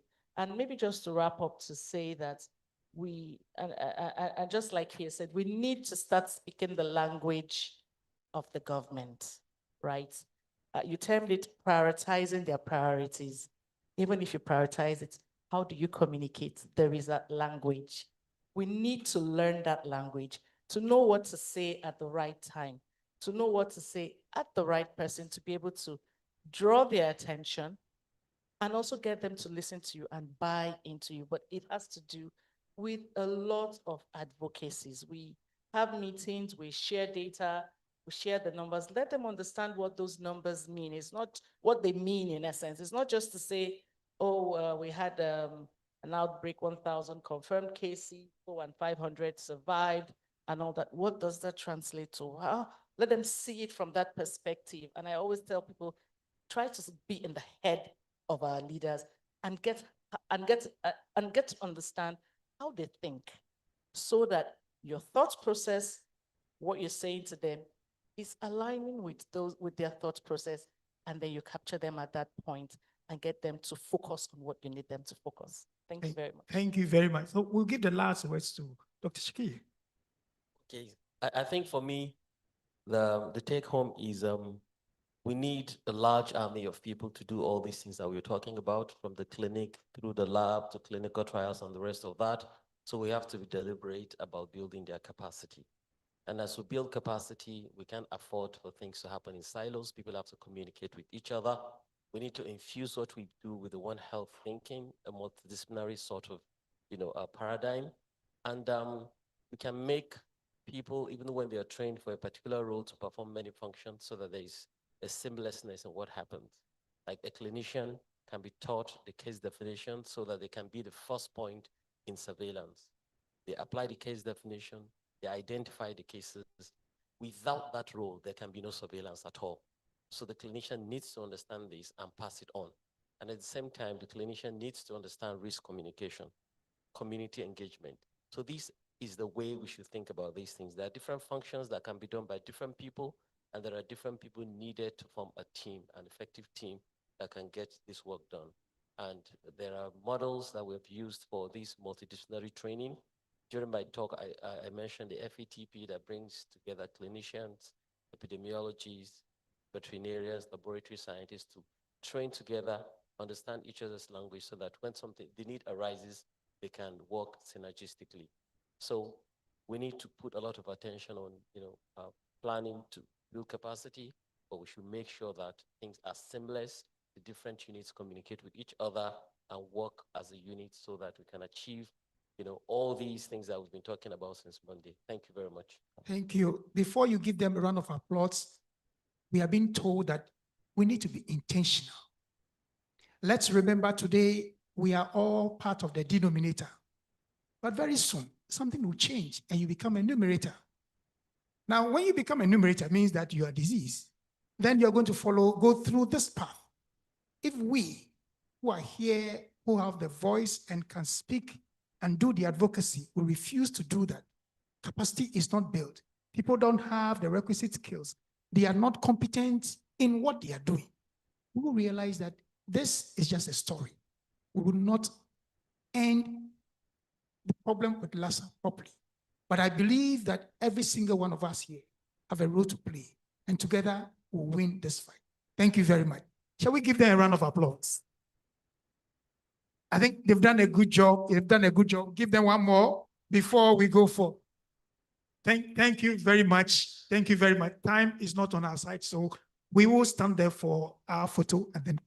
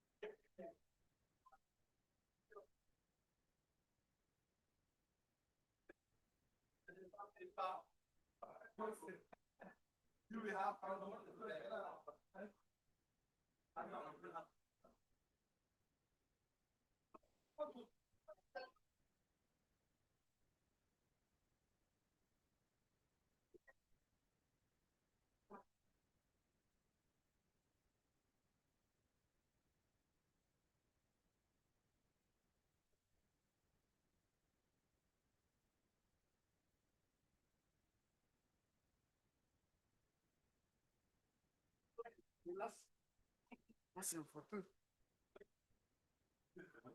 Take a picture of it's very important for us. General coordinator for. Thank you.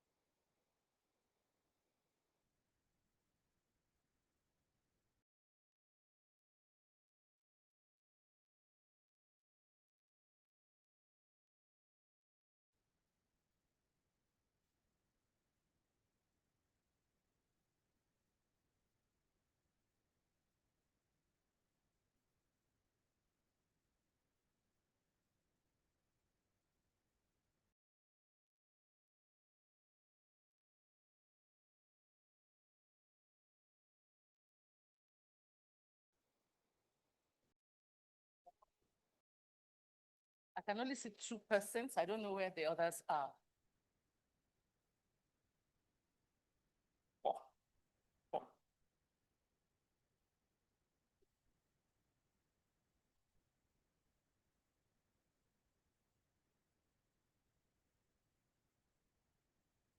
Good afternoon. Please, can we be seated?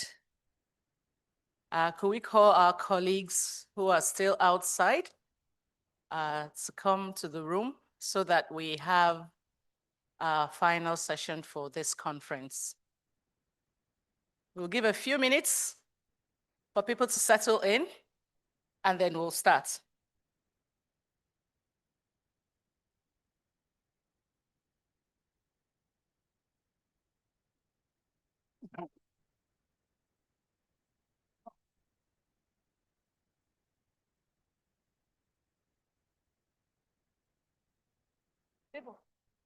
People.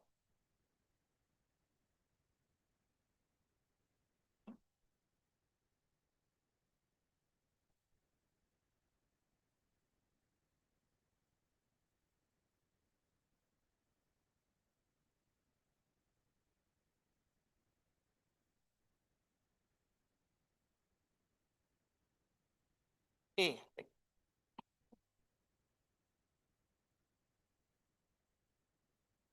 Okay.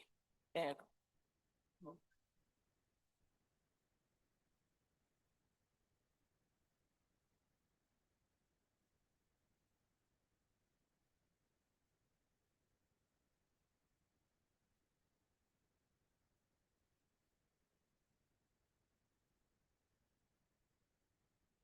Dr. Wa.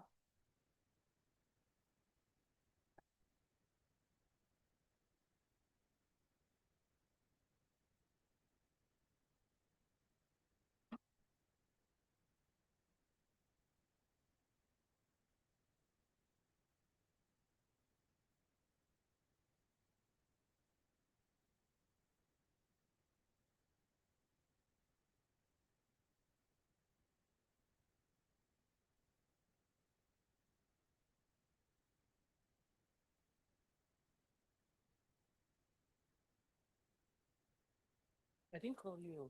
Who said I was calling? Me?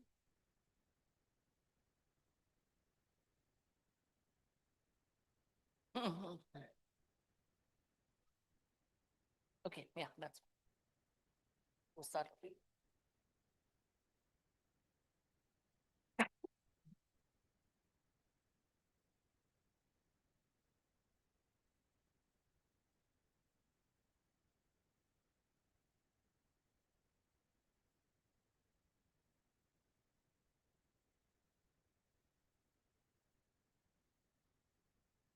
All right, we'll just start. Good afternoon once again, and welcome to the final session for this second ECOWAS Lassa Fever International Conference. My name is Dr. Winifred Bono. My picture is up, so you see who I am, what I do, and where I do what I do. And I'm from Nigeria, the giant of Africa. And interestingly, the country that is putting Lassa fever on the global map with the burden of the disease. But of course, that's why we are here. It's an honor and a pleasure to be here at this second Lassa Fever International Conference in the beautiful city of Abidjan, which I hope that you have been able to explore for first-timers like myself. And most importantly, it's an honor to be the moderator for this final session in this very important event. In this session, we will be tying the pieces together of all the beautiful, brilliant, and insightful sessions we've had in the last few days. This session is aptly titled, No Health Security Without Sustainable Financing, Turning Strategies to Investments. We have been talking about strategies since Monday. How do we make those strategies worthwhile? How do we turn them into investments?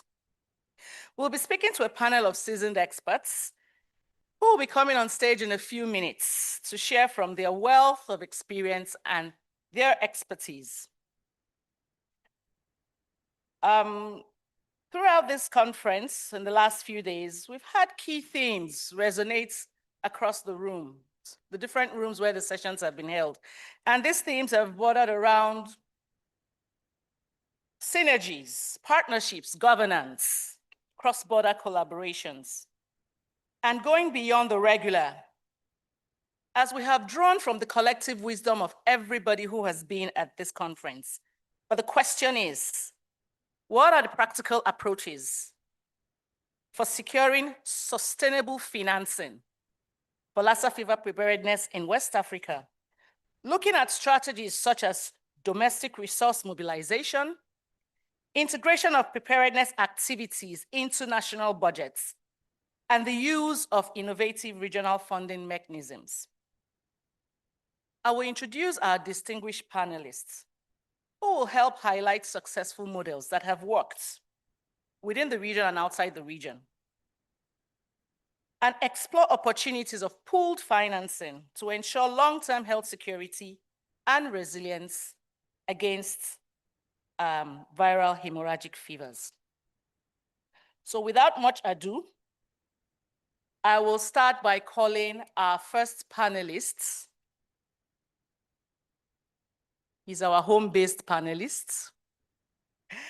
Professor Bassirou Bonfo is the Director, Afrique One Center, Suisse, the Research Scientifique et Côte d'Ivoire. I hope I got that right. He holds a DVM and PhD in epidemiology, and he's worked in West Africa for Veterinary Sans Frontières. He has an epidemiology postdoctoral fellowship from the Swiss Federal Institute of Technology and has led a research group in Africa and Asia to promote One Health approach in the health system with a focus on zoonoses and animal source for food safety. He worked as the managing director for CSRS in the area of transdisciplinary research, research capacity building, and science partnerships, and diploma. He's coordinating the African Research Consortium on Health, ARC, comprising 16 consortia under the Africa Sciences Foundation initiative. He's a guest lecturer on One Health at the University of Liège, Belgium, University of Oxford, University of Kara, and Lomé, Togo, and at the Veterinary School in Senegal, where he chairs the Scientific Advisory Board. He's a fellow of the Africa Academy of Sciences, and he advises ECOWAS in the One Health Coordination Mechanism and Integrated Health Systems. Please, a round of applause for Professor Bonfo.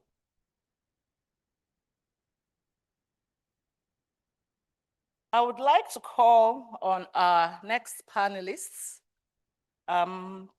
Dr. Charles Mokotode, I don't know if you're here. Okay, yes, I see you. Dr. Charles Patrick Mokotode is a health economist and public health specialist with over 20 years experience in research, teaching, and consultancy in health policy and systems. He has a PhD in environmental management with a specialization in health economics and currently serves as a senior lecturer in health systems and environment at the Regional Institute of Public Health, IRSPCAQ in Benin, where he's also the head of Department of Health Policy and Systems. He has coordinated several undergraduates and master's program in public health, health logistics, sexual and reproductive health, and health systems management. He has authored over 30 scientific publications and served as a consultant in health financing, economic evaluation, universal health coverage, planning, and monitoring and evaluation, and sexual and reproductive health rights. Is deeply involved in emergency health response efforts, serving as a lead trainer and expert with the WHO-supported rapid response teams. A round of applause for Dr. Charles Patrick Mokotode. Our third panelist is Robert Kwame Agiako. He is a global public health expert and development strategists with over 25 years of international experience in epidemic preparedness, outbreak response, health system strengthening, and disaster risk management. He is the lead advisor for outbreaks and epidemics at the African Risk Capacity, ARC, a specialized Africa Union agency, where he directs the Outbreak and Epidemics Program, builds strong strategic partnerships, and supports African governments in strengthening epidemic readiness and response. Before joining ARC in 2016, he has held several roles with the WHO Global Fund, UNICEF, and the Africa Leaders Malaria Alliance, ALMA. A round of applause for Robert Kwame Agapo. And the last panelist, thank you, in this all-male affair is Dr. Mohammed Ali. Do you know if Dr. Mohammed is here? Yes, thank you. He's a Nigerian development economist with expertise spanning the economics of energy, health, environment, and sustainable development. He has over a decade's experience in development consultancy, finance, strategic planning, policy research, and academic activities. He has been engaged at various times as a consultant to subnational economies and national MDAs in Nigeria, the ECOWAS Commission, and the World Bank Ideas Project. He's gone through various academic and professional trainings with certifications, both home and abroad, and also with the IMF, amongst others. He has publications in reputable international and domestic journals and published book chapters. Please, a warm welcome to our panelists today.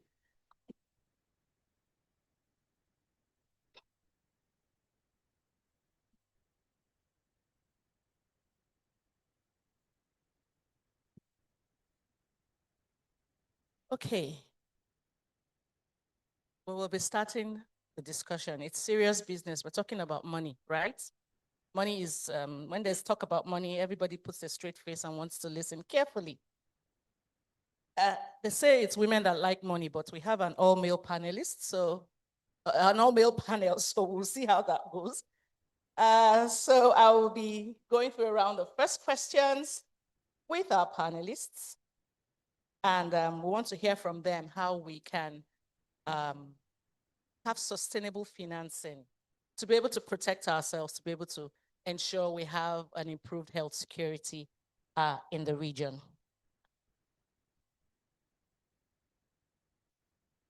I would like to start with Dr. Charles Makotude. With your experience in health financing and economic evaluation in West Africa, could you share with us some concrete steps that you think that ECOWAS member states should take to better integrate Lassa fever preparedness into national budgets and medium-term expenditure frameworks so that we move away from donor dependency and ensure long-term sustainability? OK, merci de me permettre de passer à ce panel. Je vais commencer mon intervention par une anecdote. Parce que je pense que pour parler de financement durable, pérenne, il faut avoir une idée ou une caricature de ce qui se passe actuellement. Je suis béninois, je suis non loin du Nigeria, donc de chez vous. Et je vais prendre un exemple type. C'est comme si j'ai celui qu'on appelle un orga, un richissime, qui a plein d'investissements, qui s'est concentré sur comment avoir de l'argent, alors qu'il a une famille large. Et subitement, une épidémie grave atteint sa famille. Il n'a pas de ressources. Il est obligé, bien que riche, de solliciter l'aide des partenaires, des amis, le temps de céder quelque chose pour avoir l'argent. Si je vais me résumer, c'est la caricature de la stratégie de financement qu'on a actuellement dans nos pays respectifs. On dit que l'argent est disponible, mais pour décaisser, c'est tout un processus et on a des pertes énormes en vie humaine. Donc voilà d'abord la caricature. Et cette situation va dresser l'état des lieux de ce qu'il y a. Donc il y a déjà la dépendance par rapport à l'extérieur qui est énorme, ce qui n'est pas normal, parce que nous pensons que si les urgences de santé publique globalement et les épidémies sont une priorité pour nos États et qu'ils sont engagés, l'État et l'extérieur ne viendra pas nous voir d'un œil dédain pour l'aide. Il va accourir pour nous aider. Donc, cette histoire montre clairement que le financement domestique doit être développé non seulement dans un cadre de dépenses publiques, mais nous devons avoir 3 niveaux. Premier niveau, au niveau du cadre de dépenses comme vous l'avez proposé, le partenariat public-privé doit nous générer des ressources parce qu'ils sont sur le territoire.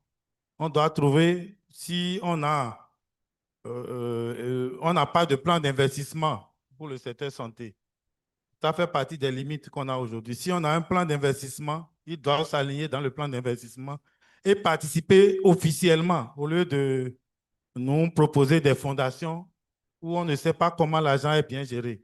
Ils peuvent participer. Maintenant, il y a le niveau local, les zones d'endémie. Nous avons déjà au niveau de l'OAS une stratégie de santé communautaire qu'on peut renforcer et mettre un peu de ressources déjà au niveau local pour faire face aux premières initiatives. Donc, globalement, nous avons des possibilités. Je le dis ouvertement, nos pays ont la capacité de faire face. Il y a un problème d'engagement qui fait que ce n'est pas seulement le cas de dépenses qu'il faut faire. Il faut aller au-delà de ça. Et si on doit le faire, j'ai mis quelques pistes. C'est vrai, même si on doit mettre les cas de dépenses, je pense personnellement qu'il faut que ça soit accompagné des engagements de dépenses. C'est-à-dire, il ne suffit pas, comme on l'a cité ici et là, de mettre une ligne budgétaire. Il n'y a pas de ligne budgétaire spécifique pour une session. C'est une politique et tout doit être intégré. Et le cas de dépenses et d'investissement s'intègre dans cette politique et de façon synchrone, on fait des économies d'intervention qui permettent de pérenniser le financement. Deuxième pan, nous avons parlé tout à l'heure de mécanismes de financement innovants. Habituellement, on a fait l'expérience avec la couverture universelle santé. Quand ça rentre, on ne sait pas ce que ça devient au niveau du trésor. Donc, il faut négocier et tracer les sources innovantes de financement qui vont dans le secteur, qui sont réservées pour le secteur santé pour que ça rentre effectivement dans le budget du secteur santé. Maintenant, il faut quand même qu'on voit l'efficience. J'en avais parlé aussi. Et par rapport à l'efficience, je vois 3, 4 interventions. Nous avons des choses qui ont marché, qui doivent rester. Par exemple, comment maintenir les ressources que les pays ont formées. Les ressources humaines, je veux dire, que les pays ont formées, qui sont capitalisées et qui peuvent conduire la mise en œuvre des coûts P dans les pays respectifs. Nous devons voir l'équipement et la mutualisation des forces. Je suppose que je suis au Bénin, je n'ai pas les grands laboratoires pour faire quelque chose. S'il y en a au Nigeria, au lieu d'envoyer mes souches en Europe pour perdre du temps, c'est mieux de mutualiser au niveau de la sous-région pour voir qu'est-ce qu'on peut faire ensemble. J'ajoute aussi à ça la stratégie One Health qui a commencé, mais qui reste un slogan qu'il faut renforcer parce que on l'a dit ici, on a dit c'est santé, on n'a pas vu les ministères de l'élevage, les représentants des autres secteurs qui sont même le secteur social, qui sont quand même importants pour ce processus. Donc ça fait partie des leçons qu'on va tirer. C'est une intégration totale. Et pour finir, je vais parler aussi de la gouvernance et de la responsabilité. Les gens doivent être fiers de comment l'utilisation des ressources est faite pour susciter et mobiliser davantage de financement. Et pour le faire, il faut une gouvernance transparente. Donc, on peut mettre des organes de supervision indépendants, tripartites, multipartites. En tout cas, ça soit une combinaison au niveau. Et puis, comme je l'ai dit, il faut qu'on mette en place des mécanismes progressifs de dépendance vis-à-vis de l'extérieur. C'est capital parce que avec les mouvements qu'on a actuellement, on a, comme je l'ai dit, on a eu déjà le cas des États-Unis qui a bougé, modifié beaucoup de choses. Bientôt, ça sera la France. Si on ne se prend pas au sérieux, on ne pourra pas faire face aux urgences qu'on a. Globalement, pour finir, je vais dire, pour cette première question, qu'il a lieu que les États prennent le taureau par les cornes. Et c'est capital que seul le financement domestique, appuyé par les fonds de réassurance au niveau ECOWAS, c'est-à-dire à partir des cotisations habituelles pays qu'on a, qui est des fonds qui appuient les pays en cas d'urgence. Et la conditionnalité d'utilisation de ces fonds devrait être qu'il y ait une part considérable du pays qui est faite par le pays qu'on appuie avant l'extérieur. Bon, à première vue, je vais revenir s'il y a besoin. Globalement, c'est comme ça que je pense la question. Merci. Okay, thank you very much, Dr. Makatsude, for highlighting these very important steps that can be taken. And I think I like the part around pooling resources. And that speaks to countries speaking to themselves. I don't think countries are talking to themselves enough. You know, it's true when you're talking to yourselves and relating that you know what you have and what you can harness from your shared assets. So I'll still be around, talking around from the ECOWAS perspective, but this time I'll be directing my question to Dr. Mohamed Ali. You know, looking at it from the perspective of ECOWAS, what would you say are the most viable options for mobilizing sustainable regional resources to enhance Lassa fever preparedness and response? Again, how can member states be incentivized to contribute to that pooling mechanism? We're talking about pooling resources, you know, sharing assets. What would be that push for countries to want to be a part of this? Yes, thank you very much for this. I would like to follow through from the earlier discussant's presentation. You see, when you talk about health financing is an aspect of development finance. And then development finance, there are about 6 major issues around development finance. And some of these, the issues are, number one, what are the sources of this financing? Is it internal or external? And then the next one is the strategy for allocation of these finances. And then the sustainability of the finances. And then the role of the private sector. And then you have governance and accountability issues, and then a global and regional framework for this. So if within the context of ECOWAS, of course, he has mentioned the need for pooled financing. Yes, I wouldn't want that maybe there should be a replication, because the CDC already established such a framework where you have Africa Epidemic Fund. So that Africa Epidemic Fund could be, what remains around it should be around domestication, and then taking it from Africa to regional or sub-regional bodies in Africa. And then, but the major challenge is that Africa Epidemic Fund appears to be dependent on donations from a member state or donors or what I would call voluntary contribution. But to me, that may not be sustainable. For a financing to be sustainable, you need it to be very much predictable.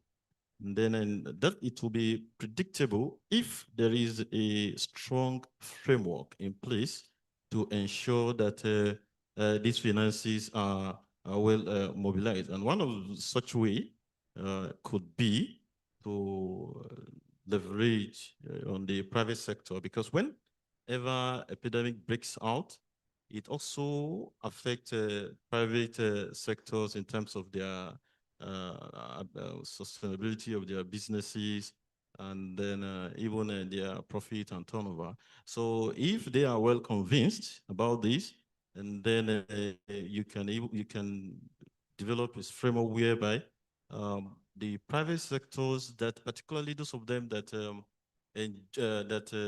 that gain a lot from Africa's integration, like the telecom sector, the fintech, you have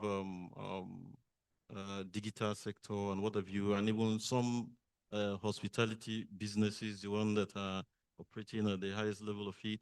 You can look at the luxury consumption of these businesses, and then probably impose and then kind of impose a levy on such on luxuries, because the luxury is the issue of a luxury tax is not very much strongly on hold in Africa. And then since we have a proclivity for luxuries, I think that should be introduced. You can be consuming luxury in a lot of luxury when you have pervasive poverty in the region. There's a need to do something around that. And then yes, in terms of pooled financing. You see, he talked about commitment. Yes, there is this issue around the commitment of member states. Even ECOWAS sort of face some level of challenge in terms of pooling resources, even though it has a framework for that, but it has challenge in pooling these resources. So there is a need for commitment of member states, and then that commitment could be drawn from the Abuja Declaration, where 15% of budget is supposed to be allocated to the health sector. But to me, there should be a certain percentage. There should be the member states in ECOWAS should be mandated to pay a certain, or to set aside a certain percentage of their budget on for epidemic funding, apart from the general health funding. A certain percentage can be set up for epidemic funding, and then this could be pulled into the African Epidemic Fund. All these issues I've said should be pulled into the African Epidemic Fund, and then there's also a need for us to harmonize a national health plan of the member states, as well as even the national health financing plan of a member state. And then when that is harmonized, of course, it will now have to create a framework for better understanding, and then similarity in the approach to combating epidemics whenever there is outbreak. Thank you very much. All right, thank you very much, Dr. Ali. I think I like the things you said around, you hammered on the private sector as well. And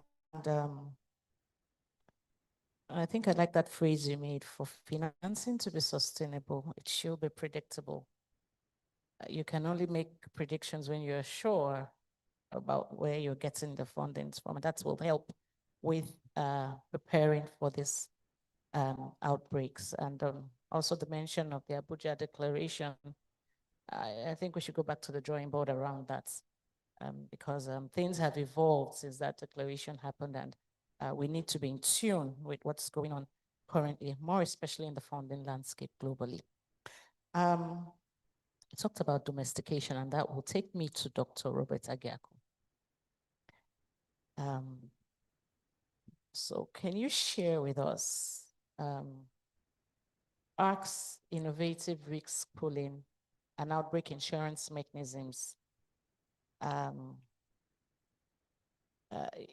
They have been designed to help governments rapidly access funding during crisis. How can these funding models be adapted or scaled, however we want to look at it, to strengthen national epidemic preparedness infrastructure for diseases like Lassa fever?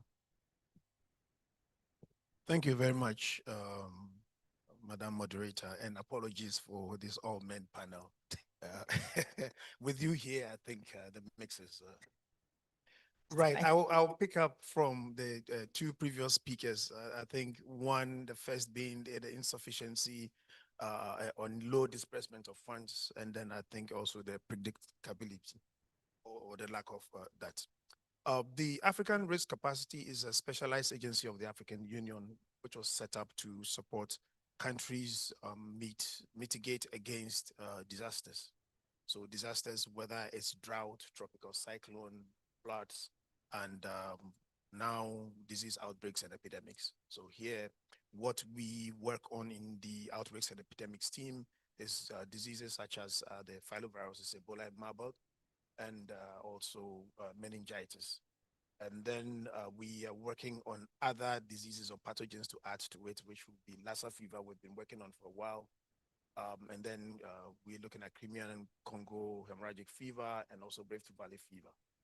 But there are four strategic areas where we support countries in. I would like to share that quickly with you and also the audience. The first is disease-specific risk modeling and triggers. So before you take up insurance, which will predict how much funding you can get for an outbreak of any of these diseases, we have to understand the risk that the country faces. So there is looking at all the work that has been done on the JEE, within your own national assessment, we get a sense of that. This is then followed by modeling on different scenarios in which this can occur in the country. And then that provides the basis for a better understanding, and the actuaries also then being able to quantify what the risk is in the country, the frequency of the probability of occurrence of these diseases, and then they can price it for you. The second is what we will call a premium-linked investment incentive. So, for example, if you have two countries, we have the same level of risk, same geography, same population, same number of outbreaks. If one country's level of preparedness is better than the other, then the premium that that country pays for its insurance will be lower. Yeah, so this then incentivizes countries, or should incentivize countries, to at least look at their preparedness and also upscale that. So you don't come into the insurance with a low preparedness. We help you to do the risk profiling, as I said, contingency arrangement, modeling, pick up the gaps in all the key thematic areas, being surveillance or whatever, treatment and co, and you have a plan of how you can improve that. The third area is a layered or blended financing. So while insurance, let's say you have an insurance with us for Ebola or Marburg that will pay out 5 to 10 million, you know that that is money that will be received if there's 1, 2, 3, 4, or 5 or 10 cases. That is something that the country determines with our insurance affiliate. Once you know that this amount of money is coming to you, you will then be able to agree on what are the activities that that money will go to apply to.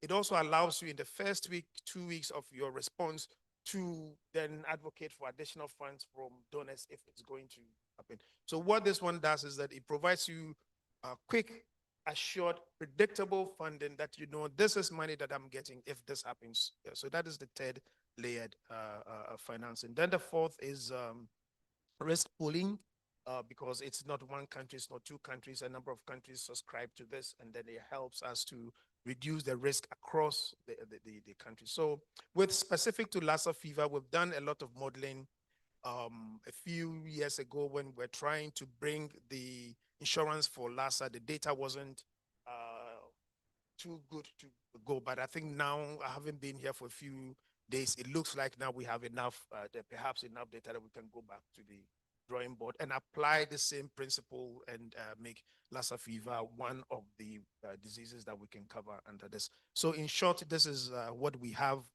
We've paid quite some money for the other products, and we hope that this would also grow into a predictable, sustained, and assured financing for disease outbreaks and epidemics. Thank you. Right. Thank you very much. I think we have just been put through the process through which ARC works in supporting or helping countries to strengthen their epidemic preparedness. And this is applying to Lassa fever as well. So I'll be bringing it down to where we are located, Côte d'Ivoire. So I'd like to hear from Professor Bonfo, the lessons that other countries can draw from. Because Côte d'Ivoire has made such progress in operationalizing One Health structures.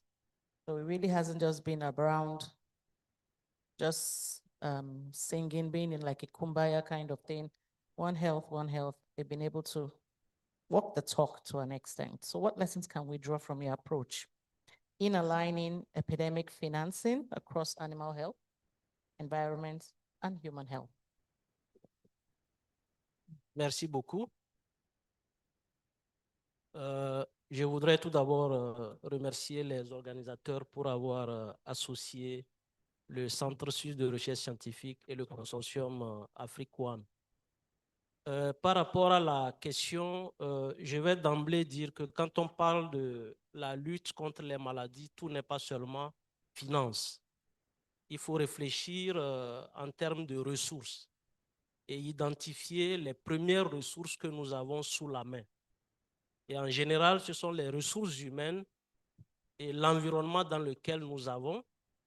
Et le second aspect, c'est de tenir compte de l'action la plus directe et la moins coûteuse possible.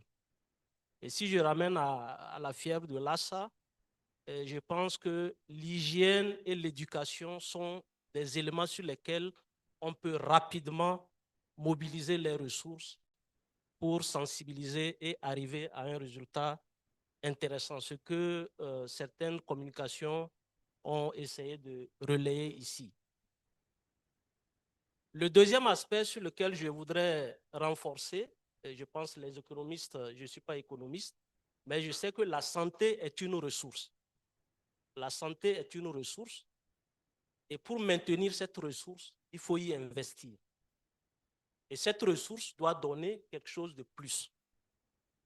Et quand on évalue les mortalités ou bien les impacts des épidémies, on peut tout de suite se rendre compte des pertes que nous avons.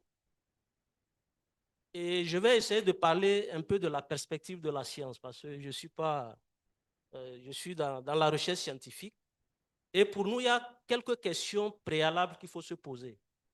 La première, c'est est-ce que vraiment le Lassa fever est une priorité pour nos pays? Si tel est le cas, quelle est la stratégie que nous proposons aux pays? Et jusqu'à présent, on n'a pas une stratégie très claire. Est-ce qu'on intervient au sein de la communauté? Est-ce qu'on a des interventions hybrides? Est-ce qu'on va vers la vaccination? Rien n'est aussi clair dans la stratégie. Et il faudra être très sûr de cette stratégie puisque à partir de la stratégie rentre en compte la diplomatie, la négociation avec la partie qui va mettre les ressources à disposition. Donc la stratégie, elle est très importante. Et le décideur, il faut le convaincre. Et pour le convaincre, il ne suffit pas d'avoir des éléments sur l'émotion, sur le nombre de morts, qui ça affecte les enfants, les femmes. Ce n'est pas ça. Il faut tenir un langage qui lui permet de savoir que s'il investit 1 franc, il peut avoir X à la fin. Et les études de la Banque mondiale nous ont montré que dans le cadre de l'approche Une seule santé, quand on investit 1 franc, on gagne 1,7. Donc il y a une valeur ajoutée qui est là. Et c'est en ce sens qu'il faut entrer maintenant en négociation pour amener ces acteurs à investir. Mais c'est là où se trouve le problème, puisque le langage du retour sur l'investissement n'est pas toujours compris à tous les niveaux. Et c'est pour cela qu'il faut, en plus de mobiliser les ressources locales, se tourner aussi vers le partenariat. Et je vais donner 2 exemples précis sur lesquels nous avons travaillé. Et quand je prends le premier exemple sur la mise en place, par exemple en Côte d'Ivoire, du Fonds national de recherche et de l'innovation, le FONSTI. Nous sommes partis en 2008 où nous cherchions des financements pour la recherche scientifique. Et quelqu'un a parlé de la déclaration d'Abuja, où on se rendait compte que, à part les infrastructures et la formation, les ressources humaines, la recherche n'était pas financée.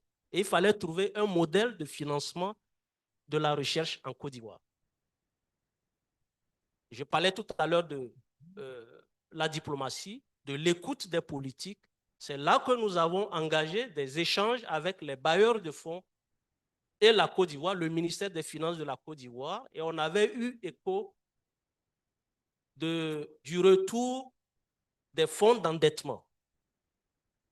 Et on avait demandé à ce qu'une partie des fonds d'endettement serve à financer la recherche scientifique. Et le ministre des Finances d'alors nous disait, mais prouvez-nous que la recherche peut générer des fonds et qu'on peut avoir un retour sur investissement. Donc c'était vraiment un dialogue dessous. Mais finalement, nous avons pu juste leur convaincre en disant, si vous nous remettez 5 milliards, les 5 milliards vous appartiennent, nous mettons les 5 milliards en dépôt à terme. Ça vous appartient, mais nous voulons juste utiliser les intérêts pour financer la recherche. Et là, la mayonnaise a pris et les 5 milliards nous généraient depuis 2008 jusqu'à 2018, chaque année 300 millions de francs CFA. Et ce sont ces 300 millions de francs CFA qu'on utilisait pour des appels à projets. On peut utiliser le même modèle pour peut-être gérer une maladie qui n'est pas très importante, un peu comme l'ASSA, si on compare à d'autres pathologies. Et ce qui a amené aujourd'hui au Fonds national ivoirien, c'est qu'on a évalué, on s'est rendu compte que la capacité et la production scientifique étaient tellement importantes que la Côte d'Ivoire a décidé d'ajouter 5 milliards au montant, ce qui a doublé le fonds. Donc ça fait autour de 600 millions que nous avons annuellement pour financer la recherche. Donc du coup, on se rend compte que la Côte d'Ivoire, avec ce fonds, peut déjà avoir une base dans ce sens. Et on peut réfléchir là-dessus. Je sais que pour certains, le dépôt à terme peut être à risque, mais c'est quand même une piste. Et le deuxième exemple que je vais donner, nous sommes en train de discuter avec le Bureau interafricain des ressources animales, qui nous a contactés pour contribuer à l'élimination de la rage canine. Et nous a demandé quel est le modèle qu'on leur propose pour accéder au financement. Et le modèle que nous avons proposé, c'est les obligations à impact social. Ça veut dire quoi? Il y a le pays ou la région qui a un problème de maladie, qui veut éliminer la maladie. qui n'a pas de financement. Ensuite, il y a une entité qui peut intervenir, comme une ONG ou une organisation, qui peut intervenir techniquement. Et il y a un bailleur, un investisseur qui veut se faire de l'argent. Et si l'État est sûr que la stratégie qui est proposée est efficace et qu'on peut retirer un retour sur investissement après l'élimination de cette maladie, l'État s'engage auprès de l'investisseur pour le financement. Et le paiement n'est fait qu'à l'évaluation de l'efficacité de l'intervention. Donc, du coup, c'est un des mécanismes qu'on peut explorer au niveau de la région. Pour la rage, c'est un peu plus cher que le Lassa Fiva, mais on peut vraiment évaluer et chercher ce genre de mécanisme. Pourquoi c'est important de trouver ces mécanismes innovants? Toujours la banque, avec des études de la Banque mondiale, on s'est rendu compte que l'inaction autour d'une maladie coûte très cher, mais ce qui nous coûte encore plus cher, ce sont les interventions mal ficelées, fragmentées dans les pays où chacun fait un peu de tout, et mes collègues sont revenus là-dessus, sur l'intégration et la mutualisation des ressources. Et quelqu'un nous dira que si on met ensemble toutes les ressources actuellement disponibles pour le Lassa Fiva de manière coordonnée, certainement on n'aurait pas besoin de fonds additionnels. C'est une hypothèse, mais on peut toujours discuter. Voilà ce que je voulais dire là-dessus. Merci. Okay, thank you very much, Professor Bonfo. You shared some success stories from Côte d'Ivoire around how you have looked inward to be able to source, you know, you've given the example for rabies. And I think it takes a lot of, you know, I mean, there has to be some kind of governance structure and some accountability framework around this. And that would be talking around that and asking Dr. Makotude, you know, what governance and accountability arrangements will you recommend? I mean, just hearing from what Professor Bonfo has shared, and also from your experience as well, to ensure that these mechanisms are not just there, but they are very responsive to the country needs, and they can effectively support implementation of national and regional strategies for Lassa fever and maybe other VHFs and infectious diseases. Thank you. Ok, merci madame. Je me joins aux collègues. Avant de parler de la gouvernance, comme je l'ai dit ce matin, nous avons suggéré que par rapport à la fièvre Lassa, qu'on dispose en termes d'études économiques, le fardeau de la maladie et le retour, la capacitation de retour sur investissement. Je pense qu'il y a, AFEA est en collaboration avec ECOWAS. Vivement, cette étude se fera et ça permettra par pays et pour la sous-région, quel est le gain si on donne des priorités à certaines interventions clés, que ce soit la vaccination, que ce soit la prévention, parce que si on n'arrive pas à convaincre, le centre de décision pays, c'est le ministre des Finances. Donc, s'il n'est pas convaincu du retour sur investissement qu'il a, il ne va pas prendre le risque. Et c'est ça qui limite tout ce qui se passe actuellement à notre niveau. Donc, il y a des études qui ont été faites, mais il y a un complément qu'on doit faire. On a toutes les ressources qu'il faut pour le faire en termes de ressources humaines. Ça va se faire et ça va faciliter le plaidoyer au niveau des pays et de la région pour la demande de financement. Maintenant, en termes de gouvernance, parce que c'est la Côte d'Ivoire a esquivé, parce qu'elle n'a pas de ressources d'évidence pour prouver au ministre. Donc, la Suisse a été tout à l'heure de dire, bon, placez votre argent qu'on ne touche pas et nous, on va utiliser les intérêts. S'ils avaient les deux, ils auraient eu plus de ressources. C'est ce que je voudrais dire. Maintenant, par rapport à la question qui m'a été posée, je pense que nous n'allons pas inventer la roue. Il y a un dispositif plus ou moins qui marche depuis une vingtaine d'années et qui s'est amélioré. C'est le Fonds mondial, c'est l'approche du Fonds mondial. Si je vais le caricaturer, ça se fait en 4. Il y a une architecture, gouvernance multiniveau. Donc, il y a un conseil de gouvernance hybride qui vient dans tout. Donc, il y a une partie des gouvernements, la société civile et les communautés et les experts techniques. Il y a ces 3 composantes qui constituent le pool de décision. Alors, au niveau national, on a le même niveau. Donc, vous avez des comités nationaux de liaison et puis vous avez un pool d'experts pays. Ceux-là sont chargés de fioler la politique et les stratégies d'intervention.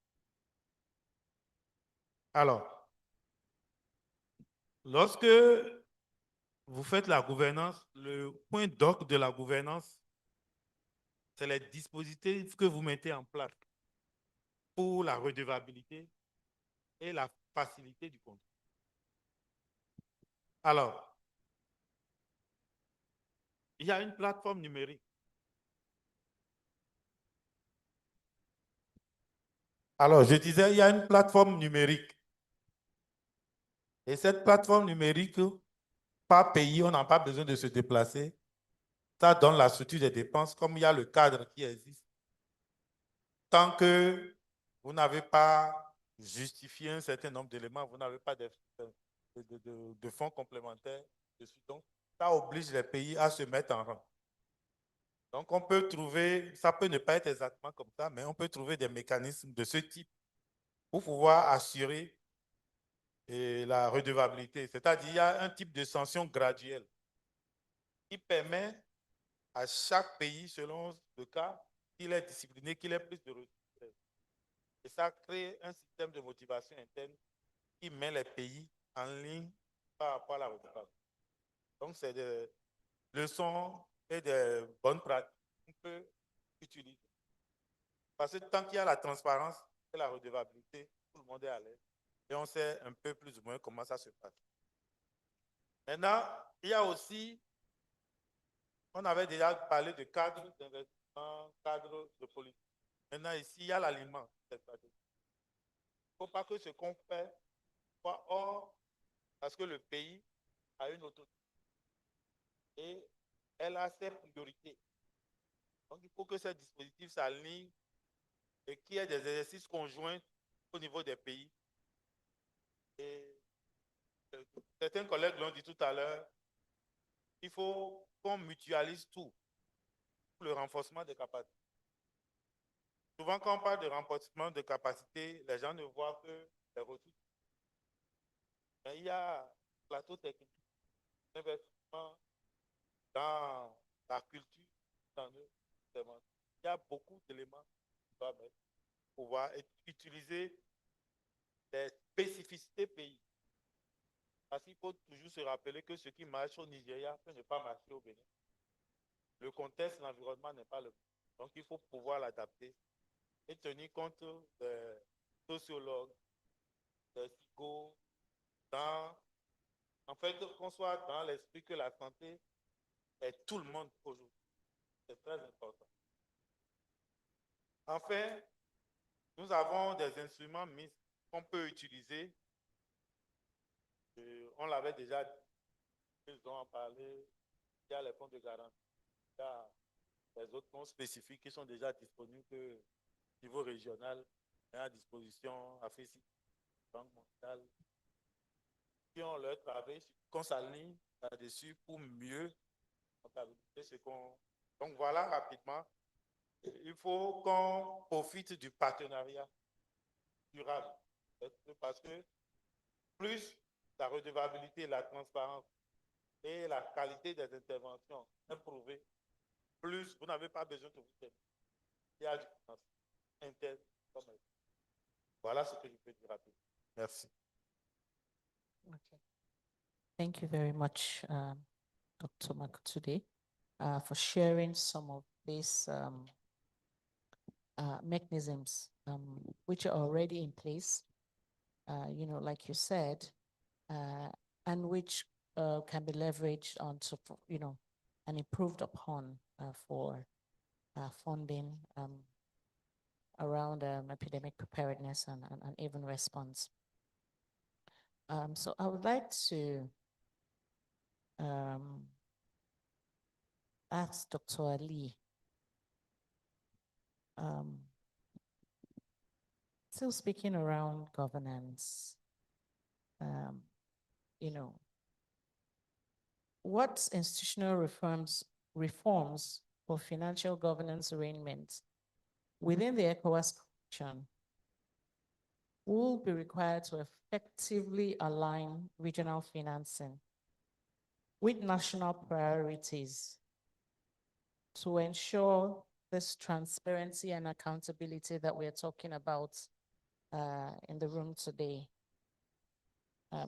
you know, for epidemic preparedness?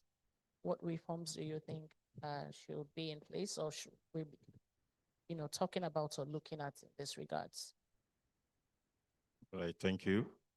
You see, of course, reform cannot be something that will just come once and then for all. It's something that is a continuous process. ECOWAS has been embarking on various reforms in various in recent years. And then you see, I like to speak to the issue of the problem, some of the problems first relating to this, which is the fact that first of all, in the reform of ECOWAS, one of the major reform that was done in ECOWAS is to ensure that it looks inward in terms of its funding.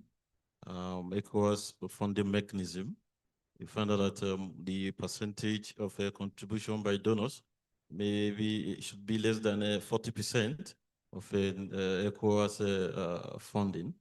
And then so it then means that you can't continue to depend on donor funds, because America, Europe, they are tilting their policies towards economic nationalism, where they're looking more inward, and a good example is what has happened to USAID in recent time. So the first reform has to do with how do you make Africa to depend on itself mainly for funding epidemics, and then particularly the institutions that have been set in place, which is, for example, you have an African epidemic fund. This you don't need to replicate in West Africa, but it could, there will be a need for further domestication of the AEF. And then there's a need for harmonizing national health plan across African West African member states, because that will ensure some level of predictability. And then what makes me, what beats my mind mainly has been this issue of the fact that Lassa fever, unlike Ebola and even COVID-19 that came, and then it has significantly been, you don't hear much of it, but Lassa fever is a recurring, has been a recurring outbreak over the years, and yet we don't have predictable health investment for it. If you cannot have a predictable health investment for a disease that just that is recurring, how can you probably fund or react to the one that just come as a surprise, like COVID-19? Then so the issue of also the reform that should be done, there's also a need to look at just as I'm not a health expert in terms of health strategy, but there's a need to harmonize the strategies, as the earlier speaker has mentioned. So these, to me, are the major institutional reforms that need to be embarked upon for us to tackle issues around outbreaks of epidemics. Thank you. Okay, thank you very much, Dr. Ali. Yes, we need to start looking around self-dependency, you know, at the country level. And again, you resonated predictability, because you know, just goes to say you can't have sustainable financing for uncertainties. There needs to be some level of prediction, you know, around that. Okay, so I'll move over to Dr. Robert Agiako. So through the work that ARC does around outbreaks and epidemics, the program, and linking it with broader resilience financing, how is ARC supporting integrated strategies that simultaneously address issues around health security, food security, climate change, and issues in fragile, conflicted, and volatile, vulnerable settings? Thank you again. I think I mentioned earlier that our objective is to support countries with all sorts of catastrophes. So both climate-based and also disease outbreaks and epidemics. And we all know that on this continent, things don't occur in singular. When you have floods, you have tropical cyclone, it's followed with cholera. When you have droughts, you have malnutrition and things of that nature. So for what we have for the climate-based perils, for example, for drought, we have been able to support countries across the continent since 2012, paid insurance of around 720 million USD to countries from the Sahel to the Eastern African belt, and then also for the tropical cyclone in the Madagascar's and the Comoros areas also. So these are all helping to do that. For the outbreaks and epidemics, the aim is to scale. We currently have an insurance product for the disease that I mentioned, but the aim is to scale this beyond to other diseases, and in the next 5 years, hopefully cover 8 to 20 countries, providing insurance in the area of 200 to 600 million USD for our populations across the continent. But how do we do this? So we've been doing this through, I'll say, 5 strategies which target not only one catastrophe, but all. The first is what we call the multi-hazard risk tools. So we have a risk tool for the climate-based perils. We call it Africa Risk View, where every country can have access to it. If you are a member of the African Risk Capacity, you subscribe to us. All African Union countries are, I think we have about 35 countries, but everyone is invited to subscribe to this. This tool allows you to track your droughts, your rainfall, and if depending on where you live. For disease outbreaks and epidemics, what we have developed is called the Epi Planner. This helps you also to do the modeling around the diseases that we are mentioning, for you to be able to quantify, to plan, have contingency arrangements in place, and co. The second is what you call a replica. So after a country has decided to take insurance with us, we also then invite development partners to replicate the insurance. What that does is it doubles or it limits the risk and it doubles the payout possibility that can happen. And we have a number of countries, I think Zimbabwe, Zambia, and others that have received this, I think Mauritania and other places where this has happened. A third area will be what you call cross-sectional contingency plans. Most of the time, what we see on this continent is we have what we call a response plan. Sometimes it's not even costed. We don't know where the money is coming from. With the work that we will do with you, you have a contingency plan that is costed, clear activities established, which partner is going to do what, where the money is coming from, beyond the insurance money that you will get. The fourth is then the targeting fragile and high risk countries. So of course, it's every country on the continent, but there are some of us who are at more risk than others. And that is where we engage with governments and development partners for helping with premium finance, even for those countries who cannot buy the insurance. The fifth component is that everything we do has equity and gender inclusion as part of what we do. It's one of the key areas of the work that we do, ensuring that the vulnerable in the society are looked at. So it's not only health outbreaks, but also all perils. And as you can see, we are multidimensional in the support that we provide. Thank you.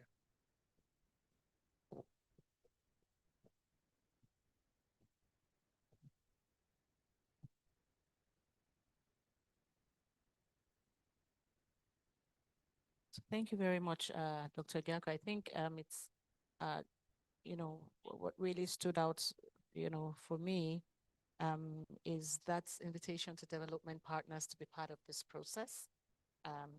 You know, because, I mean, all hands on deck really, you know, around how we can get sustainable financing. And also the gender and equity inclusion, which is very important because we have a lot of hard to reach areas, people you can access, people whose voices needs to be amplified, you know, around outbreaks for them to get that attention that they really need to get. So thank you very much for, you know, just really taking us through, walking us through that process. So just before we open up the discussion to the audience for their questions and comments, I would like to ask Professor Bonfo, what worked best when you were trying to convince the Federal Ministry of Finance, you know, from the example that you gave, you know, around rabies, what strategy do you think has worked best in convincing them to be able to invest that money you talked about? And, you know, against so many competing priorities, you know, at the country level, what was that strategy or you know, just what really worked best in that regard? Yeah, thank you very much. I think what was very important is that we put a mechanism that every year we have a feedback from researchers to the communities.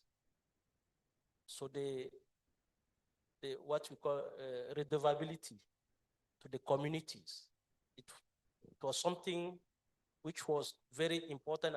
At one time, communities were the one raising new research questions in their community. And the second is the National Science Forum that we do, bringing different ministries, bringing technicians, bringing also communities to discuss about the findings and how these findings are impacting the process in the country. So from that experience, what we also realize is that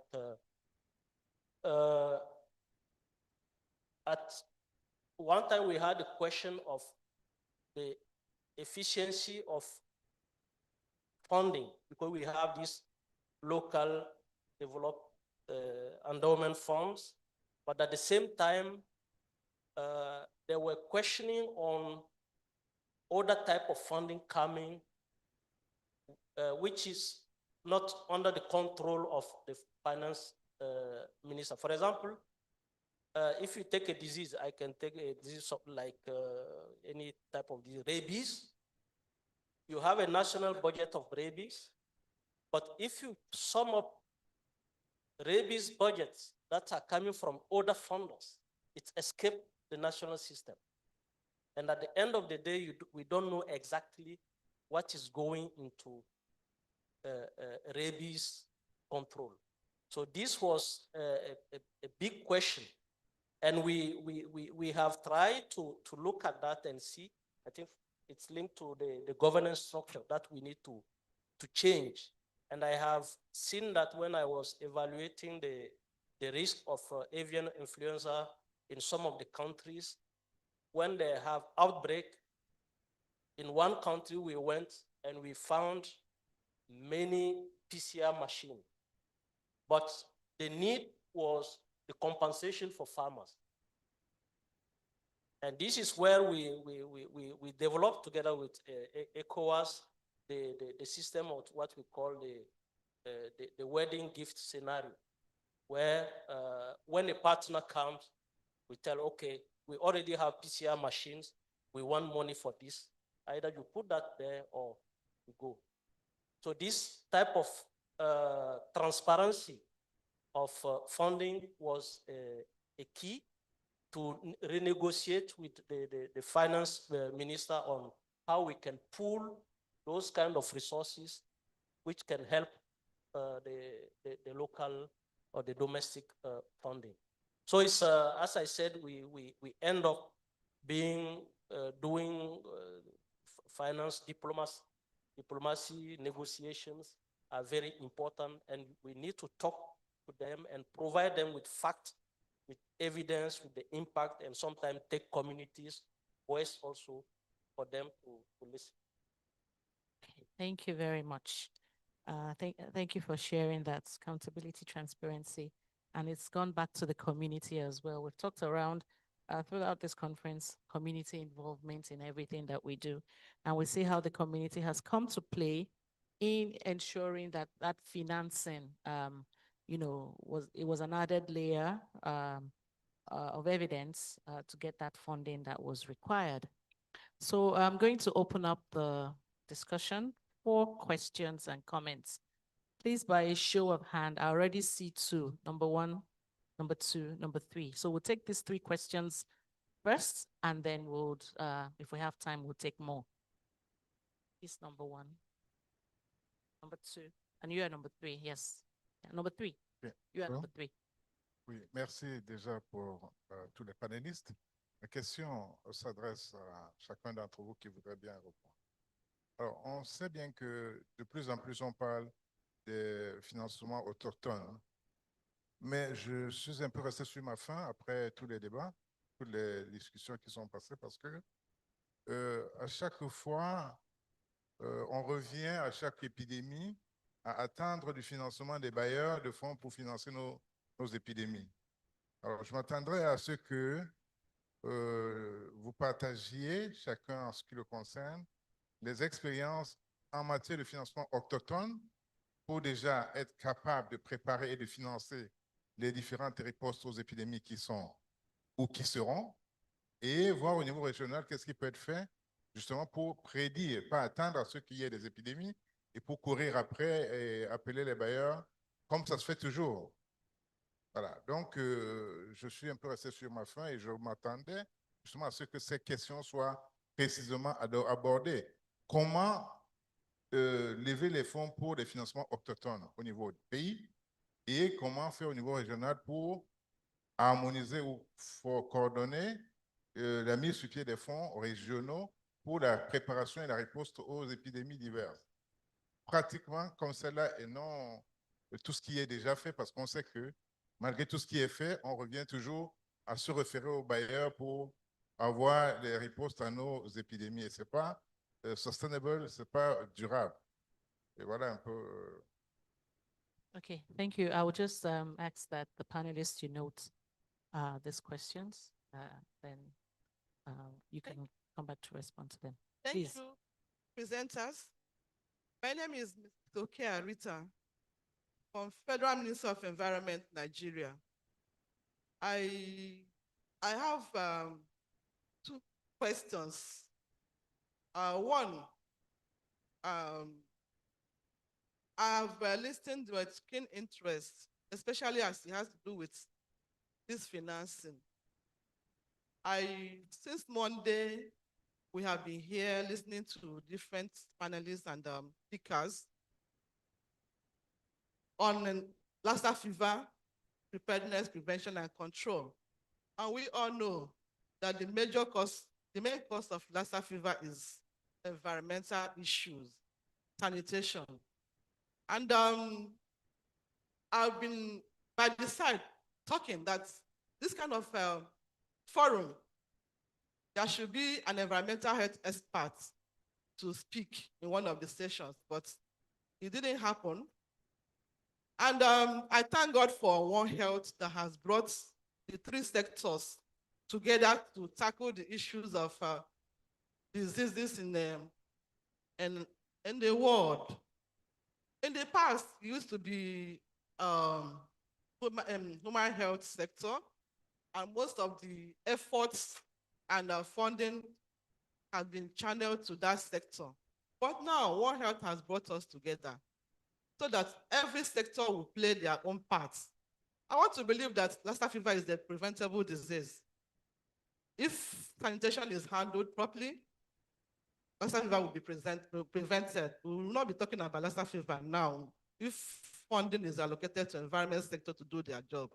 So my question is, how can WAHU and ECOWAS assist in advocating to member countries to commit funding, finance environmental sector to do their bits in the preparedness and prevention and control of Lassa fever? Secondly, I'm happy that one of the panelists spoke about integration and pooling of funding resources. How do we bring the three sectors together? How do we pool resources together and fund the three sectors so that every sector will do its own bits, so that at the end of the day, the country, the region will be able to tackle this menace, because it's a preventable issue and not just waiting for it to happen, that we'll continue to manage cases. Thank you.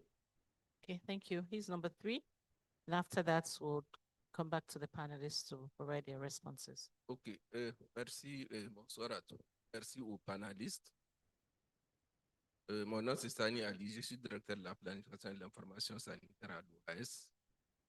Moi, je vais plutôt faire des commentaires.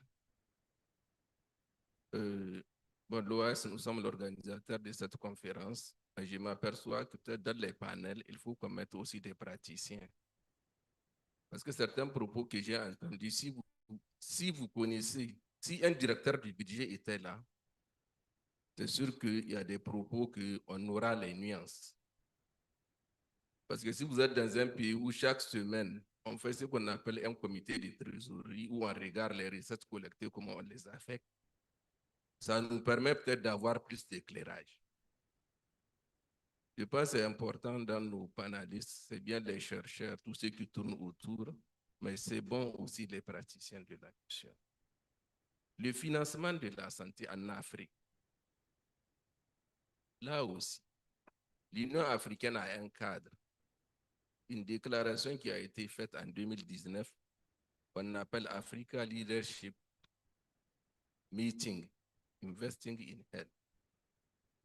Ça, c'est le cadre continental. Maintenant, c'est la question du financement de la santé. Et ce cadre est présidé par le président Paul Kagame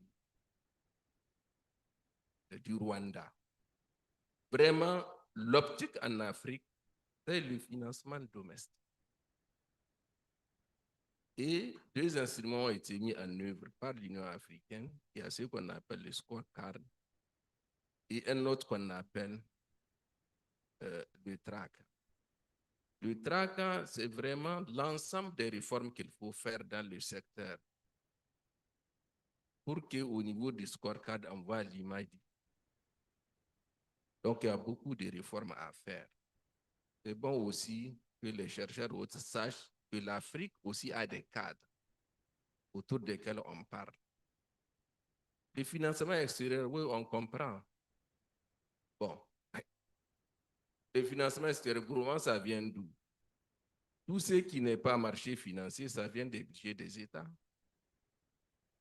Ce sont ces budgets qui contribuent aux différentes organisations qu'on connaît, mais quand on regarde les perspectives économiques, on sait très bien que tout ça, on ne peut pas beaucoup espérer. Maintenant, sauf si c'est des investissements directs, des gens qui viennent ouvrir de ça, c'est notre question.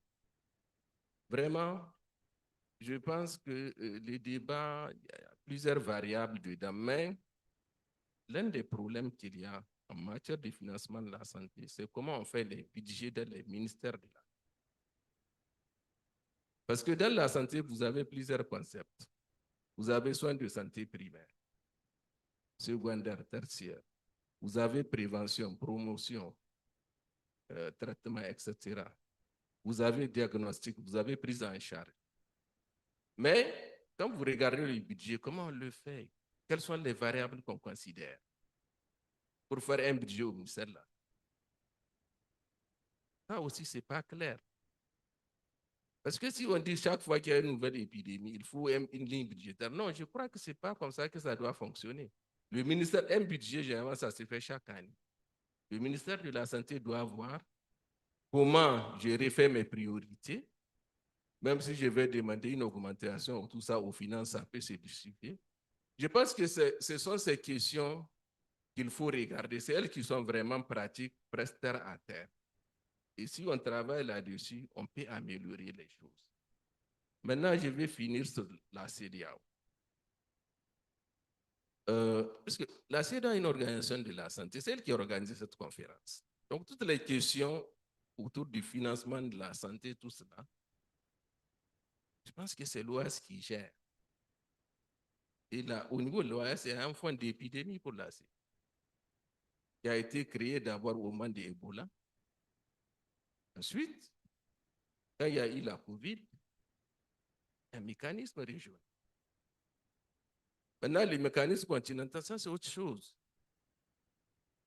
Oui, donc ça c'est un peu ce que je voulais aussi ajouter dans les débats. Donc vraiment, merci aux uns aux autres. Mais je pense qu'il y a vraiment des cadres africains sur lesquels aussi on doit bâtir maintenant. On doit travailler sur ça pour voir comment on met ça en œuvre. Et c'est ça l'engagement des dirigeants africains. Merci. Right, thank you very much. So we'll take it back to the panelists for them to respond.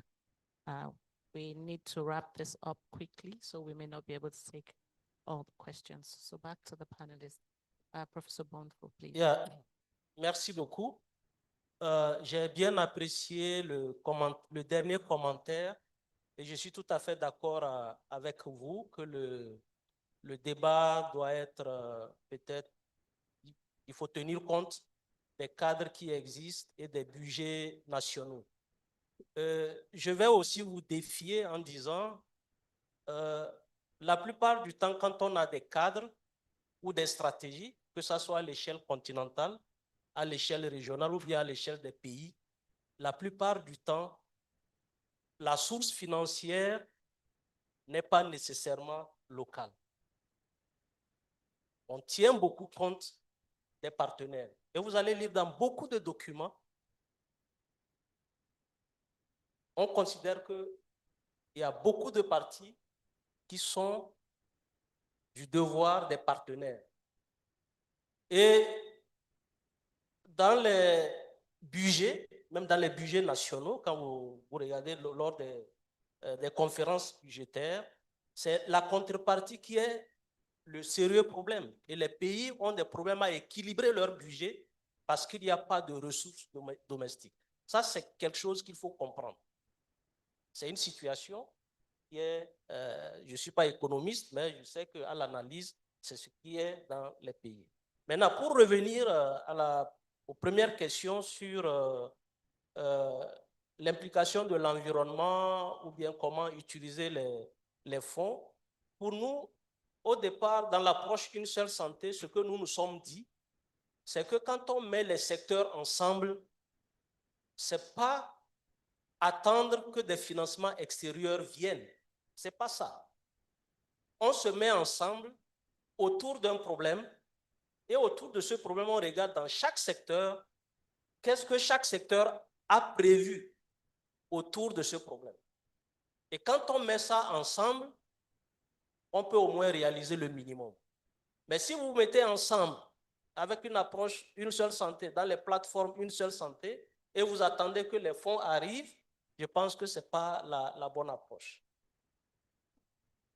Ce qui peut être évident, c'est qu'on peut budgétiser certaines maladies et qu'une épidémie par hasard apparaisse dans le pays. Ça, c'est des cas de force majeure. Et là, un peu comme le Covid, les ressources financières peuvent venir de l'extérieur ou des partenaires.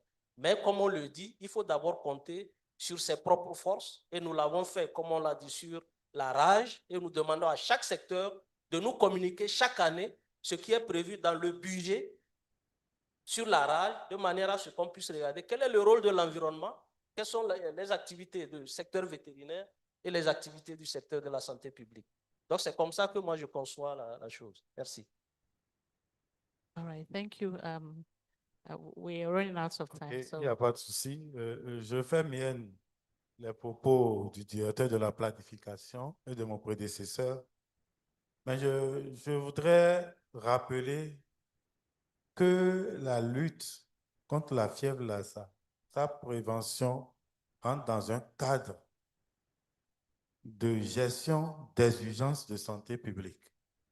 Et il ne faut pas qu'on l'oublie.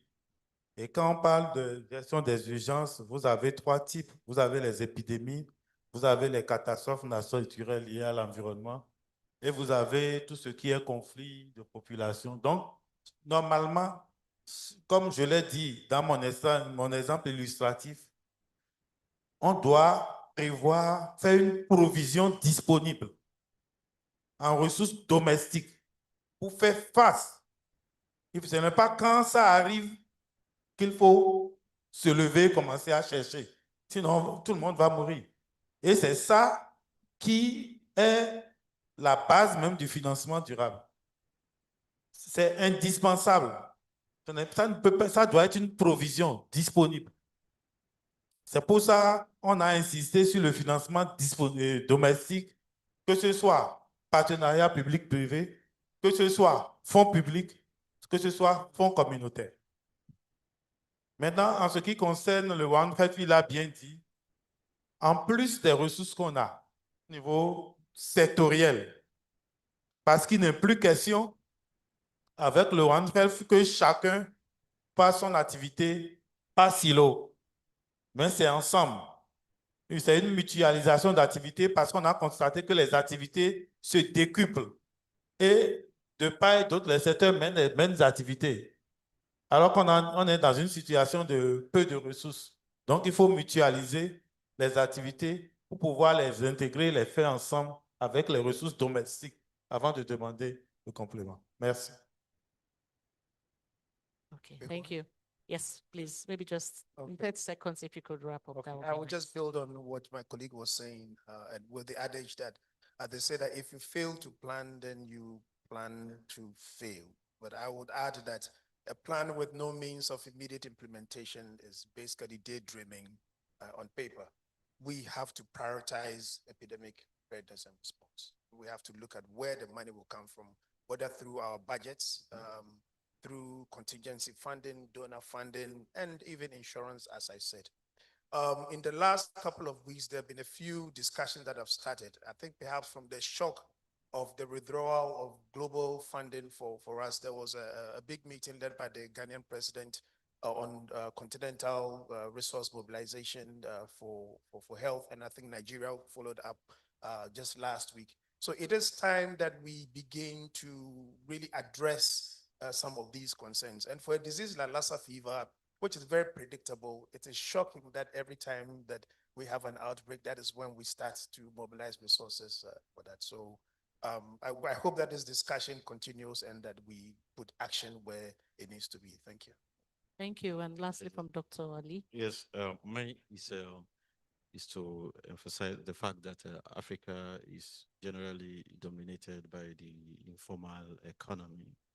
And then the major issue will be how to formalize this informal economy, and then find a way of we need to evolve a way of just the way we have development communication, we should have health development communication, so that in the ones the particular language that will resonate well with the heart of the local people, and then particularly those that deal in the informal sector. And then with that, the issue of local funding, particularly at a subnational level, will also will be resolved. Thank you. Okay, thank you very much. Thank you. And I think that these conversations do not end here, but of course there is a big assignment for ECOWAS and ECOWAS WAHU in trying to piece all this together and get that regional push in looking inwards for sustainable funding for epidemics. So on this note, I would like to thank our distinguished panelists. Please, a round of applause for them as they have shared from their wealth of experience. And also to our audience, a round of applause for yourselves as well for being engaged. I wish we had more time to talk about this, but we have to end this at this point in time. So thank you very much, gentlemen, for being a part of this conversation. I think we'll just stand here for pictures.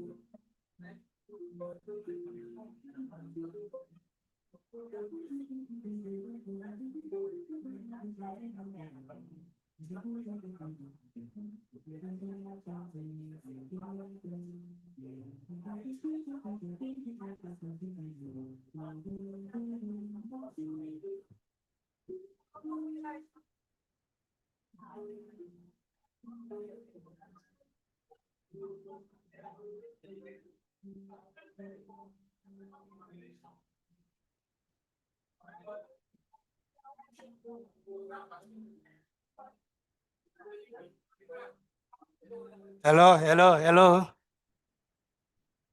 Good afternoon, everybody.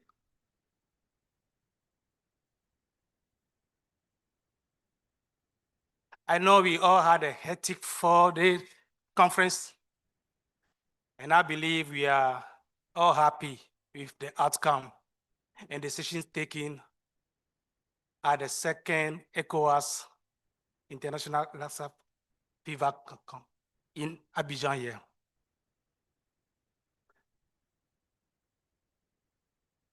In a few minutes, we will start the closing ceremony of this wonderful workshop conference that we all had.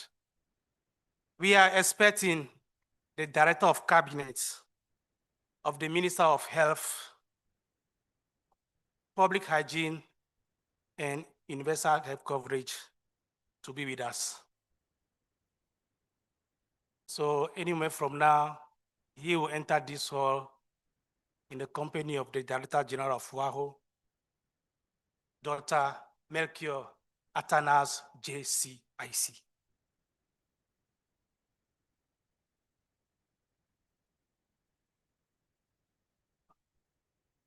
So if those who are outside, we have friends, colleagues, partners outside this hall, kindly ask them to come in and fill the empty places there so that at least we can have a wonderful closing ceremony, just like we had the opening one on Monday.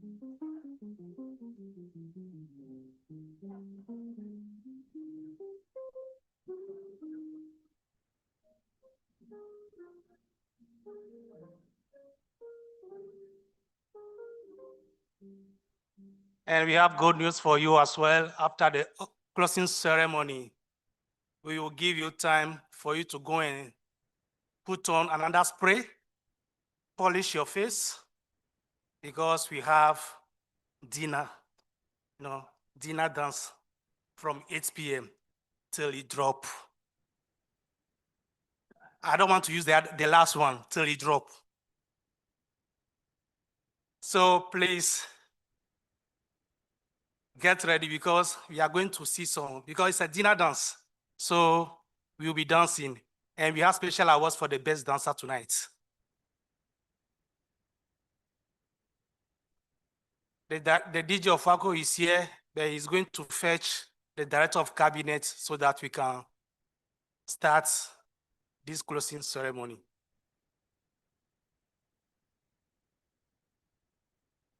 It's rather unfortunate that I won't be part of the awardees tonight for the show, the dance, because I've practiced throughout this week. But last minute, the organizers say, I in particular, I will not be part of it, because I was looking forward to it.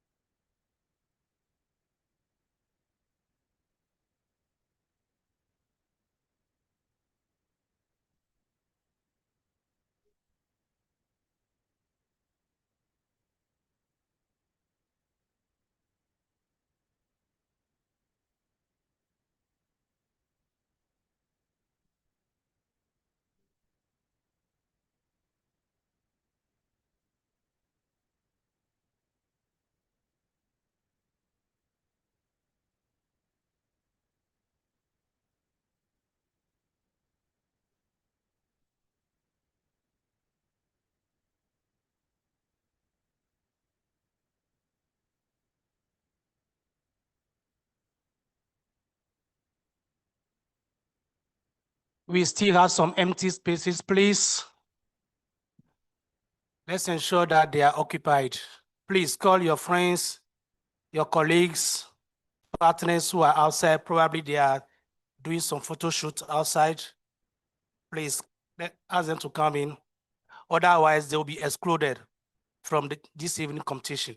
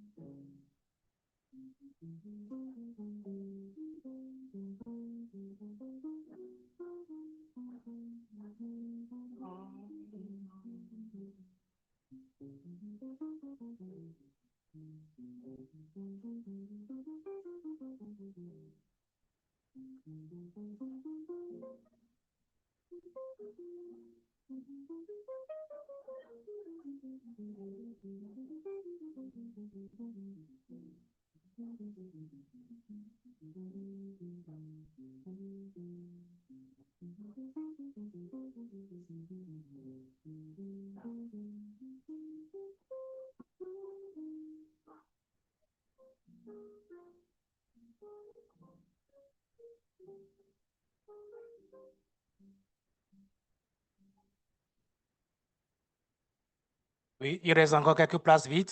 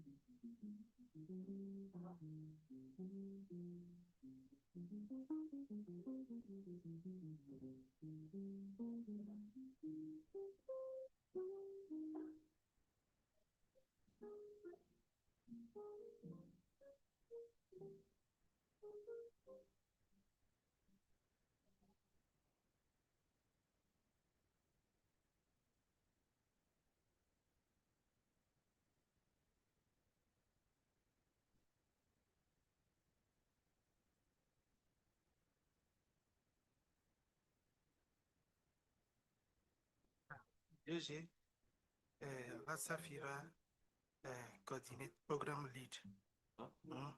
Et puis, professeur Baldé, qui est là. Puis c'est 4, 1, 2, 3, 4. Voilà l'autre. C'est lui, ça. Celui qui est là, assis là. Voilà, il connaît déjà sa place. Voilà la dame, oui, Catherine. Donne-moi. Oui, déjà là, ça. Allez, ça. Et ça soit là. DG, on ne peut pas mettre le directeur général. Les deux partenaires. Ok, donc, et puis le DG à côté du directeur de cabinet. Non, la position, c'est l'autre de passage. Oui, c'est ça qui est là. DG, CEPI, Baldé et puis directeur de cabinet. Quand tu as passé cette question, moi, je pensais que les deux partenaires allaient dire le mot de solidarité. On demande au DG d'abord. Parce que c'est ce que Vigile, c'est Dieu de Vigile, ça. C'est lui, mais on a fait ça. Okay.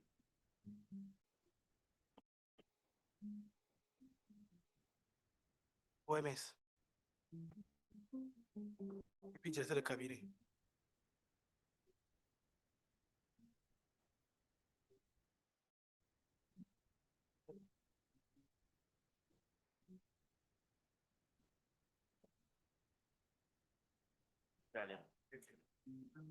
On va demander, puis tu viens me dire qui passe le premier. Oui, oui. Dès que je lance avec DG, je donne. Est-ce que j'ai. Ok, d'accord.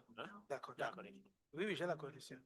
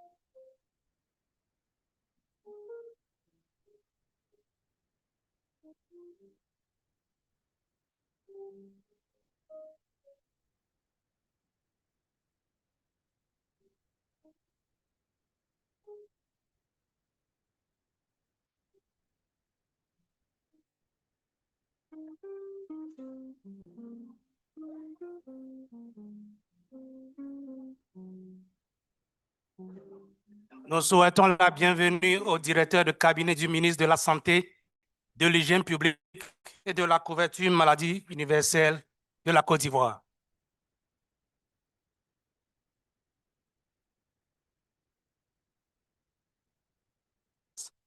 Nous allons, sans plus tarder, nous allons les inviter avec CEPI et l'OMS pour rejoindre le podium ici.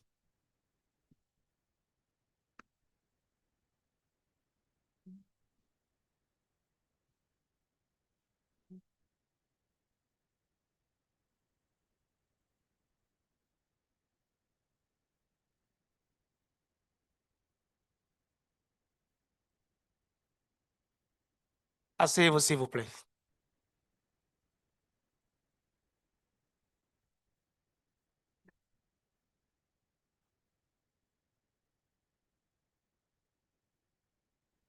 Mesdames et messieurs, chers participants, chers collègues, en vous rang grade, tout protocole observé, je vous souhaite tous la bienvenue ici dans cette belle salle de Radisson Blu qu'on appelle salle Ballroom pour la cérémonie de clôture de la deuxième conférence internationale de la CEDEAO sur la fièvre de Lassa. Cette grande conférence que nous avons débutée lundi, il y a 4 jours. Et durant 4 jours, nous avons partagé les expériences, nous avons tenu des discussions en plénière et aussi dans des sessions panel. Tout ça pour trouver une solution ou bien une réponse adéquate sur la fièvre de Lassa. Cette conférence avait pour thème au-delà des frontières, renforcer la collaboration, la coopération régionale, pour lutter contre la fièvre de Lassa et les maladies infectieuses émergentes. Monsieur le directeur de cabinet du ministre de la Santé de Côte d'Ivoire, nous allons dérouler la cérémonie de clôture comme suit. Tout à l'heure, nous allons demander à un professeur de la maison pour vous faire un peu le récapitulatif de ce qui a été débattu ici durant ces 4 jours. Parce que nous tous qui sommes ici, on n'a pas tous suivi toutes les sessions puisqu'il y avait eu des sessions parallèles. Donc, ça permettra aussi aux uns et aux autres d'avoir le résumé de ces 4 jours de conférence. Suite à ce résumé, nous allons donner des prix à certaines personnalités ici qui se sont distinguées au cours de cette conférence. Et après, nous allons suivre les discours de clôture. Mais avant de donner la parole au professeur Sombier pour le résumé, on va faire un petit réajustement, réaménagement du programme de la soirée.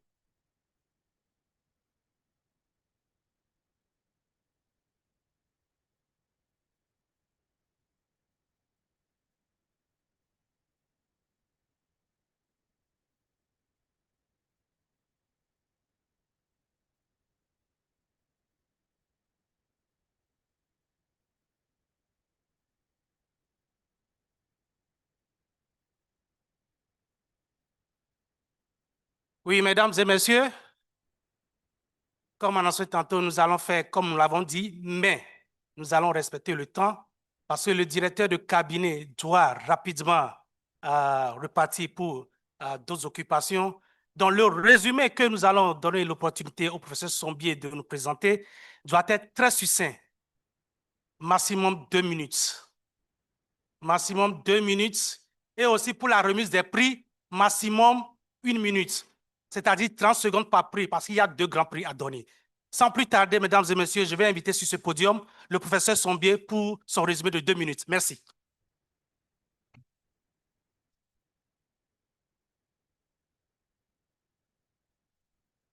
Merci. Monsieur le directeur de cabinet, représentant Monsieur le ministre de la Santé, Monsieur le directeur général de l'Organisation ouest-africaine de la santé, Monsieur le représentant de l'OMS et Madame la représentante de CEPI, chers participants, au nom donc de l'équipe du comité scientifique, je voulais vous faire juste un point de synthèse. Diapositive.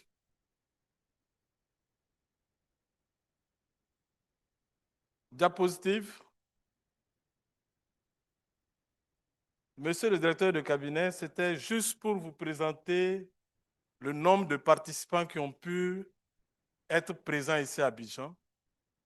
Nous sommes à 851 participants venant de 32 pays, 782 délégués venant donc des pays de la CEDEAO, 13 délégués venant des autres pays africains et 44 délégués venant donc hors de l'Afrique, notamment des États-Unis, de l'Angleterre, de la France, des Pays-Bas et de l'Autriche.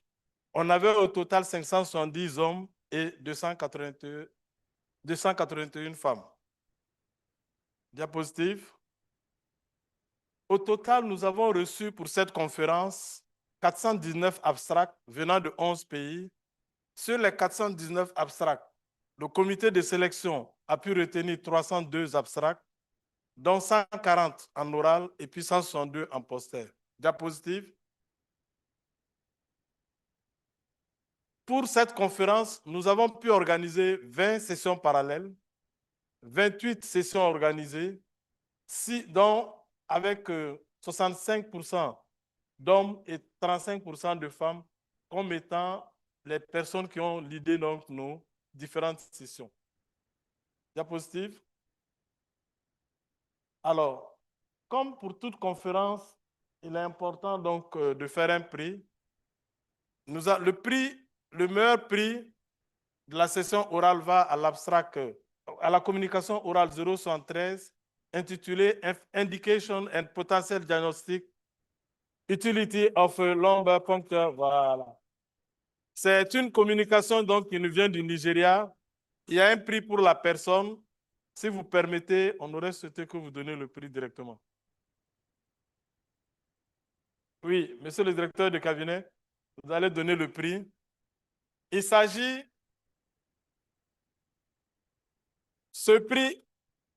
d'un trophée.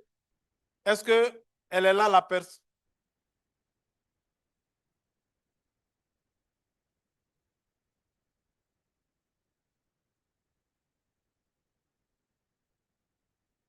She's not here. If somebody can take for her. Yeah. Ce prix est composé d'un trophée et puis la personne recevra $1000 de l'OAS.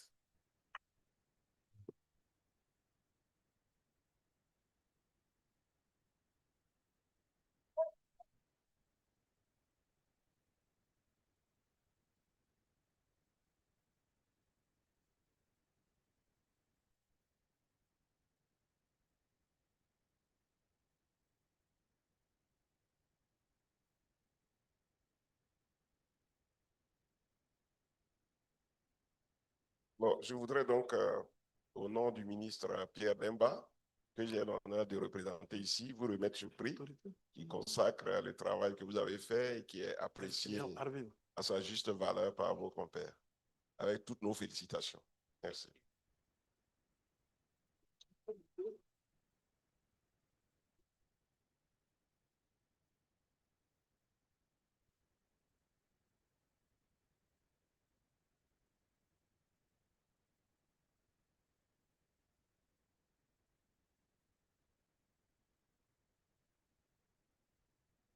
Merci, merci, merci. Pour le deuxième prix, c'est un prix de communication affiché, diapositive. Le prix de communication affiché a été délivré à l'abstract au poster 53, Exploring the Response of Capacity and Preparedness of Healthcare Facility in Nigeria. Monsieur le directeur général de l'OAS, pour la remise du prix. On demande à CEPI et à l'OMS de coordonner le prix.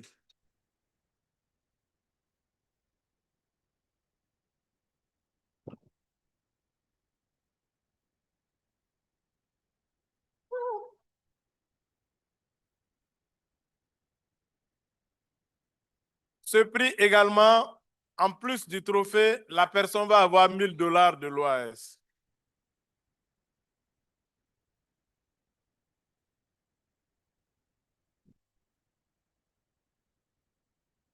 Voilà, monsieur le directeur de cabinet, monsieur le DG, merci pour le temps donné, merci.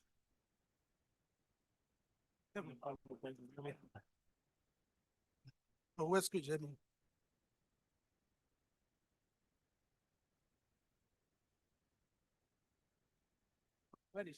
Ah.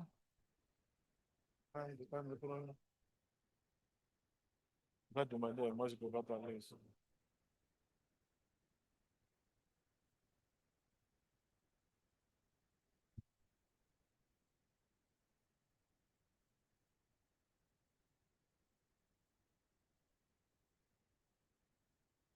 Bon, le prix est déjà donné. On ne peut pas redonner un prix 2 fois. Merci, professeur. Vous avez fait 2 minutes 45 secondes. Et la remise des prix, c'était 58 secondes. Donc, vous êtes dans le temps. Donc, sans plus tarder, nous allons demander au directeur général de l'Organisation ouest-africaine de la santé, Dr Melchior Athanase, JC, ici, pour son discours.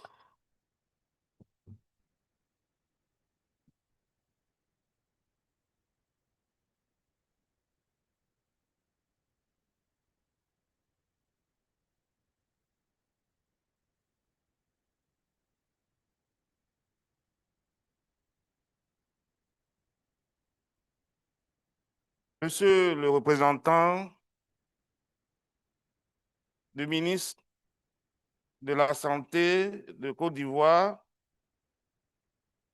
monsieur le directeur de cabinet, monsieur le représentant de l'OMS AFO, madame la représentante du directeur général de CEPI, mesdames et messieurs les représentants des ministres de la Santé,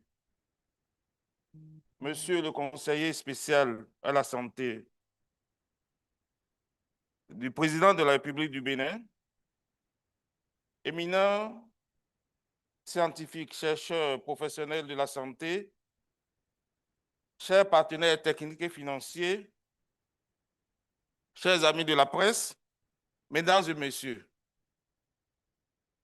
alors que nous arrivons au thème de cette deuxième conférence internationale de la CEDEAO sur la fièvre Lassa, permettez-moi de vous exprimer au nom de l'Organisation ouest-africaine de la santé et de la Commission de la CEDEAO tout entière, ma reconnaissance pour votre engagement, votre contribution active durant ces journées intenses de travail,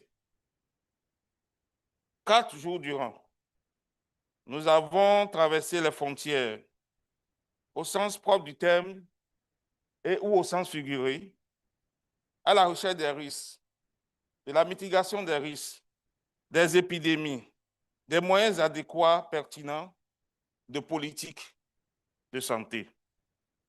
Nous avons partagé les évidences scientifiques les plus récentes, notamment sur la prévention, la détection précoce, le contrôle des flambées de fièvre de Lassa et autres maladies infectieuses émergentes, ainsi que les avancées en matière de recherche et de développement. Nous avons contribué à renforcer le dialogue entre pays, chercheurs, académiciens, cliniciens, décideurs politiques, organisations de la société civile et autres partenaires techniques et financiers.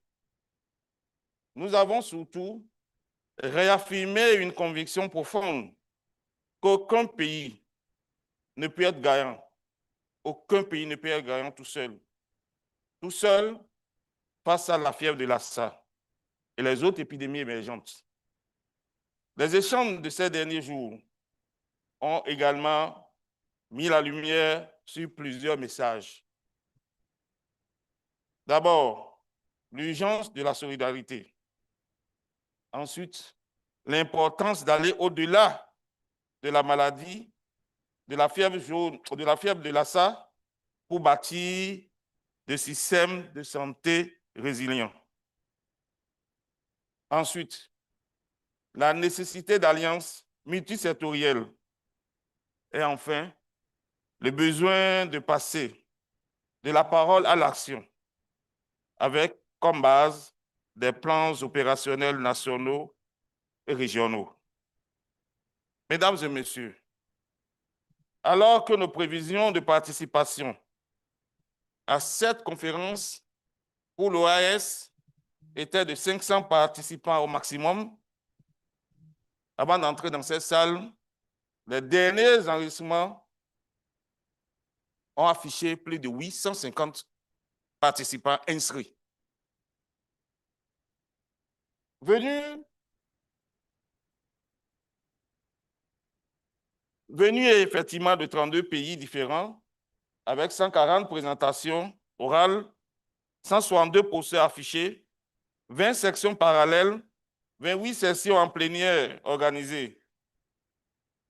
Cela illustre non seulement la richesse scientifique et technique de nos échanges, mais aussi la force de la mobilisation collective.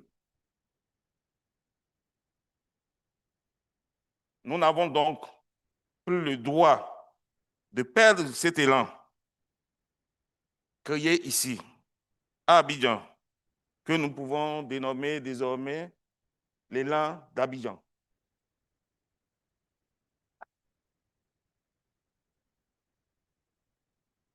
L'Organisation ouest-africaine de la santé et les États membres, avec l'appui des partenaires techniques et financiers, s'engagent à prendre toutes les dispositions utiles pour assurer le suivi des engagements, des recommandations et traduire ces résolutions en actions concrètes au bénéfice des populations de la CEDEAO et au-delà, pourquoi pas toute l'Afrique. Enfin, toute notre gratitude au gouvernement et au peuple de la République de Côte d'Ivoire pour l'hospitalité exemplaire et les appuis à l'organisation de cette conférence, à nos partenaires techniques pour votre soutien, votre engagement constant à nos côtés, votre appui déterminant à la réussite de cette deuxième conférence internationale sur la fièvre Lassa, permis de donner à cette rencontre une portée régionale, internationale majeure, pourquoi pas mondiale. Ensemble, nous avons posé des pas indélébiles, des pas décisifs des pas certains vers le renforcement de la recherche, de la préparation et de la riposte face aux épidémies au sein de l'espace de la CEDEAO et en Afrique. Aux partenaires techniques que je ne vais pas en citer, la Commission de la CEDEAO, la Banque mondiale, CEPI, KfW, la Banque africaine de développement et d'autres partenaires encore privés, Air Côte d'Ivoire, Nouvelle Chaîne Internationale, Move Africa, Move Money, AGF, Banque. Alors, j'avais dit que je n'avais pas en cité. J'en oublie. Nous exprimons toute notre gratitude pour votre accompagnement. Ils sont nombreux, ces partenaires. Et surtout, à vous tous, ici présents, orateurs, membres de la presse, comité d'organisation pour la richesse de votre contribution scientifique, votre disponibilité et vos réflexions constantes, pertinentes. Chers collègues et amis, mesdames et messieurs, ensemble, nous avons posé une nouvelle pierre pour écrire un nouveau chapitre de la santé publique en Afrique. Une coalition est comme demandé au niveau de la conférence des ministres, une coalition qui sera désormais ouverte à toute l'Afrique. Continuons à bâtir des points, à investir dans la science et dans la solidarité pour qu'un jour proche, les flambées de fièvre de Lassa, d'autres maladies infectieuses ne soient plus qu'un souvenir, un souvenir lointain écrit dans les livres de l'histoire de l'Afrique. Bon retour à chacun de nous dans les familles et les services respectifs. Je vous remercie.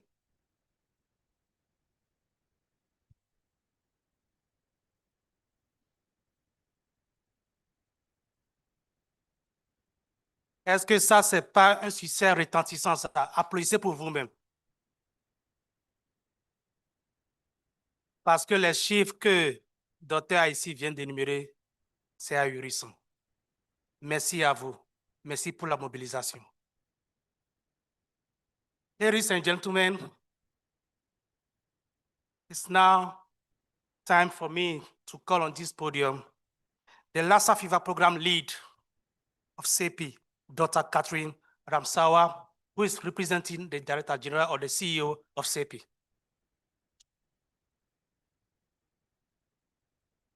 Thank you very much. Please allow me to give my closing remarks in English.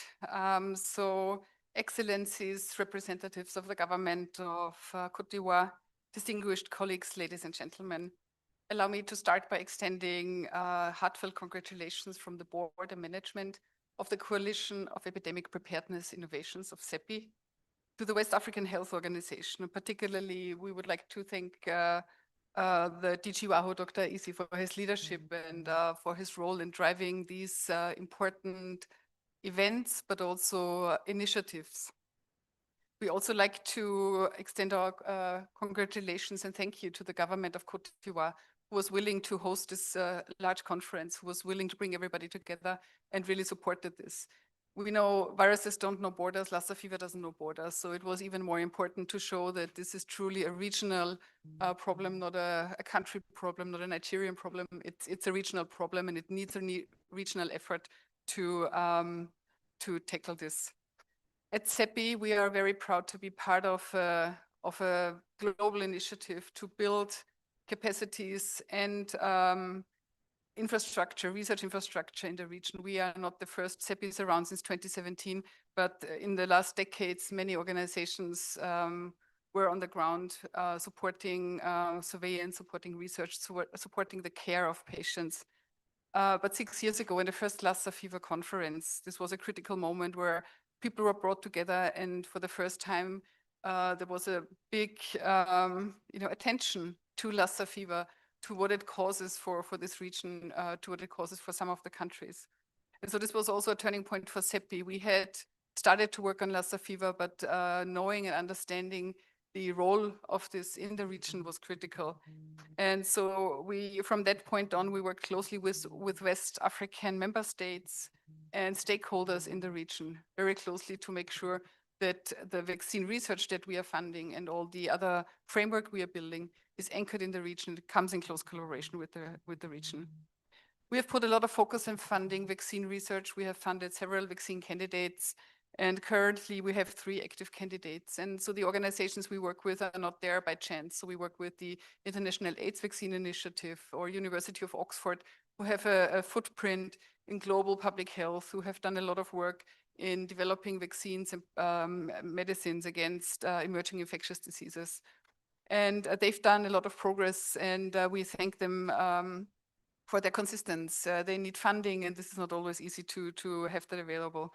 So a key milestone in the vaccine development was happened last year in March in 2024 when IAVI started the first ever phase 2 trial in Nigeria, Liberia, and Ghana, so countries that are affected by Lassa fever.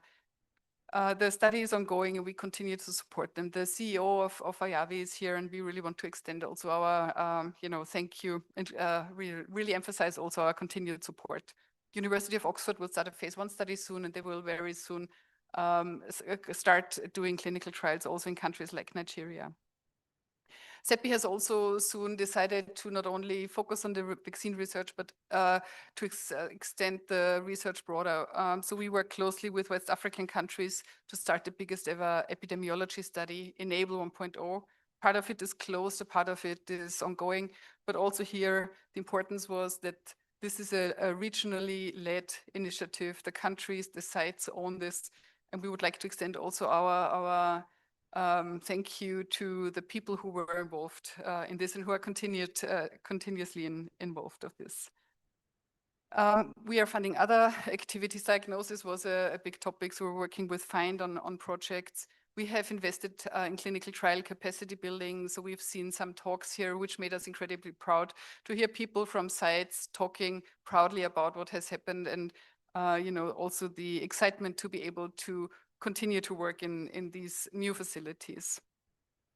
It is really critical to thank the people who are working on Lassa fever. It will take a while until therapies or vaccines will finally be available. So in the front row, the healthcare workers that continue to be the ones who take care of Lassa fever patients and other patients from viral hemorrhagic fevers are in the center, and we would really like to thank them.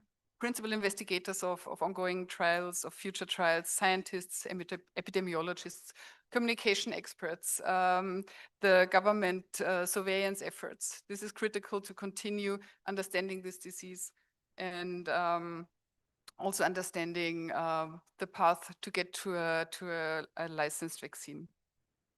While the focus of this conference is clearly Lassa fever, viral hemorrhagic fevers were discussed broadly as well. And let us not forget that capacities that are built for Lassa fever research, clinical trial capacity, regulatory strengthening, these networks, people, the same people, many of the people who are in this room will also be the ones who are on the front line to respond to other emerging diseases. So this is not only working towards a Lassa fever vaccine, but this will also enable networks and enable the region to be able to respond to health emergencies in the region. And finally, I want to also mention that we took the opportunity, and WAHO took the opportunity and led brought politicians, brought health ministries together during this week. And this is critical because none of the work can happen without political will and political support. Lassa fever has to be on the health priority list. There are many, many healthcare issues in all of the countries, but Lassa fever is a critical one. It's a regional one, and it's so the health ministers who came to Abidjan this week really showed and emphasized their support in this work and the support of this. So as I shared in the beginning, the first Lassa fever conference was a turning point. We do hope that this conference here, the second Lassa fever conference, is another milestone in getting the vaccine or the treatments or understanding this disease better. Again, with the networks have been made, with the connections that have been made. I want to thank everybody again for coming. It's been overwhelming. The interest is overwhelming, and this is really energizing for a funding organization, for everybody working in this. So with this, I want to end. And again, I would like to thank everybody, particularly WAHO and the government of Côte d'Ivoire. Thank you very much.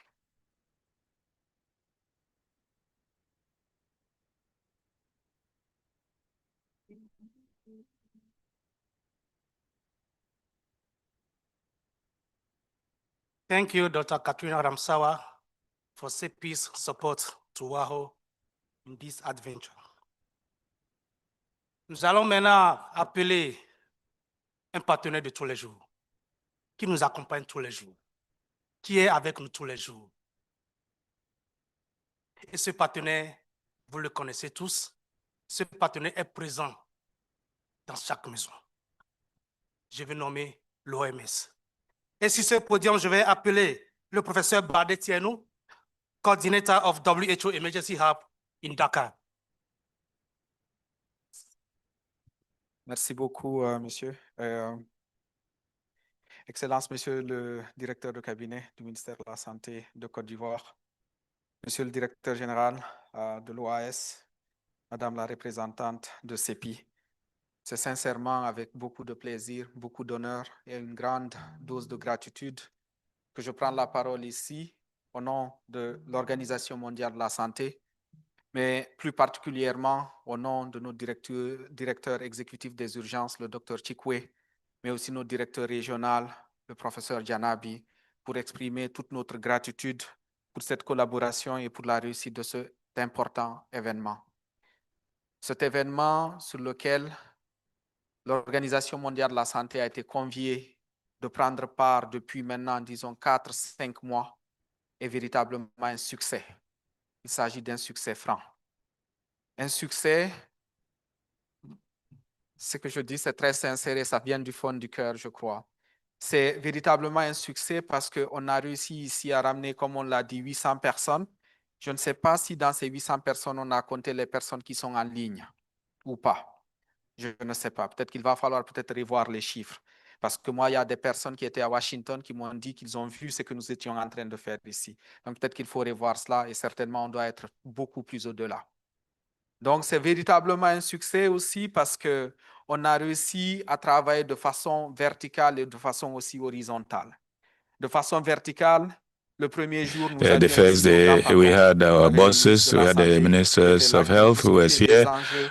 Stratégiques, politiques, de très, très, très haut niveau, d'importance capitale pour nos États, en faisant toutes les connexions nécessaires.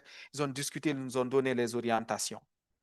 Par la suite, de façon, on va dire peut-être horizontale, on s'est retrouvés ici entre experts. On a discuté de tous les enjeux, de toutes les dimensions, de cet exercice de contrôle de la fièvre de Lassa en Afrique de l'Ouest ici. J'ai assisté à beaucoup de discussions, des riches discussions, mais que je percevais déjà il y a 4 mois, quand on m'a invité à Abuja pour participer à la réunion préparatoire de cette conférence. Monsieur le directeur de cabinet, monsieur le DG, je me souviens avoir discuté, on a passé 3 à 4 jours dans la salle, dans un hôtel à Abuja, on n'est pas sorti. Du matin au soir, j'ai senti que c'était quelque chose de très sérieux. C'était quelque chose de sérieux et aujourd'hui, le résultat, il est là. On est capable de faire de belles choses ensemble, les amis. Alors vraiment, toutes mes félicitations pour la réussite de cette conférence. Aujourd'hui, moi, j'ai l'habitude de dire que je suis un urgentiste et que les choses qu'on doit faire doivent servir à quelque chose. On a appris ici des choses, on a discuté du laboratoire, on a discuté de la surveillance épidémiologique, on a discuté des enjeux ici, des sciences sociales, de l'engagement communautaire. C'est en mettant tout cela ensemble qu'on pourra arriver à vaincre ces enjeux qui sont complexes par nature et qui sont complexes par définition. Quelque chose de complexe ne peut être résolu que de façon complexe. Et le sens de la complexité, c'est quand on se met tous ensemble. Et aujourd'hui, ça, c'est un forum. Je pense qu'un agenda a été mis.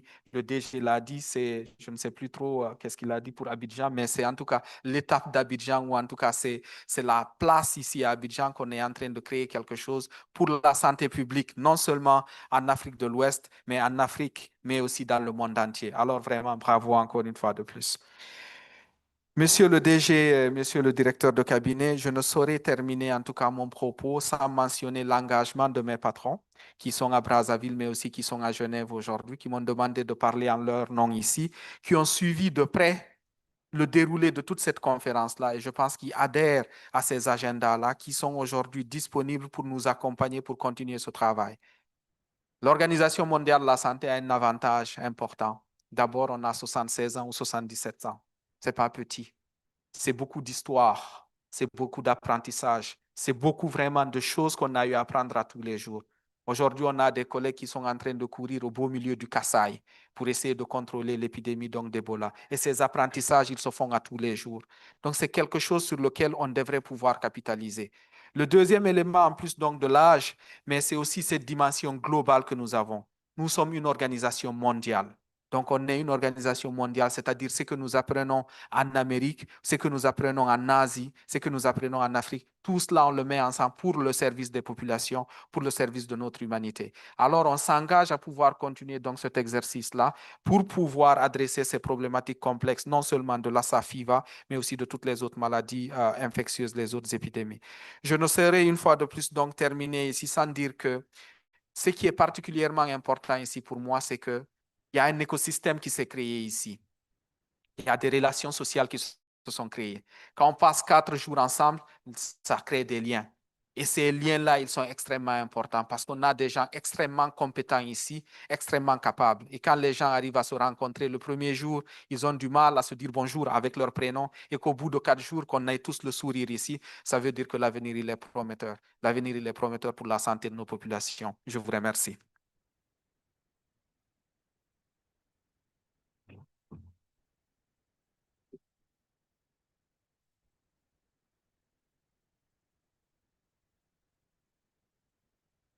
Merci, professeur Baldé. Vous l'avez dit que cette conférence est un succès. Et je pense qu'un succès mérite d'être célébré. Et ce soir, nous allons célébrer, nous allons danser. Mais avant de danser, permettez-moi quand même d'inviter ici, pour le discours officiel de clôture de cette grande conférence, le directeur de cabinet du ministre de la Santé, de l'hygiène publique et de la couverture maladie universelle, Dr. Aka Charles Kofi.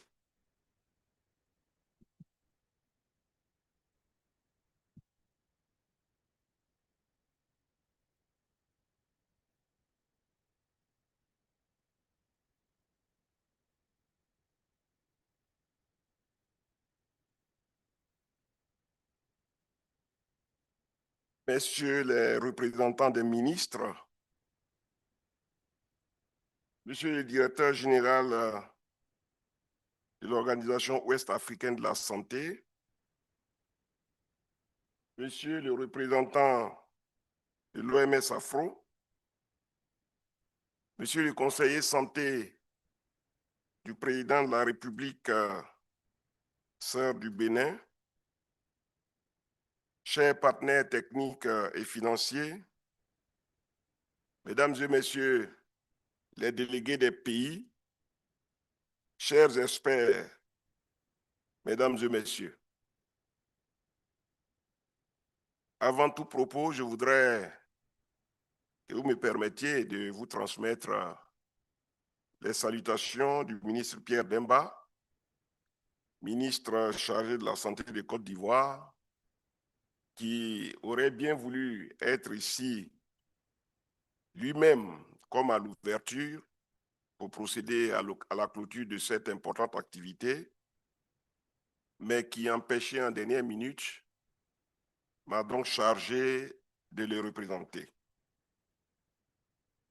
Je ressens un véritable honneur de le faire et en son nom, je prends la parole à cette cérémonie de clôture de la deuxième conférence internationale de la CEDEAO sur la fièvre de Lassa.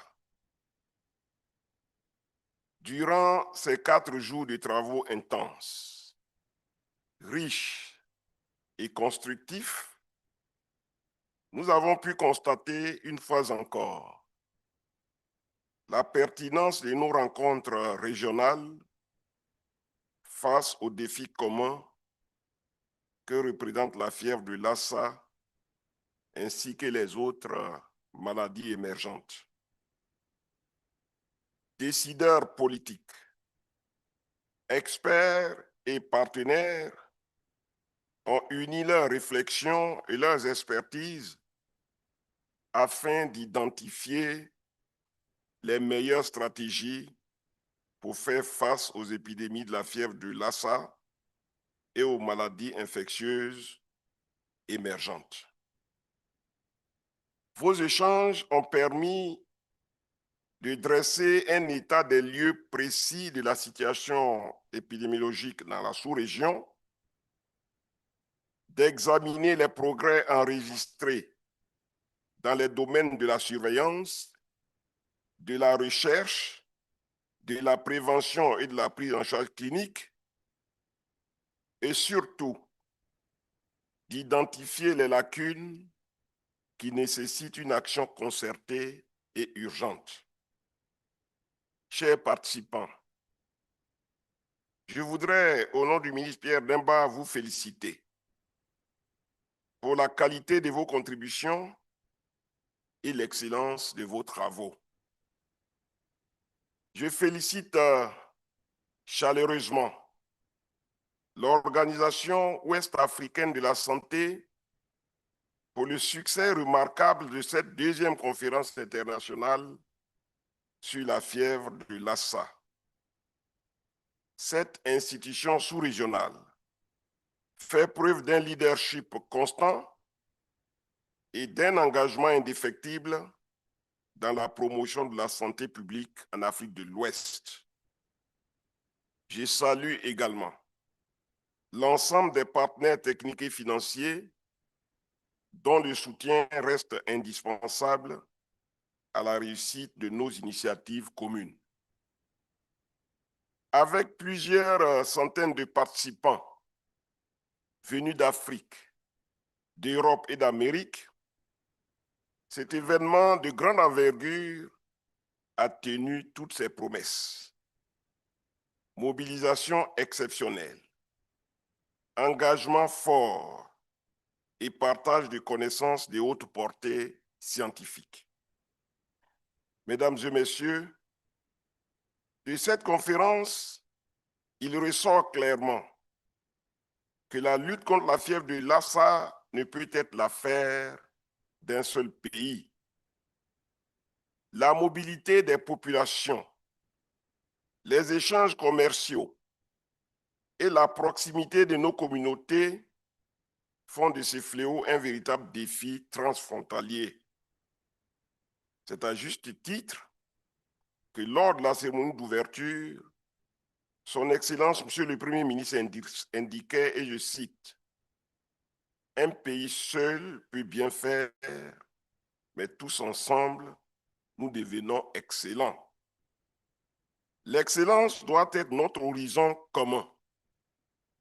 Elle ne peut se bâtir que dans la solidarité, le partage des compétences et la coopération régionale. Les recommandations issues de vos travaux, notamment le renforcement de la coordination régionale, le développement des capacités nationales de surveillance, l'investissement accru dans la recherche scientifique, la sensibilisation communautaire et la préparation aux urgences sanitaires doivent être traduites sans délai en actions concrètes et mesurables pour la santé et le bien-être de nos populations. Mesdames et messieurs, j'espère que malgré l'intensité de vos travaux, vous avez pu trouver le temps nécessaire de profiter des splendeurs et atouts multiples de notre belle capitale économique, Abidjan. Je vous souhaite à toutes et à tous un bon retour dans vos pays respectifs et auprès de vos familles. La lutte contre les infections émergentes se poursuit et je demeure convaincu qu'ensemble, nous saurons relever ce défi commun. Sur ces mots, Et au nom du ministre Pierre Demba, qui l'aurait fait certainement au nom du gouvernement de la République de Côte d'Ivoire, je déclare close la deuxième conférence internationale de la CEDEAO sur la fièvre de Lassa. Je vous remercie.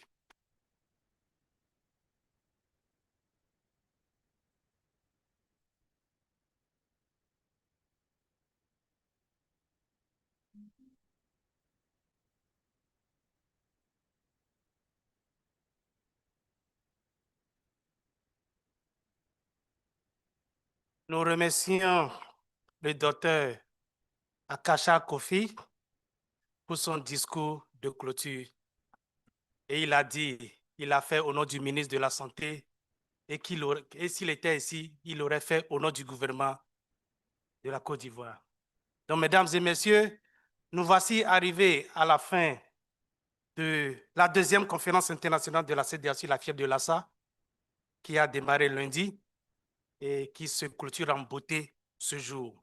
Mais avant de quitter la salle, je voudrais quand même rappeler aux uns et aux autres de laisser derrière eux les écouteurs des interprètes. Ne partez pas avec les écouteurs, car ils en ont besoin pour d'autres rencontres, d'autres réunions, d'autres conférences.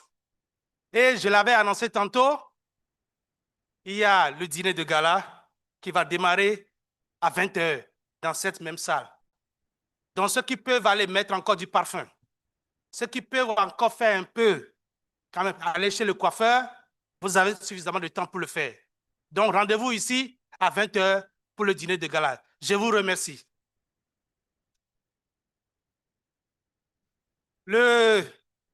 Quand même, il faudrait qu'avant de quitter la salle, on prenne une petite photo de famille et je pense que on va permettre aux officiels de prendre une photo de famille.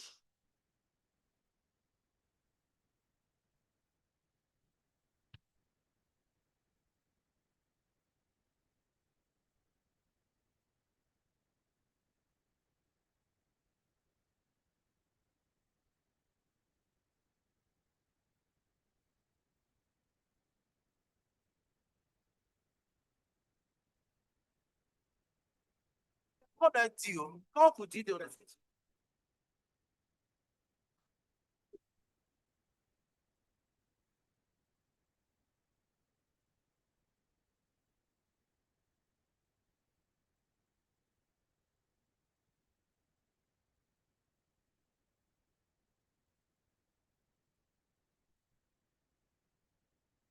Oui.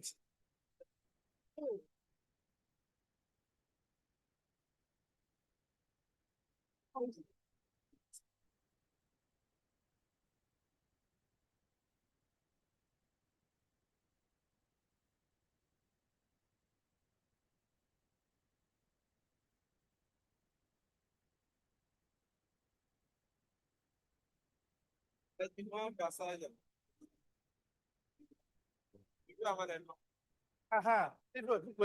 ne sais pas si vous pouvez lire. 20 h. Non, j'ai annoncé dans cette même salle.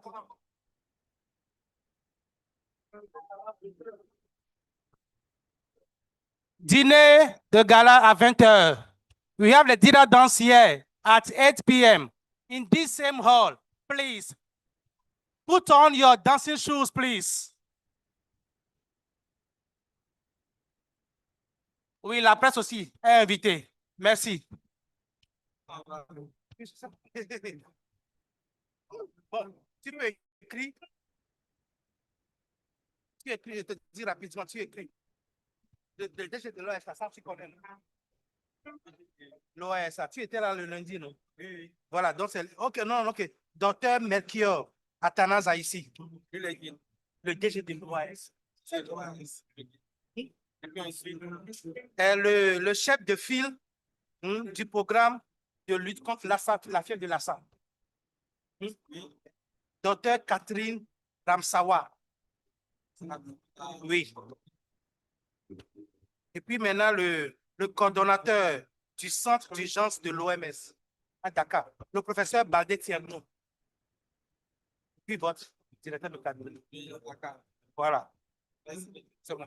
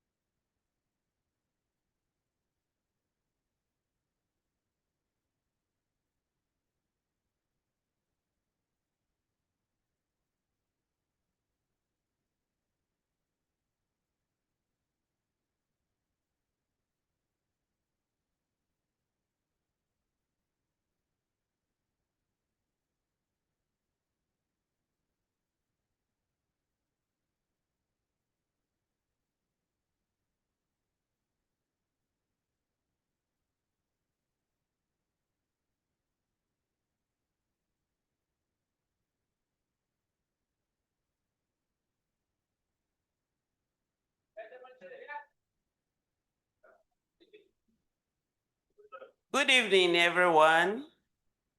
Please, we request that you leave this space so that we can set up for the dinner. Thank you. Bonsoir à tous. Nous demandons que vous quittez cet espace pour que l'hôtel fasse la mise en place pour le dîner. Merci. Merci beaucoup. Thank you.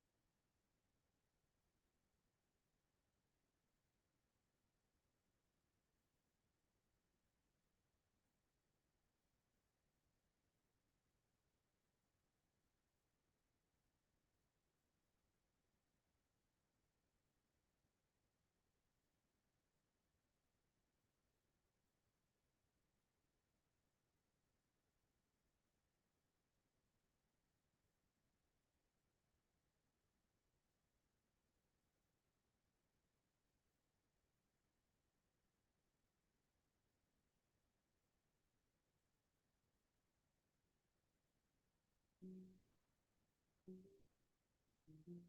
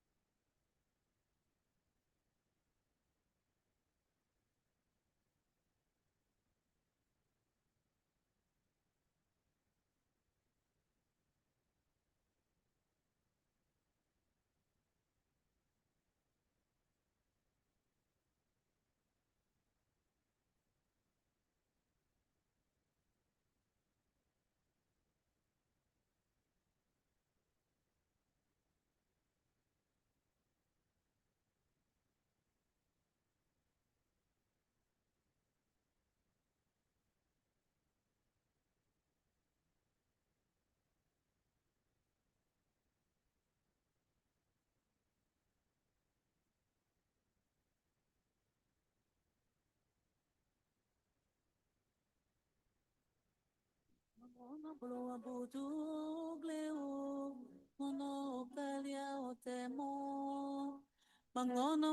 bodu ugleo mono galia otamo ginani ngono oswa ogepi ginani ngono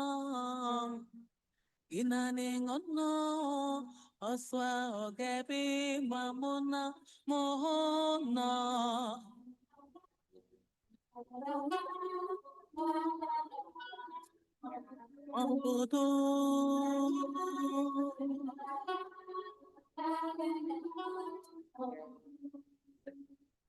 Una wa wogele bale,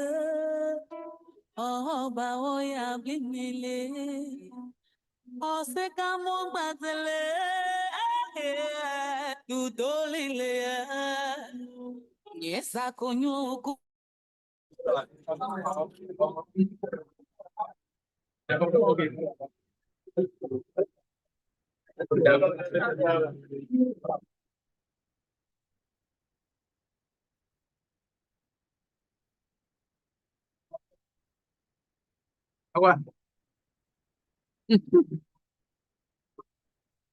Ah, c'est nous, quoi, ici.